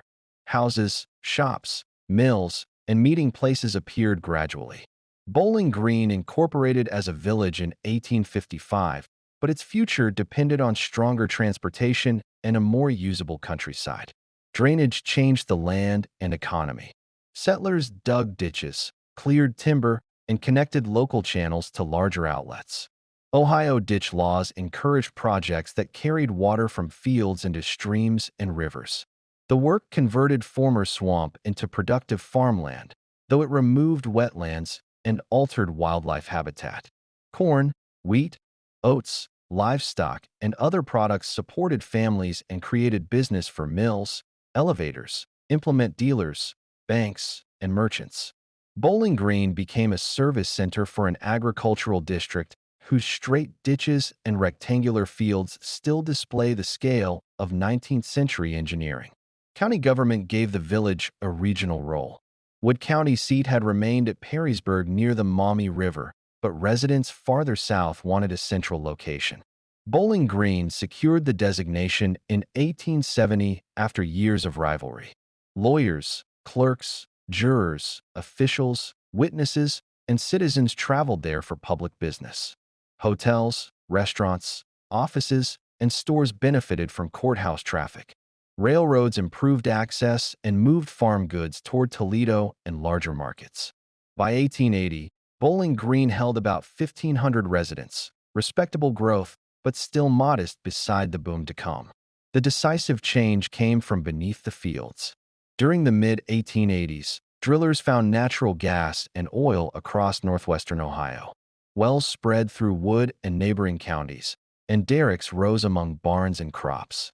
Gas companies promised manufacturers inexpensive fuel, while oil attracted investors, lease agents, suppliers, drill crews, teamsters, and speculators. Bowling Green expanded as money circulated through property, construction, retailing, and wages. The boom brought fires, wasteful production, unstable ventures, and sudden declines, but for several years it gave the county seat the confidence of a new industrial center. Glassmaking became the boom's most visible industry.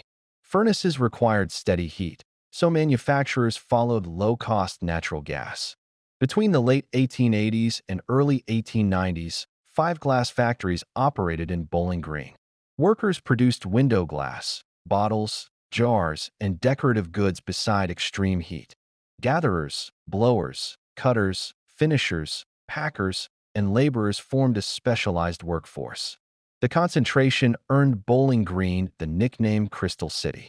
Railroad sidings brought raw materials and carried glass away, linking local fuel to distant customers and briefly placing the community within a national manufacturing network. Industrial prosperity reshaped the streets. Merchants replaced frame structures with brick blocks, while banks, newspapers, hotels, and offices multiplied around Main and Worcester streets.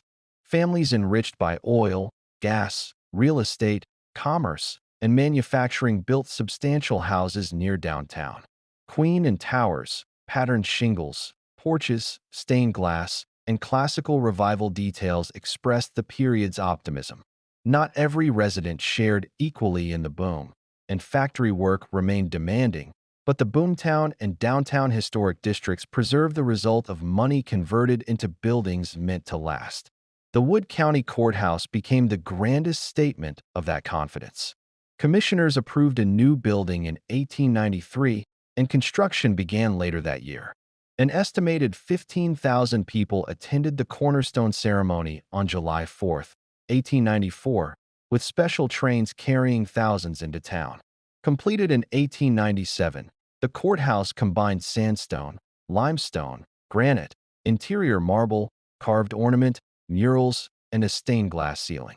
Its modernized Richardsonian Romanesque design used heavy arches and textured masonry, while the tall clock tower provided a landmark visible across the flat countryside. The building made county government both functional and monumental. Transportation continued changing the city after the first railroad era. Rail service connected Bowling Green with Toledo and other markets, carrying passengers, farm products, fuel, glass, mail, and manufactured goods. Electric interurban lines later offered frequent travel without a steam train or private automobile. Main Street became a corridor for wagons, bicycles, interurban cars, and early motorists. Better roads reduced the isolation that had defined swamp settlement. Each improvement strengthened Bowling Green's ability to serve rural Wood County while drawing the city into Toledo's economic orbit. As gas supplies weakened and factories closed or changed fuel, Bowling Green needed a durable foundation. Education provided it. In 1910, Ohio authorized 2 normal schools to prepare teachers in the northern part of the state. 15 communities competed for the Western institution. Bowling Green promoted its population, rail access, community support, and available land, then won. The city purchased an east side tract that included a public park. Trustees named it Bowling Green Normal School in 1912, and construction began the following year. Classes opened in September 1914 with 10 faculty members and 304 students. The school trained teachers across northwestern Ohio, combining academic study with professional preparation. Halls, dormitories, classrooms, athletic grounds, and service buildings expanded the campus. The institution became a college and ultimately Bowling Green State University, broadening its programs while retaining education as a central purpose. Students, faculty, staff, visitors, and graduates changed the city's economy and culture. Housing, restaurants, shops, printing, entertainment, and services adapted to an academic calendar, giving Bowling Green an identity independent of mineral discoveries or factory fuel. Route 6 joined the local transportation story in 1931. The Ohio alignment ran from Cleveland through Lorain, Fremont, Bowling Green, Napoleon, Bryan, and Edgerton before reaching Indiana. Its shield placed the city on a continuous east-west highway across multiple states. Filling stations, repair shops, restaurants, tourist cabins, and other businesses served motorists, while the route carried farm families, students, commercial travelers, and freight through Wood County. Later improvements shifted traffic away from busy local streets, but the highway remained a practical connection between the city, surrounding farms, and neighboring county seats. 20th century Bowling Green continued balancing agriculture, industry, government, and education. Mechanized farming reduced the labor needed in the countryside while increasing the importance of equipment, storage, processing, research, and transportation. Manufacturers replaced some of the employment lost with the decline of glass and early petroleum ventures. The university grew into a major public institution, and courthouse offices kept the downtown tied to all of Wood County. Interstate 75 added a fast north-south route east of the center, while Route 6 preserved the older east-west line. Together, these systems gave a modest city unusual reach in 4 directions. Bowling Green's landmarks make its changes readable. Prairie, woodland, and wetland at Wintergarden preserve traces of the environment that challenged settlement. Straight ditches and fertile fields record the drainage campaign. Boom-era houses and storefronts recall gas flames, derricks, glass furnaces, and rapid investment. The courthouse tower represents the county seat, while university buildings mark the decision to build a future around teacher preparation and public learning. Following Route 6 east reveals more than an Ohio college town. It reveals a community that repeatedly converted difficult ground, temporary opportunity, and transportation access into lasting institutions. Chapter 23, Sandusky, Ohio. Route 6 enters Sandusky beside its Lake Erie Harbor, with the waterfront and Cedar Point Peninsula extending across the bay, where rails met the inland sea. Sandusky occupies a broad curve of Lake Erie, where protected water made the shoreline useful long before a city appeared.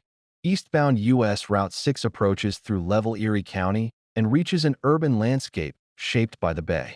Sandusky's history belongs to harbor water, rail lines, winter ice, commercial fishing, freedom journeys, wartime confinement, resort travel, and the highway that joined these layers to a national road.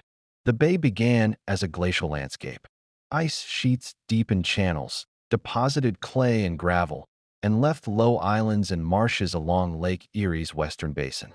Wyandot people and other native nations used the Sandusky country as a place of settlement, trade, hunting, diplomacy, and passage between the lake and Ohio interior. European competition brought traders, forts, warfare, and land pressure. Treaties and forced removals later broke native control of the region, opening the shoreline to American land companies and migrants. Connecticut reserved this portion of the Western Reserve as the Firelands, land intended to compensate residents whose property had been burned during the Revolutionary War. Surveyors divided the tract while speculators evaluated harbors, roads, and farm ground. Zalman Wildman platted Sandusky City in 1816 on the south shore of the bay, near a place associated with the Wyandot leader Ogots. Settlement accelerated after the War of 1812, and the town was incorporated in 1824. The natural harbor gave the young town its strongest advantage.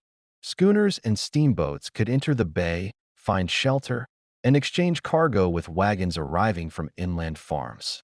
Lumber, grain, livestock, stone, and manufactured goods moved through warehouses and wharves.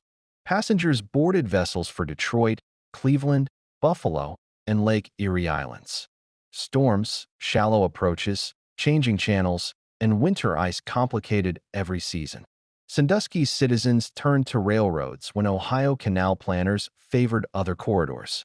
The Mad River and Lake Erie Railroad began construction at the waterfront in September 1835, with General William Henry Harrison participating in the ceremony.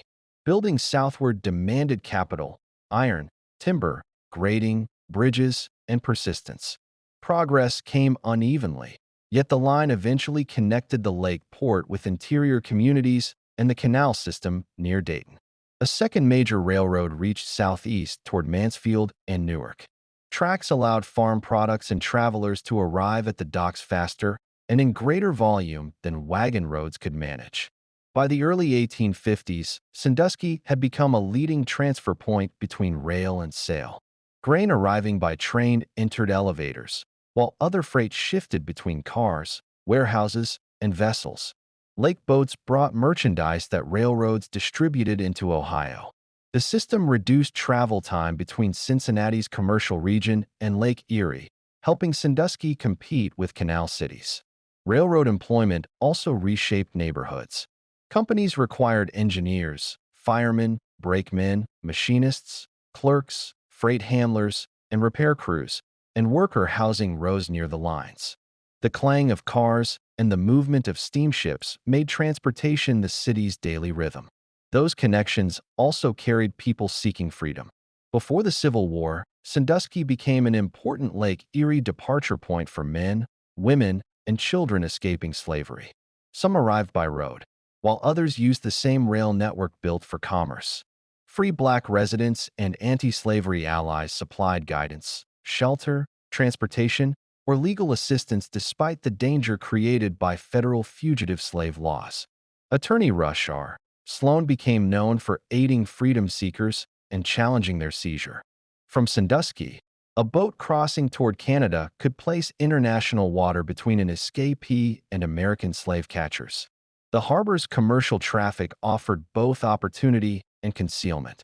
During the Civil War, nearby Johnson's Island gave the harbor a different meaning. Federal authorities selected the island because boats from Sandusky could deliver supplies and prisoners, while surrounding water discouraged escape. A prison camp opened in 1862, primarily for captured Confederate officers. Barracks, hospital buildings, guard quarters, fences, and docks transformed part of the island. More than 10,000 prisoners passed through during the war, with the population exceeding 3,000 at its height.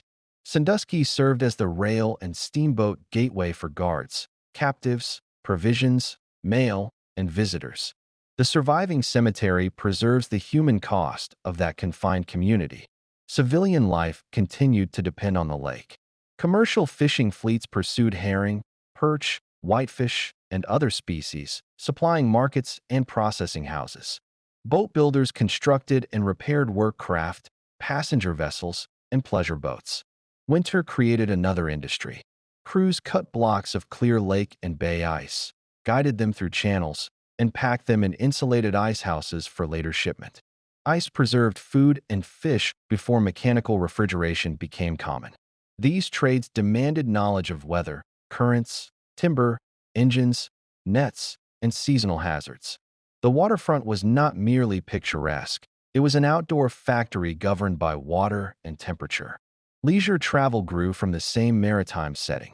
In 1870, local businessman Louis Zistel began carrying visitors to Cedar Point aboard the steamer Young Reindeer. A beer garden, bathhouse, dance floor, and bathing beach offered relief from summer heat. Other operators enlarged the resort with hotels, dining rooms, music, games, and attractions. Excursion steamers brought families and organized groups from Sandusky and other lake ports. The peninsula gradually changed from a hunting and fishing landscape into a regional pleasure ground. Cedar Point's later roller coasters became famous, but its origin rested on a simple combination of beach, boat service, and urban residents seeking recreation. Sandusky itself developed places suited to visitors. Hotels faced transportation routes, restaurants served excursion crowds, and parks opened views toward the bay. Washington Park provided civic space amid the angled downtown plan, while substantial churches, houses, commercial buildings, and public institutions reflected 19th-century prosperity. Passenger steamers and electric interurban lines widened the city's reach before automobiles became dominant. Tourism did not replace shipping, fishing, or manufacturing. Instead, it joined them, creating a waterfront economy in which the same harbor could handle coal, fish, passengers, repair work, and holiday traffic within a single day.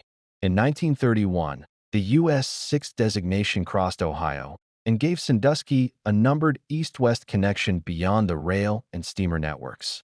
The highway followed the Lake Erie corridor, linking the city with Fremont to the west and communities toward Cleveland and Pennsylvania to the east. Service stations, garages, diners, motor courts, and roadside stands adapted to travelers who controlled their own schedules. Families could reach the lakefront and Cedar Point without depending on timetables. Trucks moved goods between farms, factories, warehouses, and docks. Route 6 translated Sandusky's old role as a transfer point into the automobile age. The 20th century brought both expansion and loss. Larger vessels, new freight systems, refrigeration, changing fish populations, industrial consolidation, and highway competition altered waterfront work. Coal handling remained important at Sandusky Harbor, using rail and dock machinery to transfer inland fuel to lake carriers. Meanwhile, old passenger facilities and neighborhood businesses faced decline as shopping and travel patterns shifted outward. Cedar Point grew into a national destination, tying the city ever more closely to seasonal tourism. Sandusky had to balance industrial land, public shoreline access, historic buildings, residential needs, and the demands of millions of visitors. Preservation has made many chapters of the city visible again. Maritime collections interpret commercial fishing, passenger boats, ice harvesting, wetlands, shipwrecks, and local boat building. Historic districts retain brick storefronts, workers' housing, churches, civic buildings, and residences connected to the rail and harbor eras. The waterfront now serves marinas, ferries, public events, and recreation alongside active commerce. Johnson's Island, Underground Railroad accounts, and the Fireland story complicate the resort image by recalling displacement, enslavement, escape, imprisonment, and war. These histories give weight to scenery that might otherwise be viewed only as a vacation backdrop. Traveling Route 6 through Sandusky reveals a city repeatedly reorganized around movement. Indigenous paths reached the bay before surveys. Sail and steam connected the harbor to Great Lakes ports. Railroads gathered inland freight and delivered it to the water. Freedom seekers used those connections for an entirely different destination.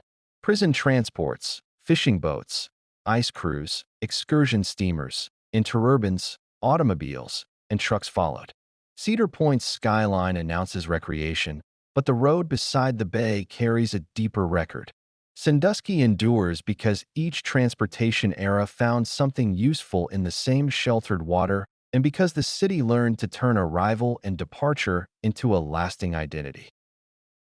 Chapter 24, Meadville, Pennsylvania. Eastbound Route 6 follows French Creek toward Meadville's historic center and the wooded hill of Allegheny College. Creek crossroads and precision steel. Meadville rests in a green valley where French Creek receives Cusawago Creek and bends across northwestern Pennsylvania. The eastward highway enters along this water-shaped corridor, sharing the valley with railroad tracks, old industrial ground, wooded slopes, and streets that climb toward Allegheny College. The setting explains much of Meadville's story. Native travel, frontier settlement, canals, railroads, oil traffic, metalworking, education, and highway commerce all depended on movement within the same narrow landscape. French Creek carried people and goods centuries before numbered roads. Its waters flow south toward the Allegheny River, creating a natural passage between the Lake Erie region and the Ohio Valley. Native communities used the creek country for fishing, farming, hunting, trade, and diplomacy. European traders and military expeditions later followed established valley routes. In 1753, young George Washington traveled across the region on his mission to the French at Fort Le Boeuf. David Meade recognized the same advantage after the American Revolution. On May 12, 1788, he led a party of 10 settlers to the meeting of Cusawago and French Creeks. They cleared land, raised cabins, planted crops, and established what became the first permanent American settlement in northwestern Pennsylvania. Supplies traveled over rough paths or by water. Forests demanded labor, and uncertain land claims complicated ownership. The settlement endured because the creeks offered transportation, fertile bottomland, water power, and access to a widening frontier. Meade's name remained attached to the town that grew beside his clearing. Government strengthened the settlement's regional position. Crawford County was created in 1800, and Meadville developed as its courthouse and market center. Farmers, attorneys, jurors, merchants, and office holders arrived for public business, supporting inns, stores, workshops, and newspapers. The town's market house gave producers a regular place to sell meat, vegetables, dairy goods, and household necessities. Meadville became a borough in 1823 and a city in 1866, formal steps in the conversion of a frontier village into the administrative center of a large rural county. Education gave Meadville an institution unusual for such an early Western town. The Reverend Timothy Alden arrived in 1815, when the community held about 400 residents and established Allegheny College. Gifts from Eastern scholars helped form a remarkable frontier library. Bentley Hall rose on the hill as a permanent academic landmark. Allegheny survived financial strain, denominational changes, wars, and shifting enrollments, becoming the oldest college in continuous existence under the same name west of the Allegheny Mountains. The campus brought teachers, students, lectures, printing, and cultural ambition to Meadville. Transportation remained the practical engine of growth. The French Creek feeder canal connected Meadville with Pennsylvania's larger canal system, allowing boats to carry lumber, grain, iron, merchandise, and passengers through the valley. Locks, towpaths, basins, warehouses, and repair work created a new commercial landscape. Canal travel was slow and vulnerable to floods, drought, freezing, and constant maintenance, but it lowered the cost of moving bulky cargo. The waterway proved short-lived as a major carrier. Its greater legacy was demonstrating the value of the corridor and preparing Meadville merchants to exploit the faster transportation system that followed. Railroads displaced canal boats and expanded Meadville's reach. Lines through the city connected Lake Erie, the Atlantic seaboard, and the industrial interior.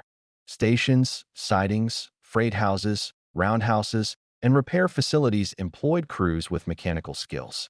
Trains brought coal, machinery, travelers, mail, and consumer goods while carrying timber, farm products, and manufactured items outward. Rail access became especially important after petroleum was discovered near Titusville in 1859.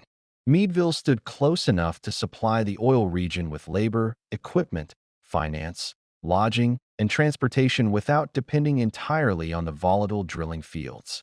The oil era accelerated construction and industry. Investors, salesmen, machinists, teamsters, and railroad workers passed through the city as nearby wells created sudden demand for pipe, engines, barrels, fittings, and repair services. Foundries and machine shops gained customers who needed durable parts quickly. New wealth appeared in houses, banks, hotels, churches, and commercial blocks. The 1871 iron bridge at Meade Avenue symbolized this confidence, carrying traffic across French Creek with advanced metal truss engineering. Boom conditions never lasted unchanged, but they taught Meadville businesses to survive by making specialized products rather than relying on one raw material. Downtown architecture records the city's 19th century confidence. Italianate storefronts, civic buildings, churches, and residences filled blocks near Market Square.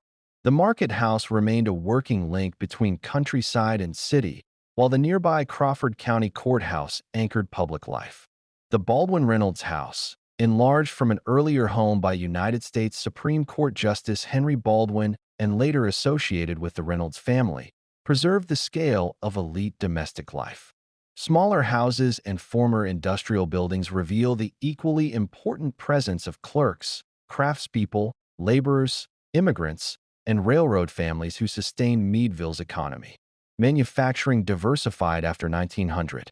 The Spirella Company produced corsets and became a major employer. The Keystone View Company distributed stereographic photographs that allowed viewers across the world to see distant landscapes and events in 3 dimensions. In 1913, the Hookless Fastener Company moved to Meadville and developed the fastener later known through the Talon name. Zipper production required metal strips, tiny interlocking elements, accurate dies, specialized machines, and careful inspection. Clothing makers purchased the finished product, but the most lasting local asset was the knowledge accumulated while building and maintaining the machinery that made it. Talon helped transform Meadville from a factory town into a center of precision tooling. Skilled employees learned to cut dies, grind surfaces, measure close tolerances, solve production problems, and construct machines for unusual tasks. Some later opened small shops of their own. Those firms supplied molds, fixtures, gauges, dies, and machined components to customers in automotive, plastics, aerospace, medical, energy, and consumer industries. The network rewarded patience, apprenticeship, and practical invention. Meadville became known as Tool City because many compact companies could perform exacting work that larger manufacturers found difficult to reproduce. Hand tool manufacturing added another durable name. Blacksmith George B. Dearmont began forging farrier tools in 1886 and selling them from a wagon. His enterprise grew into the Champion Bolt and Clipper Company and moved to Meadville in 1904. The company expanded from hoof tools into pliers, nippers, wrenches, and other implements, eventually becoming associated with the Channel Lock name. Its development paralleled the city's larger industrial pattern. A skilled craft became repeatable production, family management trained new generations, and a locally made object reached national markets through rail and highway distribution. Route 6 entered Meadville's transportation story in 1931. Federal highway officials altered the Pennsylvania alignment and established a temporary westward course from Waterford by way of Cambridge Springs, Meadville, Conneaut Lake, and the Ohio line. With its new federal route number, Meadville joined a road that eventually stretched across the continent. Gas stations, garages, restaurants, tourist cabins, and stores served motorists who no longer relied on rail schedules. Trucks connected tool shops and factories with suppliers and customers. Later improvements shifted traffic toward French Creek Parkway, repeating the old pattern of placing transportation beside the valley's water and industrial edge. Economic change closed large plants and reduced railroad employment, but it did not erase Meadville's accumulated skills. Precision shops adapted to computer-controlled equipment, new materials, and demanding national markets. Allegheny College remained a second source of stability, while healthcare, county government, retailing, and services broadened employment. Preservation efforts renewed historic buildings and public spaces without hiding earlier losses. Trails and creek access returned attention to the landscape beneath the industrial city. French Creek, now valued for exceptional biological diversity, again serves as a civic asset as well as a transportation boundary. Meadville's landmarks form a compact record of adaptation. The creeks explain why settlement began here. The courthouse and market house show how a county seat gathered rural trade. Bentley Hall represents a frontier community's determination to support higher education. Railroad remnants and bridges recall the era when freight and oil traffic filled the valley. Talon's legacy survives in the precision shops that earned the Tool City name, while Route 6 carries the story onward between Ohio and Pennsylvania's northern highlands. Meadville proves that lasting importance does not always require great size. It can arise from a strategic crossing, trained hands, and a community willing to master each new form of movement and manufacture. Chapter 25, Wellsboro, Pennsylvania.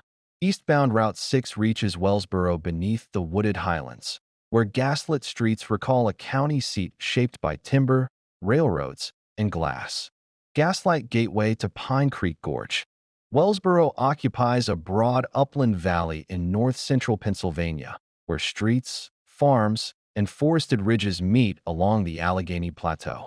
Route 6 approaches through country that once challenged every traveler with steep grades, deep woods, snow, and long distances between settlements.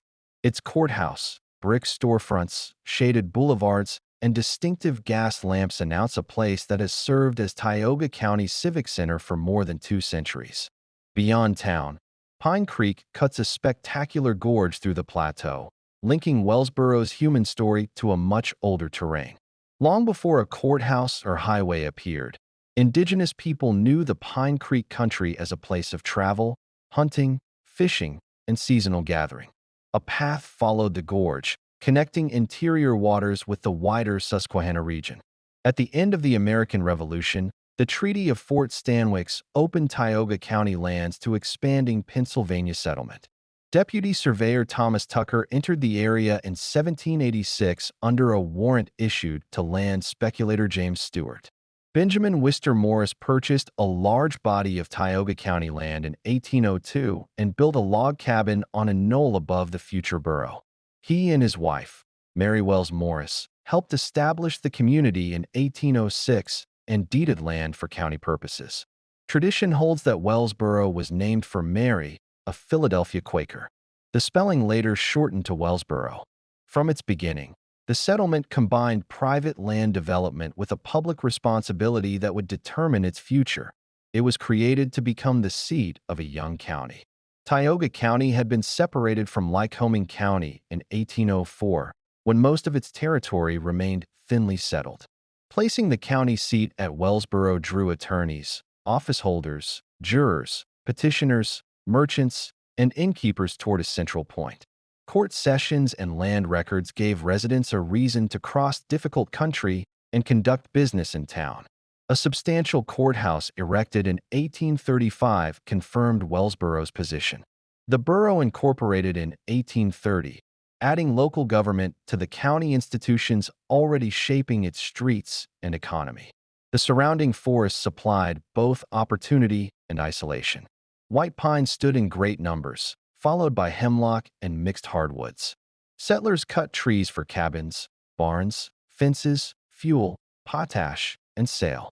Water-powered sawmills converted logs into boards, while hemlock bark provided tannin for leather making. Each spring, rafts carried timber down Pine Creek toward mills and markets near the West Branch Susquehanna. Logging camps and tanneries created wages, but the work was seasonal, hazardous, and destructive. Timber removal gradually stripped hillsides and increased fire danger.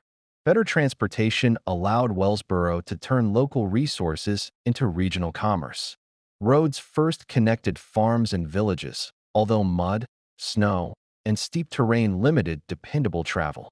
The Wellsboro and Lawrenceville Railroad reached northward in 1872, giving the county seat access to the rail network around Corning, New York. Additional construction linked the area with the Pine Creek Valley. By 1896, the Gorge Railroad carried enormous freight volumes and daily passenger trains between Wellsboro Junction and Williamsport. Timber, bark, coal, farm goods, mail, machinery, and travelers moved through a corridor once navigated chiefly on foot and water. Rail service changed the pace of everyday life. Farmers could ship milk and produce farther before spoilage. Merchants stocked manufactured goods from distant cities, and visitors arrived without enduring a multi-day wagon journey. Stations, sidings, warehouses, repair work, and hotels created employment beyond the woods. Wellsboro became a trade center for rural northern Pennsylvania rather than merely an administrative outpost. The railroad also intensified extraction by making remote timber commercially reachable. Locomotives and logging lines penetrated the plateau, while mills consumed forests at a rate that hand labor and river rafting had never made possible. Industry diversified as timber wealth circulated through town. By 1910, a population exceeding 3,000 supported flour and woolen mills, foundries, machine shops, sawmills, and a milk condensing plant. Glassmaking became especially important. 45 residents organized the Wellsboro Glass Company in 1886 to produce hand-blown window glass. Workers gathered molten material, formed large cylinders, cut them open, and flattened them into panes. Fire destroyed the first factory in 1888, but production resumed within 3 months. Mechanized competition ended window glass manufacture in 1907, leaving an experienced workforce and industrial site. Corning Glass Works recognized that opportunity in 1916. Its crowded Corning complex needed room for a new tank furnace, and Wellsboro business leaders promoted the vacant glass property and available labor. The refurbished plant opened with glass tube production and semi-automatic machines that formed electric light bulbs. Employment climbed as demand for electric lighting spread, reaching roughly 650 workers by 1920. Men gathered glass and operated machinery, while women held important inspection and packing jobs. The plant tied Wellsboro to a national technological change. Even as gas flames still illuminated local streets, the borough manufactured glass envelopes for the electrical age. Innovation made that connection more significant. Plant manager William Woods worked with Corning engineers to advance the ribbon machine, which continuously formed glass into bulbs at extraordinary speed. Mechanization lowered costs and placed Wellsboro workers inside a production system used around the world.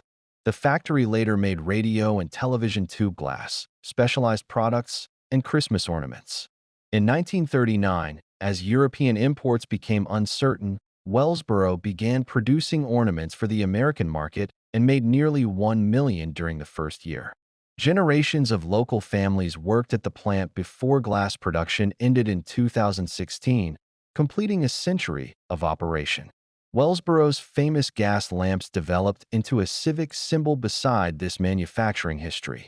Black posts and small flames lined the landscaped medians of Main Street, lending warmth to the courthouse district and commercial blocks after sunset. Their survival is more than decorative nostalgia. Gas lighting represents the late 19th and early 20th century effort to bring dependable public utilities to a growing borough. The lamps also create a revealing contrast with Wellsboro's bulb factory. One technology remained visible in public space, while another left the town by the railroad carload, allowing older streets and modern industry to exist side by side. Route 6 gave Wellsboro a new national connection in the automobile era. The first official federal route log, published in 1927, carried US 6 across Pennsylvania through Mansfield, Canoe Camp, Wellsboro, Coudersport, Kane, Warren, and Erie. Motorists now encountered the borough as part of a continuous east-west journey rather than as the end of a local road or branch railroad. Garages, filling stations, restaurants, lodging houses, and shops served travelers. Trucks gave farms and factories flexible delivery, while improved pavement made the county seat accessible through seasons that had once discouraged movement across the plateau. Automobile travel also changed the economic meaning of the surrounding landscape. The exhausted timber country had begun a long recovery through state forestry, fire control, replanting, and conservation. Pine Creek Gorge, carved through layers of ancient rock, became an attraction rather than only an industrial passage. Wellsboro businessman and lumberman Leonard Harrison developed an overlook as a picnic ground and gave 121 acres to Pennsylvania in 1922. Civilian Conservation Corps crews improved the park during the 1930s. The gift became Leonard Harrison State Park, one of the principal viewpoints over the feature widely known as Pennsylvania's Grand Canyon. Recreation gradually replaced freight along portions of the old transportation network. The last train passed through Pine Creek Gorge in 1988, and the former railbed became a trail used by cyclists, walkers, and riders. State forest lands now protect recovering woods that conceal many scars of logging, while Pine Creek again supports wildlife and outdoor travel. Visitors reach overlooks, trails, campgrounds, and streams through Wellsboro, supporting inns, restaurants, shops, festivals, and cultural institutions. Tourism did not erase the extractive past. It reversed the value placed on the same terrain, rewarding standing forests, clean water, scenic distance, and preserved industrial memory. Wellsboro's identity rests on these visible layers. The courthouse recalls the decision to plant a county government in a sparsely settled forest. Main Street's gas lamps preserve the civic confidence of an expanding trade center. Railroad history explains how timber, bark, coal, people, and manufactured goods moved through the highlands. The glass story connects local skill with electric lighting and mass production, while Leonard Harrison's overlook marks the transition from resource extraction to conservation. Route 6 gathers every layer into one eastbound view. Travelers pass through a small borough, yet encounter a place whose influence has always extended beyond its population, from county records and light bulbs to a gorge restored for generations still to come. Part 6. Eastern Valleys and the Atlantic Coast. Beyond Wellsboro, Route 6 crosses Pennsylvania's wooded northern tier toward Scranton, then follows older valleys and river corridors into New York and New England. Scranton recalls the coal and railroad industries that powered a growing city. Port Jervis stands where the Delaware and Neversink rivers meet beneath wooded hills. Danbury represents New England manufacturing and the long influence of the hatting trade, while East Providence adds mill villages and a working waterfront beside Narragansett Bay. At Provincetown, the highway reaches Cape Cod's dunes and harbor after crossing the continent. Together, these communities carry Route 6 from inland valleys to the Atlantic, joining industry, waterways, town centers, and the final coastal horizon. Chapter 26. Scranton, Pennsylvania. Eastbound Route 6 overlooks Scranton in the Lackawanna Valley, where courthouse towers, rail yards, and wooded ridges recall a city built by coal, iron, and transportation. Steel, steam, and the electric city. Scranton occupies a deep Appalachian valley where the Lackawanna River runs between long, wooded ridges.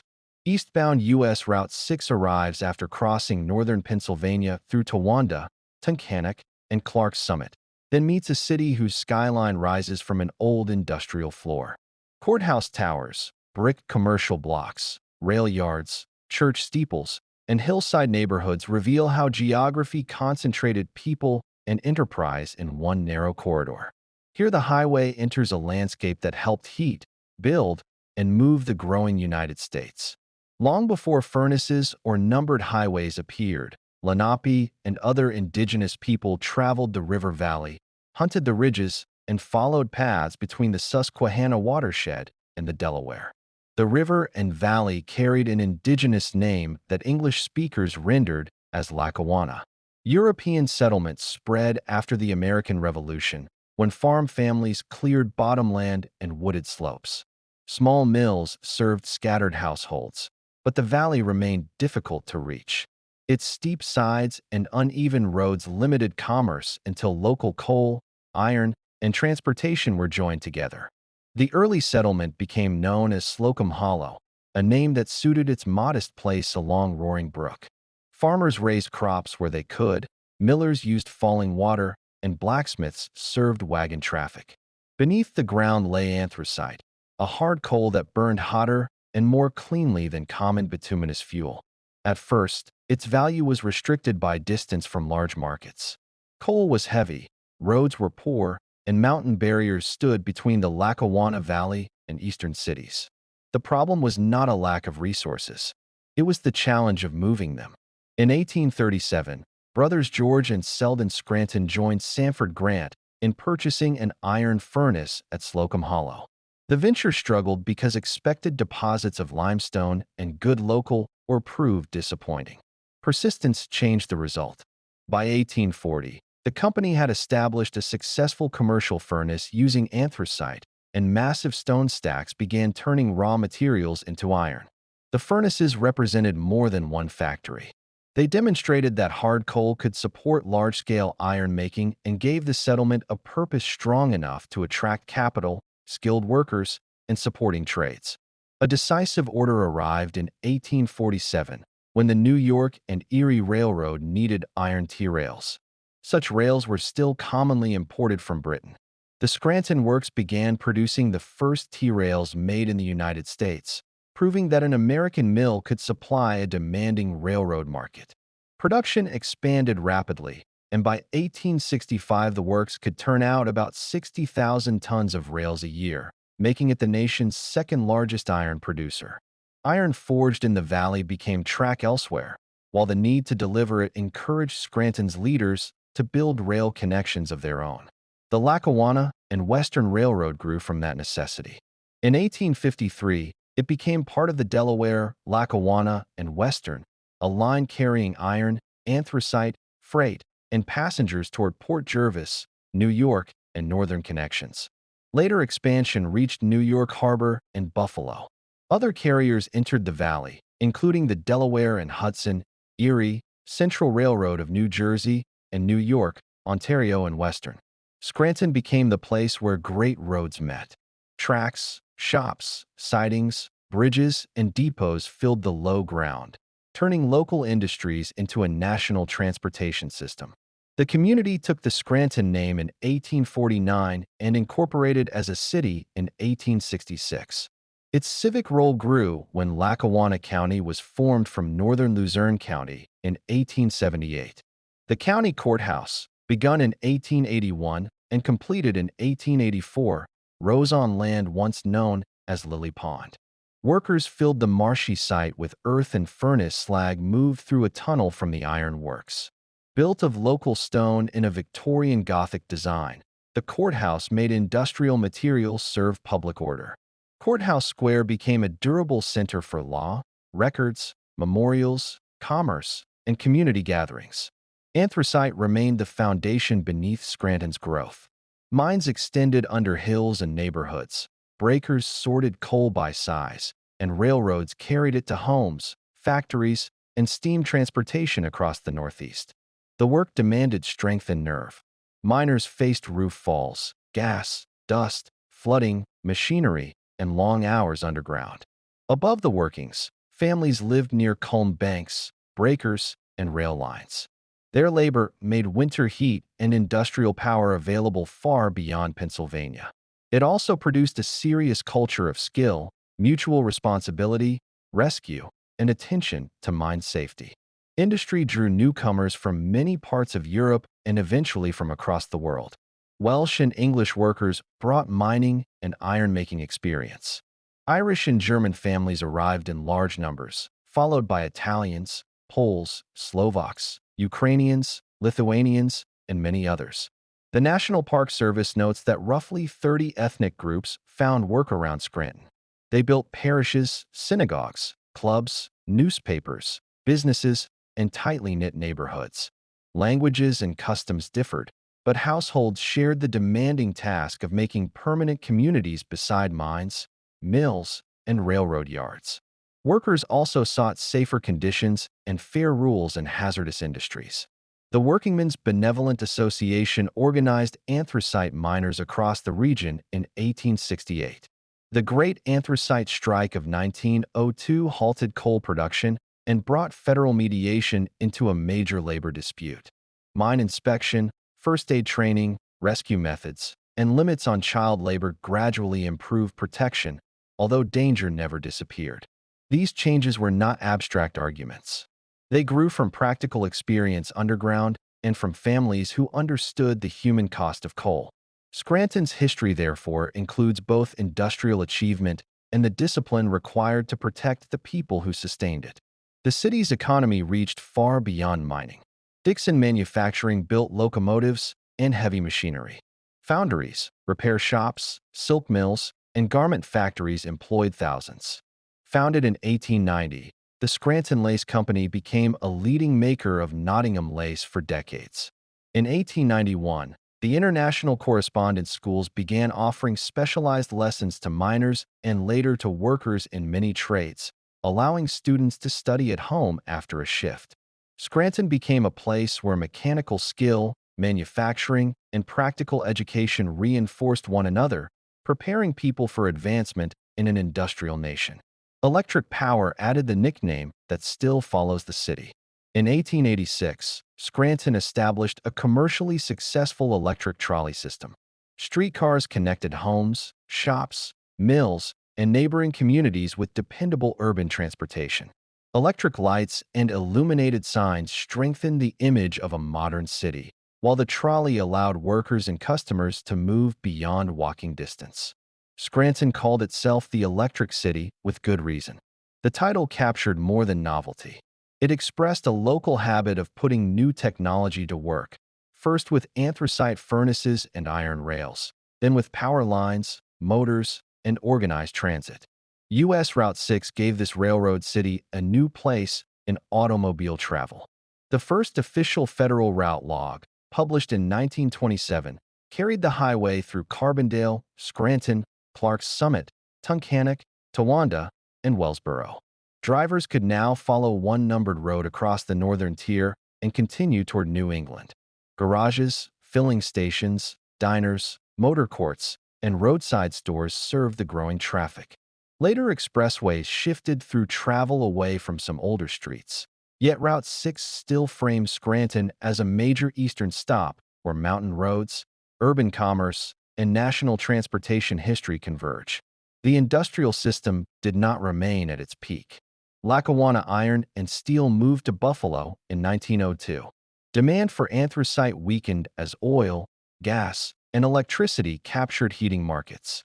The Delaware, Lackawanna, and Western closed its Scranton steam locomotive shops in 1949, merged with the Erie in 1960, and passed into Conrail in 1976. The old yard closed in 1980. Mines, mills, and rail facilities that had once seemed permanent fell silent or disappeared. Economic loss was severe, but surviving furnaces, buildings, machinery, records, and neighborhoods preserved evidence of what the city had accomplished. Scranton now uses that evidence to tell a larger American story. Congress established Steamtown National Historic Site in 1986 within the former Delaware, Lackawanna, and Western Yard, where locomotives, a roundhouse, and repair facilities explain the steam era. The Scranton Iron Furnaces, Electric City Trolley Museum, Pennsylvania Anthracite Heritage Museum, Courthouse, and Lackawanna River Heritage Trail reveal other parts of the same history. Route 6 gathers these layers into one eastbound view. The highway crosses a valley built by work and invention, then continues toward Port Jervis carrying the memory of steel, steam, coal, and electric light. Chapter 27, Port Jervis, New York. Eastbound Route 6 crosses the Delaware into Port Jervis, where an Erie depot and riverfront tracks recall a city shaped by canal boats, locomotives, and highway travel. Gateway where rivers and railroads meet. Port Jervis stands where the Neversink River meets the Delaware, close to the point where New York, New Jersey, and Pennsylvania come together. Eastbound U.S. Route 6 approaches through Milford and Matamoros, crosses the state line, and enters a compact city held between water and wooded ridges. Its streets, depot, bridges, and surviving railroad ground reveal a place built around movement. For generations, travelers and freight have passed through this narrow gateway between the upper Delaware Valley, metropolitan New York, and the interior. Long before a canal basin or station appeared, Lenape people knew the menacing country as a homeland joined by rivers, footpaths, hunting grounds, and cultivated fields. The Delaware carried travelers north and south, while nearby routes crossed toward the Hudson Valley. Fishing places and fertile flats supported seasonal and permanent life. European settlement changed the ownership and use of the valley, but the oldest transportation pattern remained visible. Later roads, canal engineers, railroad surveyors, and highway builders repeatedly chose passages that indigenous travelers had recognized through close knowledge of water and terrain. European families arrived during the 1690s and established farms in the rich valleys. The settlement was called Mahakmek and stood near the Old Mine Road, an early route that linked communities along the Delaware with Kingston and Point South. The road carried farm goods, travelers, mail, and military movement during unsettled years. The stone house known as Fort Decker preserves part of this frontier story. Agriculture remained the foundation, yet the meeting of road and river gave the small community a usefulness greater than its population suggested. A new age began when the Delaware and Hudson Canal Company planned a route for Pennsylvania anthracite. Construction from 1825 through the late 1820s joined a gravity railroad in the coal fields with a 108-mile canal leading toward the Hudson River. At Port Jervis, the waterway turned east from the Delaware and followed the Neversink corridor. Engineers placed a boat basin and repair facilities there, making the hamlet a practical service point. Coal boats, mules, lock crews, carpenters, blacksmiths, and merchants transformed a rural crossing into a working port. Residents adopted the name Port Jervis in 1827 to honor John B. Jervis, the canal's chief engineer. Jervis helped direct one of the young nation's important private transportation projects, a system that eventually stretched about 171 miles when the gravity railroad and connecting works were counted. His name attached the community to engineering rather than to a political office or military victory. The choice was fitting. Port Jervis grew because surveyors could read grades, builders could control water, mechanics could repair equipment, and businessmen could organize steady service across difficult country. The canal carried millions of tons of anthracite during its operating life. Boats moved slowly, often only 1 to 3 miles an hour, and depended on mules, locks, towpaths, dependable water, and constant maintenance. A round trip could take 7 to 10 days. Each passage created local business. Boatmen bought food and supplies, animals needed care, damaged hulls required carpentry, and warehouses held goods awaiting shipment. Farms sold produce, inns provided rooms, and stores served both residents and travelers. The canal made Port Jervis part of the energy network that heated eastern homes and powered industry. Railroad builders soon offered a faster rival. The New York and Erie reached Port Jervis in 1847, expanded service through the upper Delaware in 1848, and completed its long route between the Hudson region and Lake Erie in 1851. The line became the nation's first great long-distance railroad. Trains operated in winter, moved heavier loads, and carried passengers on a schedule that canal boats could not match. Port Jervis lay at an ideal division point where locomotives, crews, and cars could be inspected, changed, sorted, and sent onward across mountain grades. The Erie created an industrial landscape beside the rivers. A large yard contained tracks, shops, storage buildings, a roundhouse, and a turntable for directing engines into repair stalls. Engineers, firemen, conductors, brakemen, machinists, boilermakers, carpenters, telegraphers, clerks, and track crews found steady work. The passenger depot welcomed arrivals while freight facilities handled coal, farm products, manufactured goods, express parcels, and mail. Railroad whistles regulated the day, and company operations tied local families to a system reaching New York Harbor, the Great Lakes, and communities across the northern states. Growth brought formal government and a larger business district. Port Jervis incorporated as a village in 1853, only a few years after the railroad arrived. Houses spread from the low ground onto nearby slopes, while churches, schools, newspapers, banks, hotels, and stores served an expanding population. The community separated from the town of Deer Park and became a city in 1907. Brick commercial blocks and substantial public buildings expressed confidence in a transportation center whose livelihood rested on dependable schedules, skilled labor, private investment, and civic institutions. Additional connections increased the city's reach. The Port Jervis and Monticello Railroad opened a route towards Sullivan County and later became part of the New York, Ontario, and Western System. Passenger trains brought visitors seeking mountain air, river scenery, fishing, and country boarding houses in the Catskills and Poconos. Farmers gained access to urban markets, and merchants could order manufactured goods from distant suppliers. Port Jervis was no longer merely a point on one railroad. It became a regional exchange where several lines, river roads, and commercial interests met.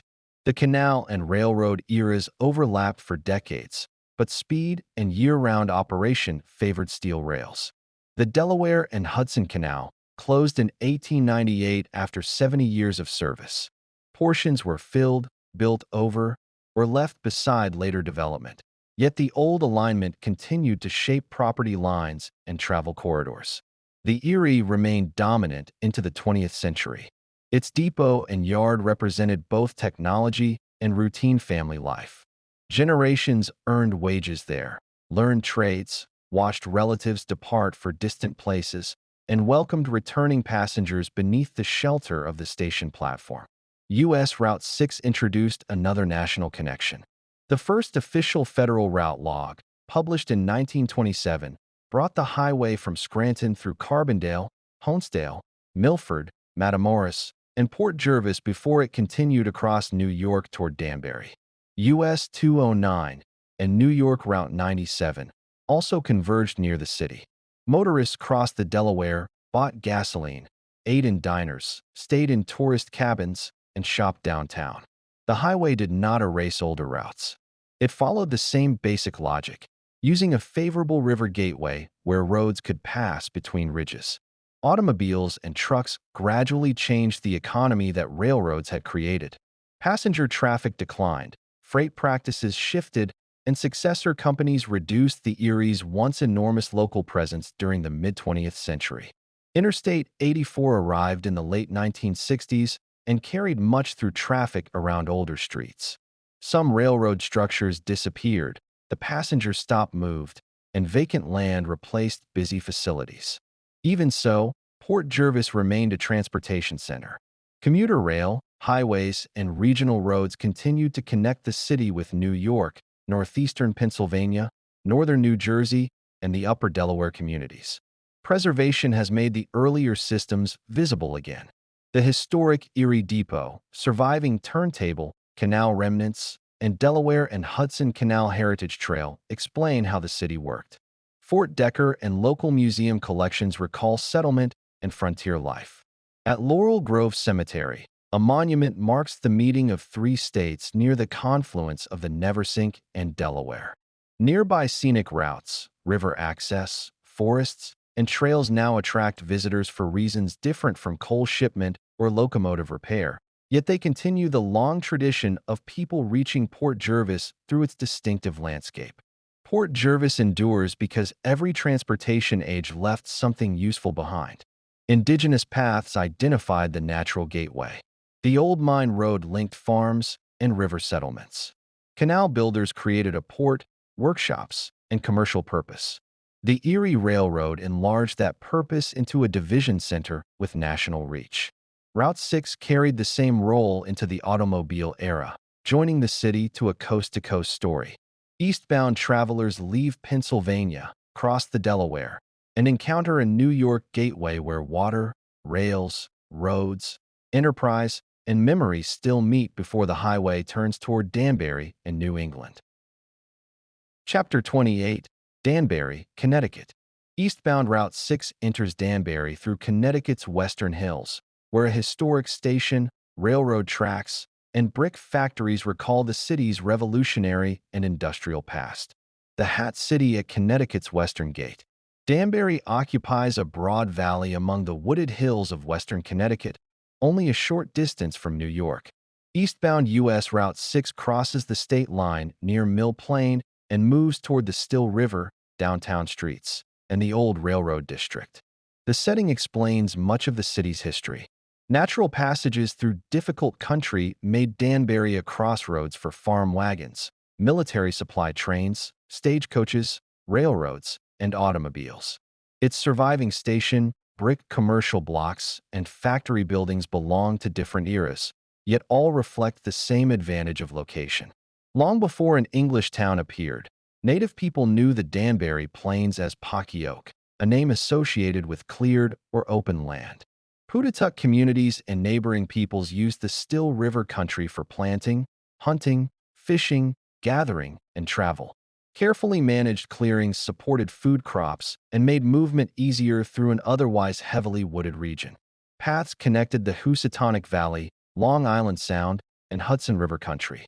Later roads often followed the practical choices already established by generations who understood the streams, ridges, wetlands, and seasonal resources of western Connecticut. 8 families from the Norwalk and Stamford area established a permanent English settlement in 1684 and 1685. The place was first proposed as Swampfield, but Connecticut's General Court named it Danbury in October 1687 after Danbury in Essex, England. Formal incorporation followed in 1702. Farms spread outward while a meeting house, mills, shops, and dwellings gathered near the main road. Because the town stood between Hartford and New York and along routes running north from Long Island Sound, trade became as important as agriculture. Main Street grew from a local lane into the spine of a regional center. During the 18th century, Danbury's road network carried livestock, grain, timber, tools, mail, and travelers between inland farms and coastal markets. Water-powered sawmills, grist mills, fulling mills, and small craft shops served the surrounding countryside. Inns offered food, beds, fresh horses, and news. These ordinary services gave the town unusual strategic value when the colonies declared independence. Connecticut supplied men, food, clothing, weapons, and transport to the Patriot cause, and Danbury's inland position made it a logical place to collect stores for the Continental Army operating in the Hudson Valley. That role brought war directly to town in April 1777. A force of roughly 2,000 British regulars and loyalists under Major General William Tryon marched inland from the coast to destroy the Danbury depot. On April 26th, the raiders burned military provisions, tents, buildings, and private property before withdrawing. Connecticut militia pursued them, and hard fighting followed near Ridgefield under leaders including David Wooster and Benedict Arnold. Wooster was mortally wounded, while Arnold's defense helped slow the retreat. The raid damaged Danbury but failed to break Connecticut's support for the Revolution, and the community rebuilt. Reconstruction encouraged a wider range of trades. Farmers still supplied the town, but craftsmen produced combs, harnesses, clocks, tinware, tools, cloth, and other goods that no isolated household could make efficiently. Hatting became the most important enterprise. In 1780, Zadok Benedict opened the shop traditionally recognized as Danbury's first hat factory. Using fur, heat, moisture, pressure, and patient handwork, he and a few employees shaped felt into sturdy hats. Other makers copied the opportunity. By 1800, small shops and homes and outbuildings produced about 20,000 hats a year, placing Danbury at the front of the young nation's trade. Early hatters usually made rough bodies that were shipped to New York or Newark for finishing and sale. Beaver, muskrat, rabbit, and other fur supplied the fibers, while local wood fueled the boilers and abundant water helped wash, dye, and form the felt. Southern markets became especially valuable, giving Danbury manufacturers customers far beyond Connecticut. By 1809, 56 hat shops operated in town. The business rewarded skill, thrift, dependable credit, and careful transportation. It also created a chain of supporting work for fur cutters, dyers, finishers, box makers, wagoners, merchants, and farmers who provisioned workshops and carried finished goods. The Danbury and Norwalk Railroad transformed that regional trade into industrial growth. Completed in March 1852, it connected local manufacturers with the New York and New Haven Railroad at Norwalk and with coastal shipping. Raw materials arrived more reliably, hats reached distant buyers faster, and passengers could travel on schedules no turnpike coach could match. The city's population doubled within a decade as workshops expanded into mechanized factories. New links followed, including a connection toward the Housatonic Line in 1871 and the New York and New England route in 1881. Danbury had become both a manufacturing center and a major railroad junction. Hat making now dominated the valley. Large brick complexes divided production into specialized steps, from preparing fur and forming felt to blocking, trimming, finishing, inspecting, and packing.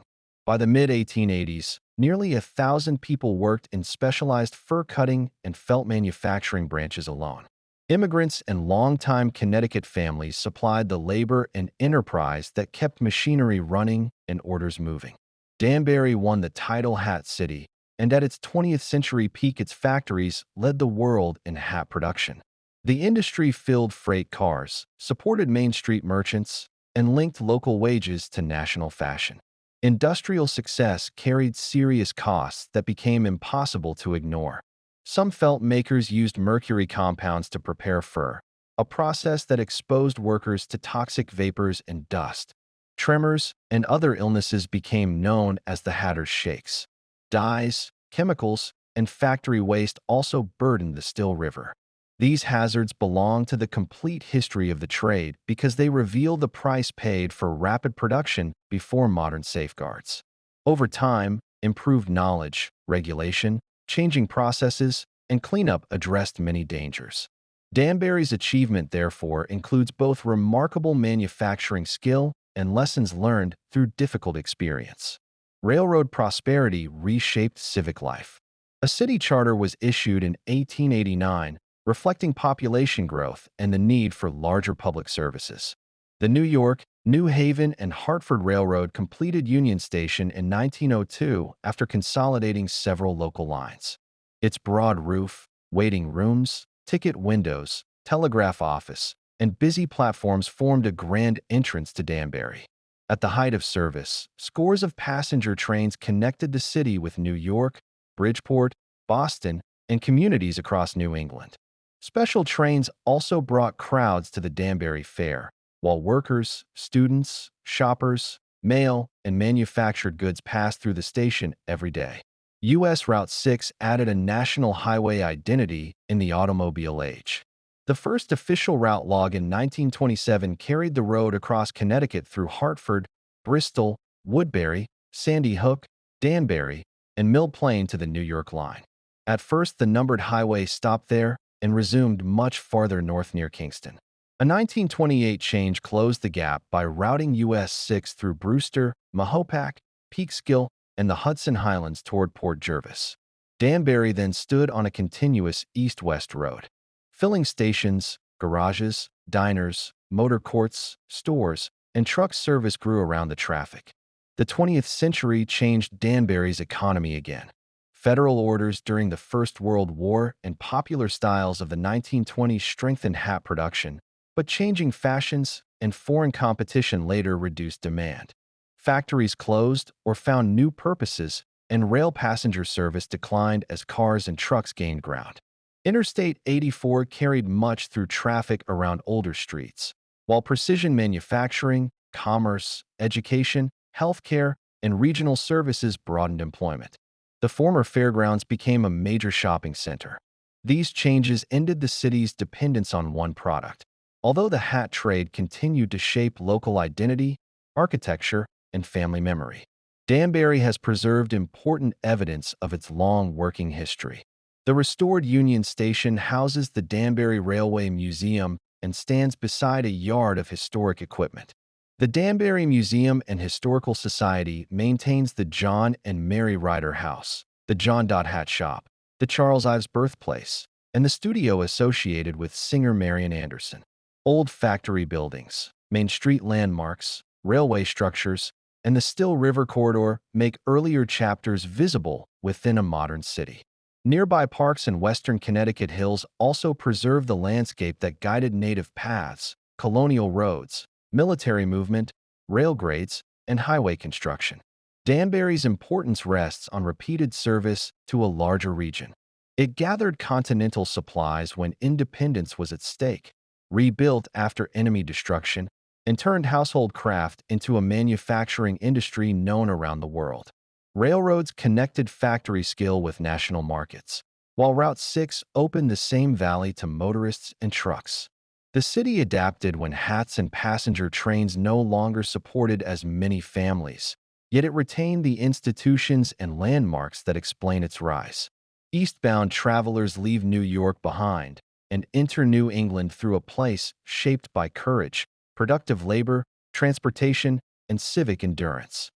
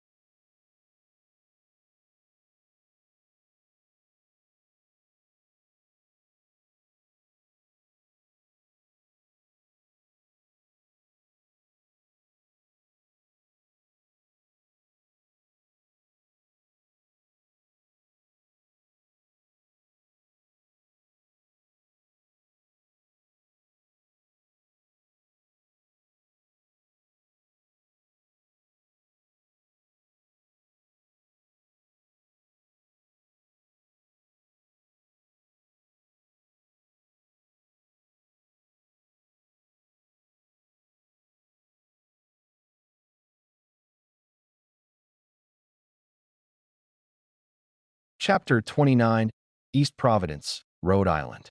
Eastbound U.S. Route 6 leads into East Providence, where brick buildings, church steeples, and familiar roadside signs mark Rhode Island's eastern gateway, a river gateway between two states. East Providence occupies the eastern shore of the Seekonk River, where it opens toward Providence Harbor and Narragansett Bay. Eastbound U.S. Route 6 reaches the city by crossing the river from Providence, then follows the old path toward Waterman Avenue and the Massachusetts line.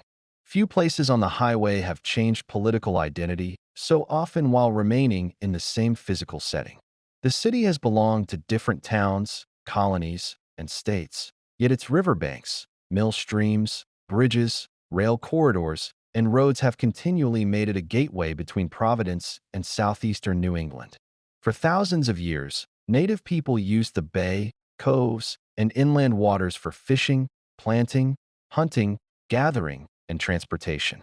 By the 17th century, the territory lay within the Wampanoag world near a river boundary with Narragansett country.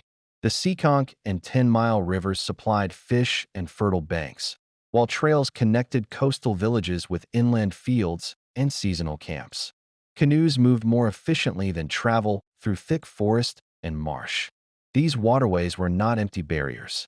They were working routes, sources of food, and recognized borders long before Europeans built a bridge or drew a state line. Roger Williams briefly settled on this eastern bank in 1636 after his banishment from Massachusetts Bay. Wampanoag people had sheltered him through a severe winter, and Massasoit permitted him to use land near a freshwater spring by Seekonk Cove, now Omega Pond. Williams and several followers planted and began building, but Plymouth officials informed him that the site remained within their jurisdiction. He crossed the Seekonk into Narragansett territory and founded Providence. The spring in present-day East Providence preserves the first stop in a journey that helped establish a colony devoted to liberty of conscience and civil self-government. Permanent settlement followed a different course. Plymouth Colony purchased a large tract from Massasoit in 1641, and in 1643 families led by the Reverend Samuel Newman established a town around a broad common in today's Rumford neighborhood. The layout became known as the Ring of the Green. House lots, meeting space, pasture, and roads expressed the settlers' plan for an orderly farming community. First called Seekonk, the town took the biblical name Rehoboth in 1645. Newman's congregation served as both a place of worship and a center of public life, while farms stretched outward across the plains. Water power soon added industry to agriculture. Grist mills ground corn, sawmills cut boards, and later textile operations used the 10-Mile River and the falls near Hunt's Mills. Mill owners maintained dams, races, wheels, and buildings, while farmers brought grain and timber from the countryside. Roads linked the Ring of the Green with Providence, Pawtucket, Swansea, and coastal land later known as Riverside. King Philip's War brought destruction across the region in 1675 and 1676, but families rebuilt. Through the 18th century, Rehoboth remained a rural community supported by productive land, local skill, churches, schools, and small water-powered enterprises. Transportation gradually drew the western villages closer to Providence.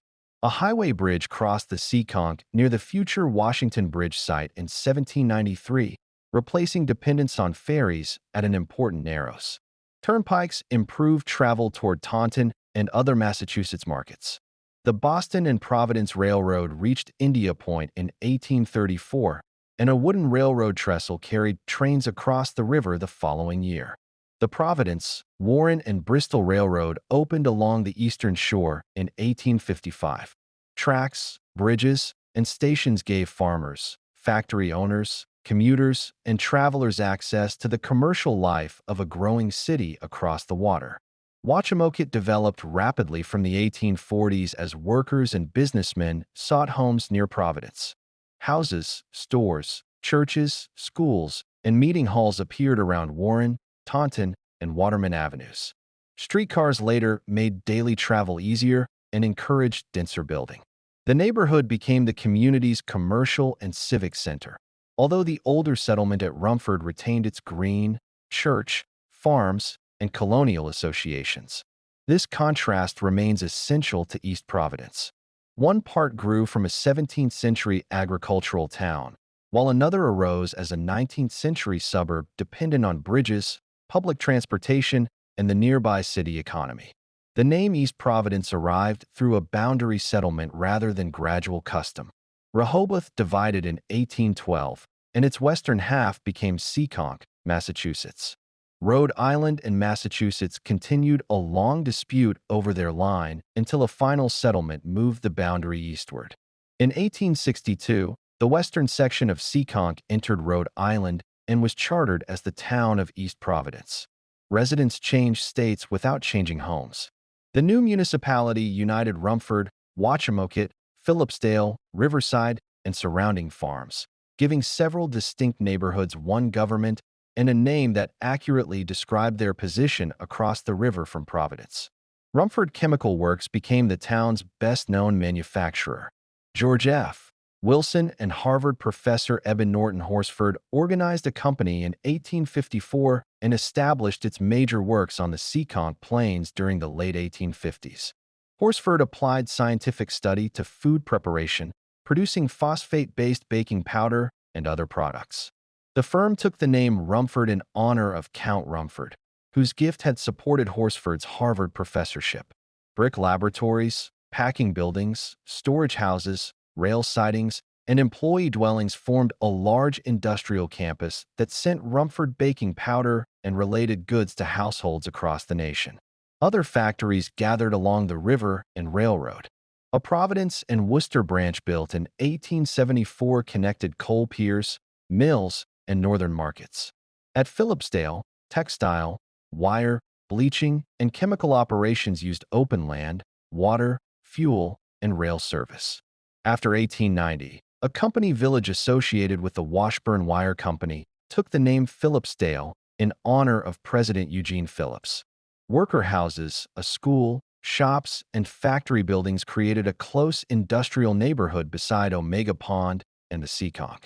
These enterprises broadened East Providence beyond farming and commuting, making it a place that manufactured essential goods as well as transported them. Riverside developed a different economy along Narragansett Bay. After the Civil War, summer camps, cottages, hotels, excursion boats, and rail service drew families seeking sea air and recreation. George B. Boyden opened Crescent Park in 1886, and it grew into one of New England's major amusement parks. Charles I. D. Luft built its famous carousel after signing a lease in 1895. He later used the site as a workshop and showroom, filling the machine with finely carved horses and chariots. Thousands arrived for rides, dancing, dining, and waterfront outings, turning the southern neighborhood into a regional destination. U.S. Route 6 gave East Providence another national connection. The first official federal route log in 1927 described the Rhode Island section as beginning at the Massachusetts line on Waterman Avenue, passing through East Providence and continuing west toward Connecticut. The road linked the city directly with the highway's eastern terminus at Provincetown. In 1930, a new Washington Bridge connected Wachamoket Square with Fox Point Boulevard across the Seekonk. Motorists, buses, and trucks gained a modern crossing, while filling stations, garages, diners, stores, and roadside businesses served travelers heading toward Providence, Fall River, New Bedford, and Cape Cod. Post-war growth transformed the remaining farms. Subdivisions spread through Kent Heights, Rumford, and Riverside as families sought houses within reach of Providence employment. More than 5,000 dwellings were built between 1945 and 1970, requiring additional schools, water service, sewers, streets, and public facilities. East Providence adopted city status in 1958 to manage its expanding responsibilities. Interstate 195 followed during the 1960s, cutting through Wachamoket and shifting heavy traffic away from parts of the older street network.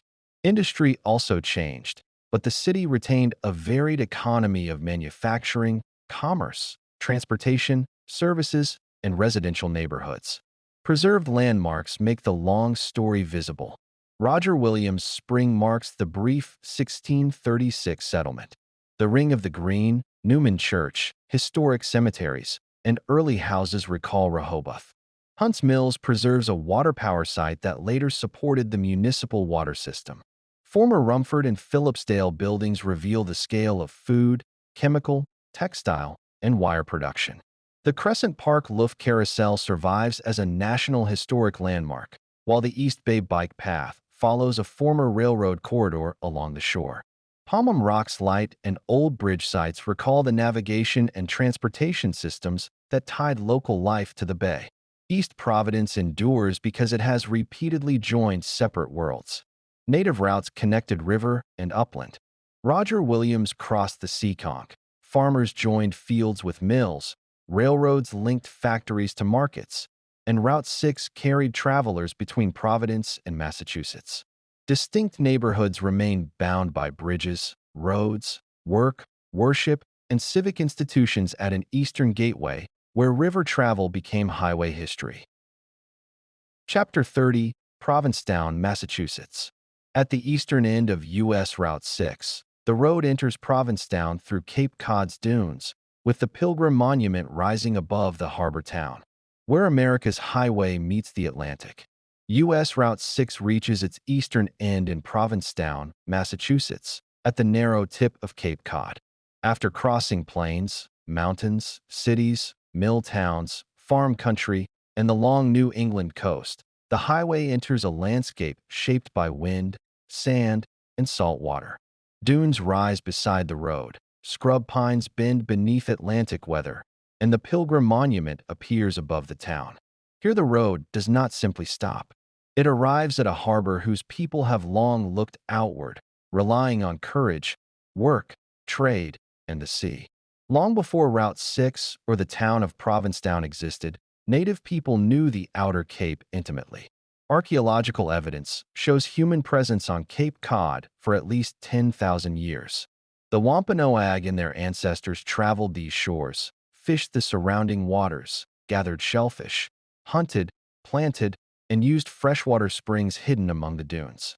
The sandy land may appear fragile, yet it supported communities with deep knowledge of seasons and tides. Wampanoag descendants remain part of the region today, carrying forward a history that began thousands of years before European ships entered the harbor. In November 1620, the Mayflower reached Cape Cod after its difficult Atlantic crossing. The ship anchored in the broad, sheltered harbor at the Cape's end. Before anyone established a settlement, the adult male passengers signed the Mayflower Compact aboard the vessel. They promised to join together in a civil body politic and to make just and equal laws for the general good. The document was brief, but its principle was lasting. Liberty required order, agreement, and responsibility. Provincetown therefore holds an important place in the history of American self-government, even though the Pilgrims soon settled elsewhere. The Mayflower remained near Cape Cod for more than 5 weeks while small parties explored the coast in search of fresh water, fertile ground, and a suitable place to build.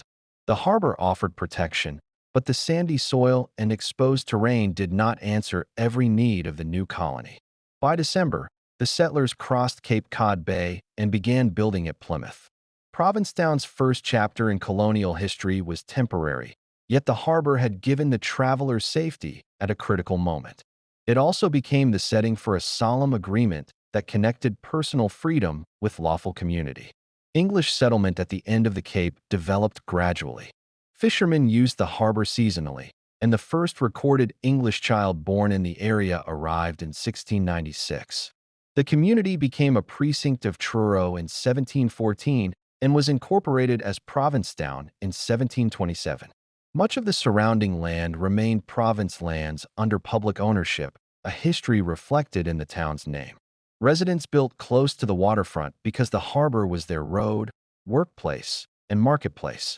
From the beginning, Provincetown depended less on broad acreage than on skill, cooperation, and access to the sea. Fishing became the town's economic foundation.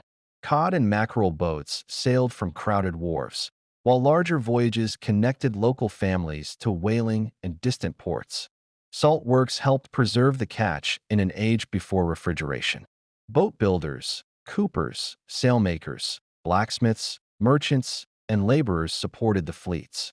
Houses and shops pressed along narrow streets between the water and the dunes, giving Provincetown its long, compact shape. The work was dangerous and uncertain, but it rewarded knowledge and enterprise. A successful season could support many households, while a lost vessel could bring grief to the entire town. The same waters that sustained Provincetown could turn deadly without warning. Cape Cod's outer shore became known for shipwrecks caused by shoals, fog, winter storms, and powerful currents. Lighthouses at Race Point, Wood End, and Long Point helped mariners find the harbor or avoid danger. Life-saving crews trained to launch small boats into violent surf, fire rescue lines to stranded ships, and bring survivors ashore. Their service required discipline as well as bravery.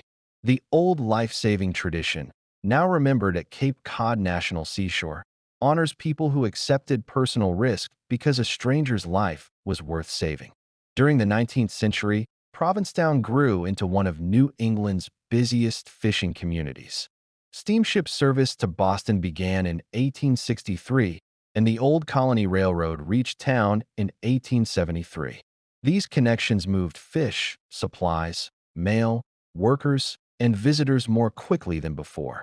Commercial Street followed the waterfront, while Bradford Street carried traffic along higher ground. Warehouses, wharves, homes, churches, and small businesses filled the narrow settlement. Rail and steam did not replace the harbor. They tied it more closely to regional markets and allowed local enterprise to reach customers far beyond the tip of Cape Cod. Portuguese immigrants, many from the Azores, became essential to Provincetown's fishing industry and civic life during the late 19th and early 20th centuries. They brought maritime experience, strong family networks, religious traditions, music, food, and a willingness to undertake difficult work. Portuguese crews and boat owners helped keep the harbor active as older industries changed. Their homes, churches, clubs, celebrations, and businesses became part of the town's identity. This was not a separate story added later. It was a central part of Provincetown's growth, built by Americans who strengthened their community through labor, faith, family, and local responsibility. The Portland Gale of 1898 damaged vessels and waterfront structures, exposing again how quickly the sea could overturn years of effort. Yet Provincetown adapted. As the fishing economy changed, artists discovered the clear coastal light, weathered buildings, working harbor, and dramatic dunes. In 1899, painter Charles Webster Hawthorne established the Cape Cod School of Art. Students came to study from direct observation, and studios opened in former workspaces. The art colony did not erase the fishing town. At its best, it recorded the faces, boats, streets, and labor of a community undergoing change. Provincetown also helped reshape American theater. In the summer of 1915, writers and performers began presenting experimental plays in informal waterfront settings. The Provincetown players soon became an important force in the nation's drama. Eugene O'Neill joined them in 1916, and his one-act sea play Bound East for Cardiff revealed a powerful new voice. The group later moved its work to New York, but its beginnings remained rooted in a small Cape Cod town where people were willing to build a stage, test new ideas, and judge the work by its honesty rather than its pedigree. Above the harbor stands the Pilgrim Monument, Provincetown's most visible landmark. President Theodore Roosevelt laid the cornerstone in 1907, and President William Howard Taft attended the dedication in 1910. The 252-foot granite tower commemorates the Mayflower's first landing at Cape Cod and the signing of the Mayflower Compact. Its height makes it a landmark for travelers on land and water, while its purpose reaches beyond appearance. The monument asks visitors to remember that self-government begins with a people willing to covenant together, obey fair laws, and accept duties along with their rights. U.S. Route 6 gave Provincetown a new place in the national story. When the federal numbered highway system was approved in 1926, Route 6 ran from Provincetown toward New York. It was extended westward in stages and reached Long Beach, California, in 1937, becoming the longest U.S. highway of its time. The western end was later moved to Bishop, California, but the eastern terminus remained at Provincetown. A traveler could stand near the Atlantic and imagine one continuous numbered road reaching across the Republic, joining communities whose landscapes and occupations were remarkably different. The creation of Cape Cod National Seashore in 1961 protected much of the Outer Cape's beaches, dunes, ponds, lighthouses, and maritime history from unchecked development. Route 6 became the main road through this protected landscape, carrying residents and visitors while remaining a working local highway. The province lands around Provincetown preserve a sense of the exposed terrain that greeted earlier generations. Preservation here is not an attempt to freeze the town in one era. It recognizes that natural beauty, historic buildings, public access, and private enterprise can support one another when people exercise care and good judgment. At Provincetown, the Route 6 journey ends beside the Atlantic, but the story reaches far beyond the final highway sign. Wampanoag Knowledge, the Mayflower Compact, colonial fishermen, life-saving crews, Portuguese families, railroad workers, artists, and modern residents all belong to this place. Each generation faced a different cape, yet each depended on courage, skill, and community. The highway's last miles pass through dunes toward a town built between harbor and ocean. That is a fitting conclusion to Route 6, a road across America ending where land gives way to water and memory becomes a guide for the future. Afterward, what the long road reveals. A road book should not end as though the last highway sign has settled every question. U.S. Route 6 reaches the Atlantic at Provincetown, but the meaning of the journey lies behind that sign, spread across the communities, landscapes, and working lives encountered from California to Cape Cod. The route has crossed deserts, mountain passes, farm country, river valleys, industrial cities, wooded highlands, and the old towns of New England. It has shown one nation in many forms. The pavement changes, but the need for connection remains. That is the first lesson the road leaves with us. In the West, distance and terrain set the terms. Near Bishop and Benton, water, elevation, and open country determine what can be built and how far people must travel for work, supplies, school, and care.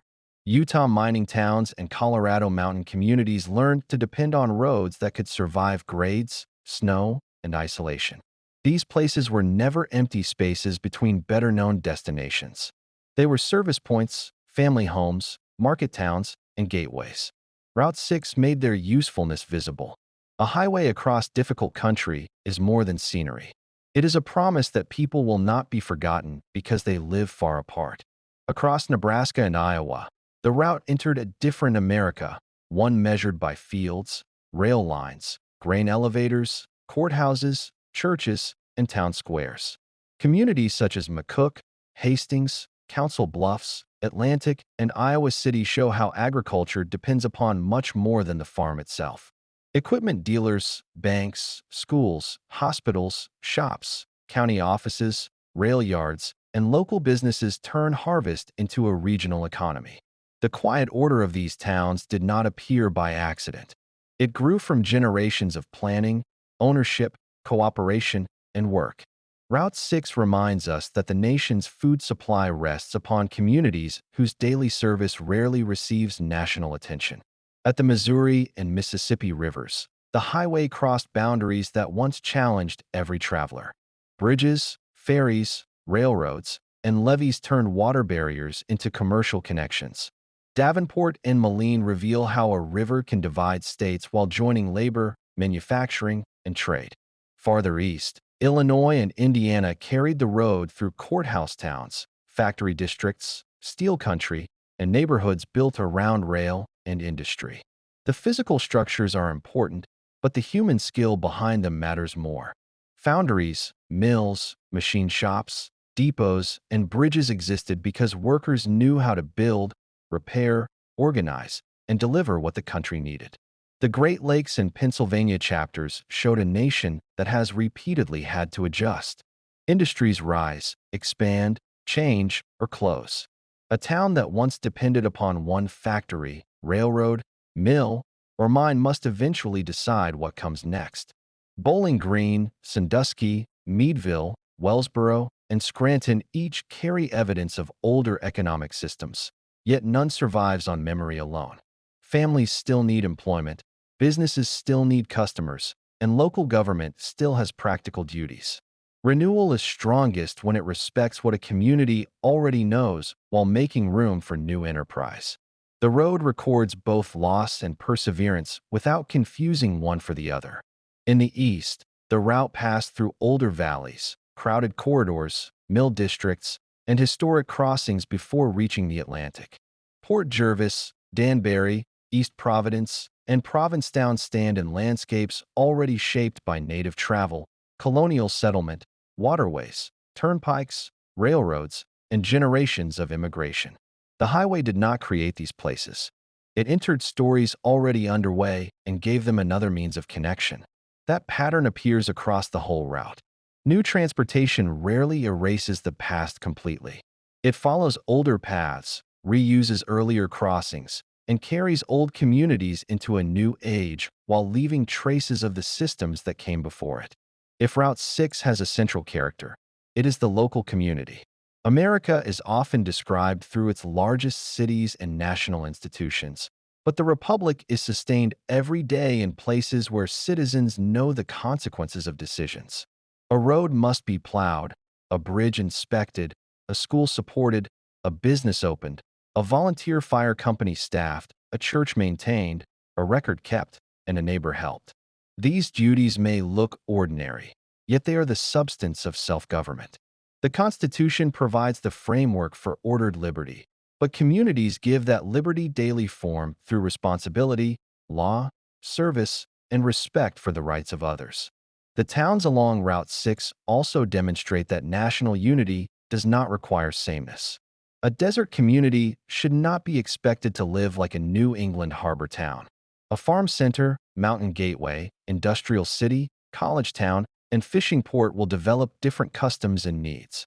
The strength of the country lies partly in allowing those differences to endure within a common constitutional order. Local knowledge matters because people closest to the work often understand the problem best. The route connects these communities without demanding that they surrender their identity. It makes a nation from distinct places rather than replacing those places with one pattern. Each region also contributed something no other could provide. Western mines supplied minerals, plains farms supplied food, industrial towns made machinery and steel, colleges trained citizens, and ports connected inland labor to wider markets. None of these places was self-sufficient, and none needed to surrender its character to be useful to the others. The route makes interdependence concrete. Freedom allows people and communities to specialize, trade, invent, and build, while law gives exchange a dependable framework. The result is not perfect equality of condition. It is the opportunity for distinct places to contribute through productive work and mutual obligation. Much of what holds these places together cannot be ordered into existence from far away. Faith, family, honest work, private enterprise, voluntary service, and civic trust grow through practice. They are handed down at kitchen tables, in workshops, congregations, classrooms, town halls, veterans halls, service clubs, and family businesses.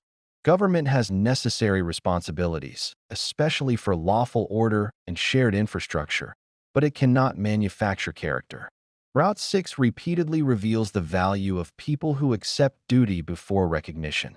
The farmer who plants, the mechanic who repairs, the merchant who risks capital, the teacher who prepares, and the responder who answers the call.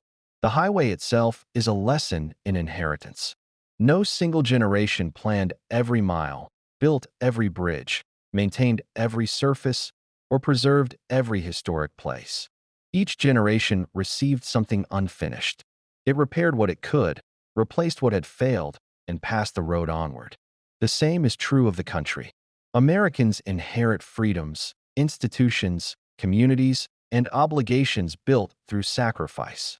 Gratitude does not require pretending the past was flawless.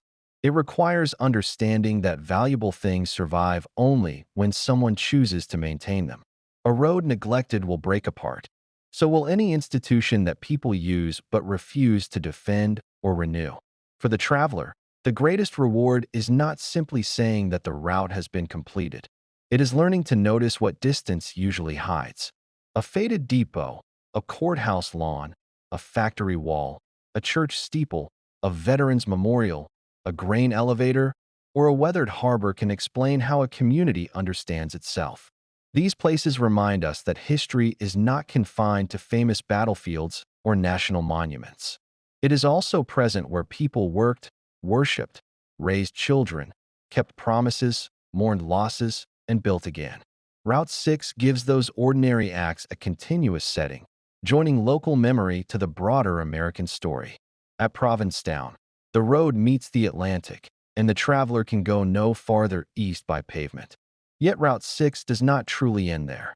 Its meaning returns west through every town that gave the journey its human scale. The final lesson is simple. America is held together by freedom under law, by work that serves others, and by communities willing to carry their share of responsibility. Roads can connect a continent, but signs and asphalt alone cannot create a nation. People do that, one home, business, congregation, town, and generation at a time. The highway ends at the water. The country it reveals continues.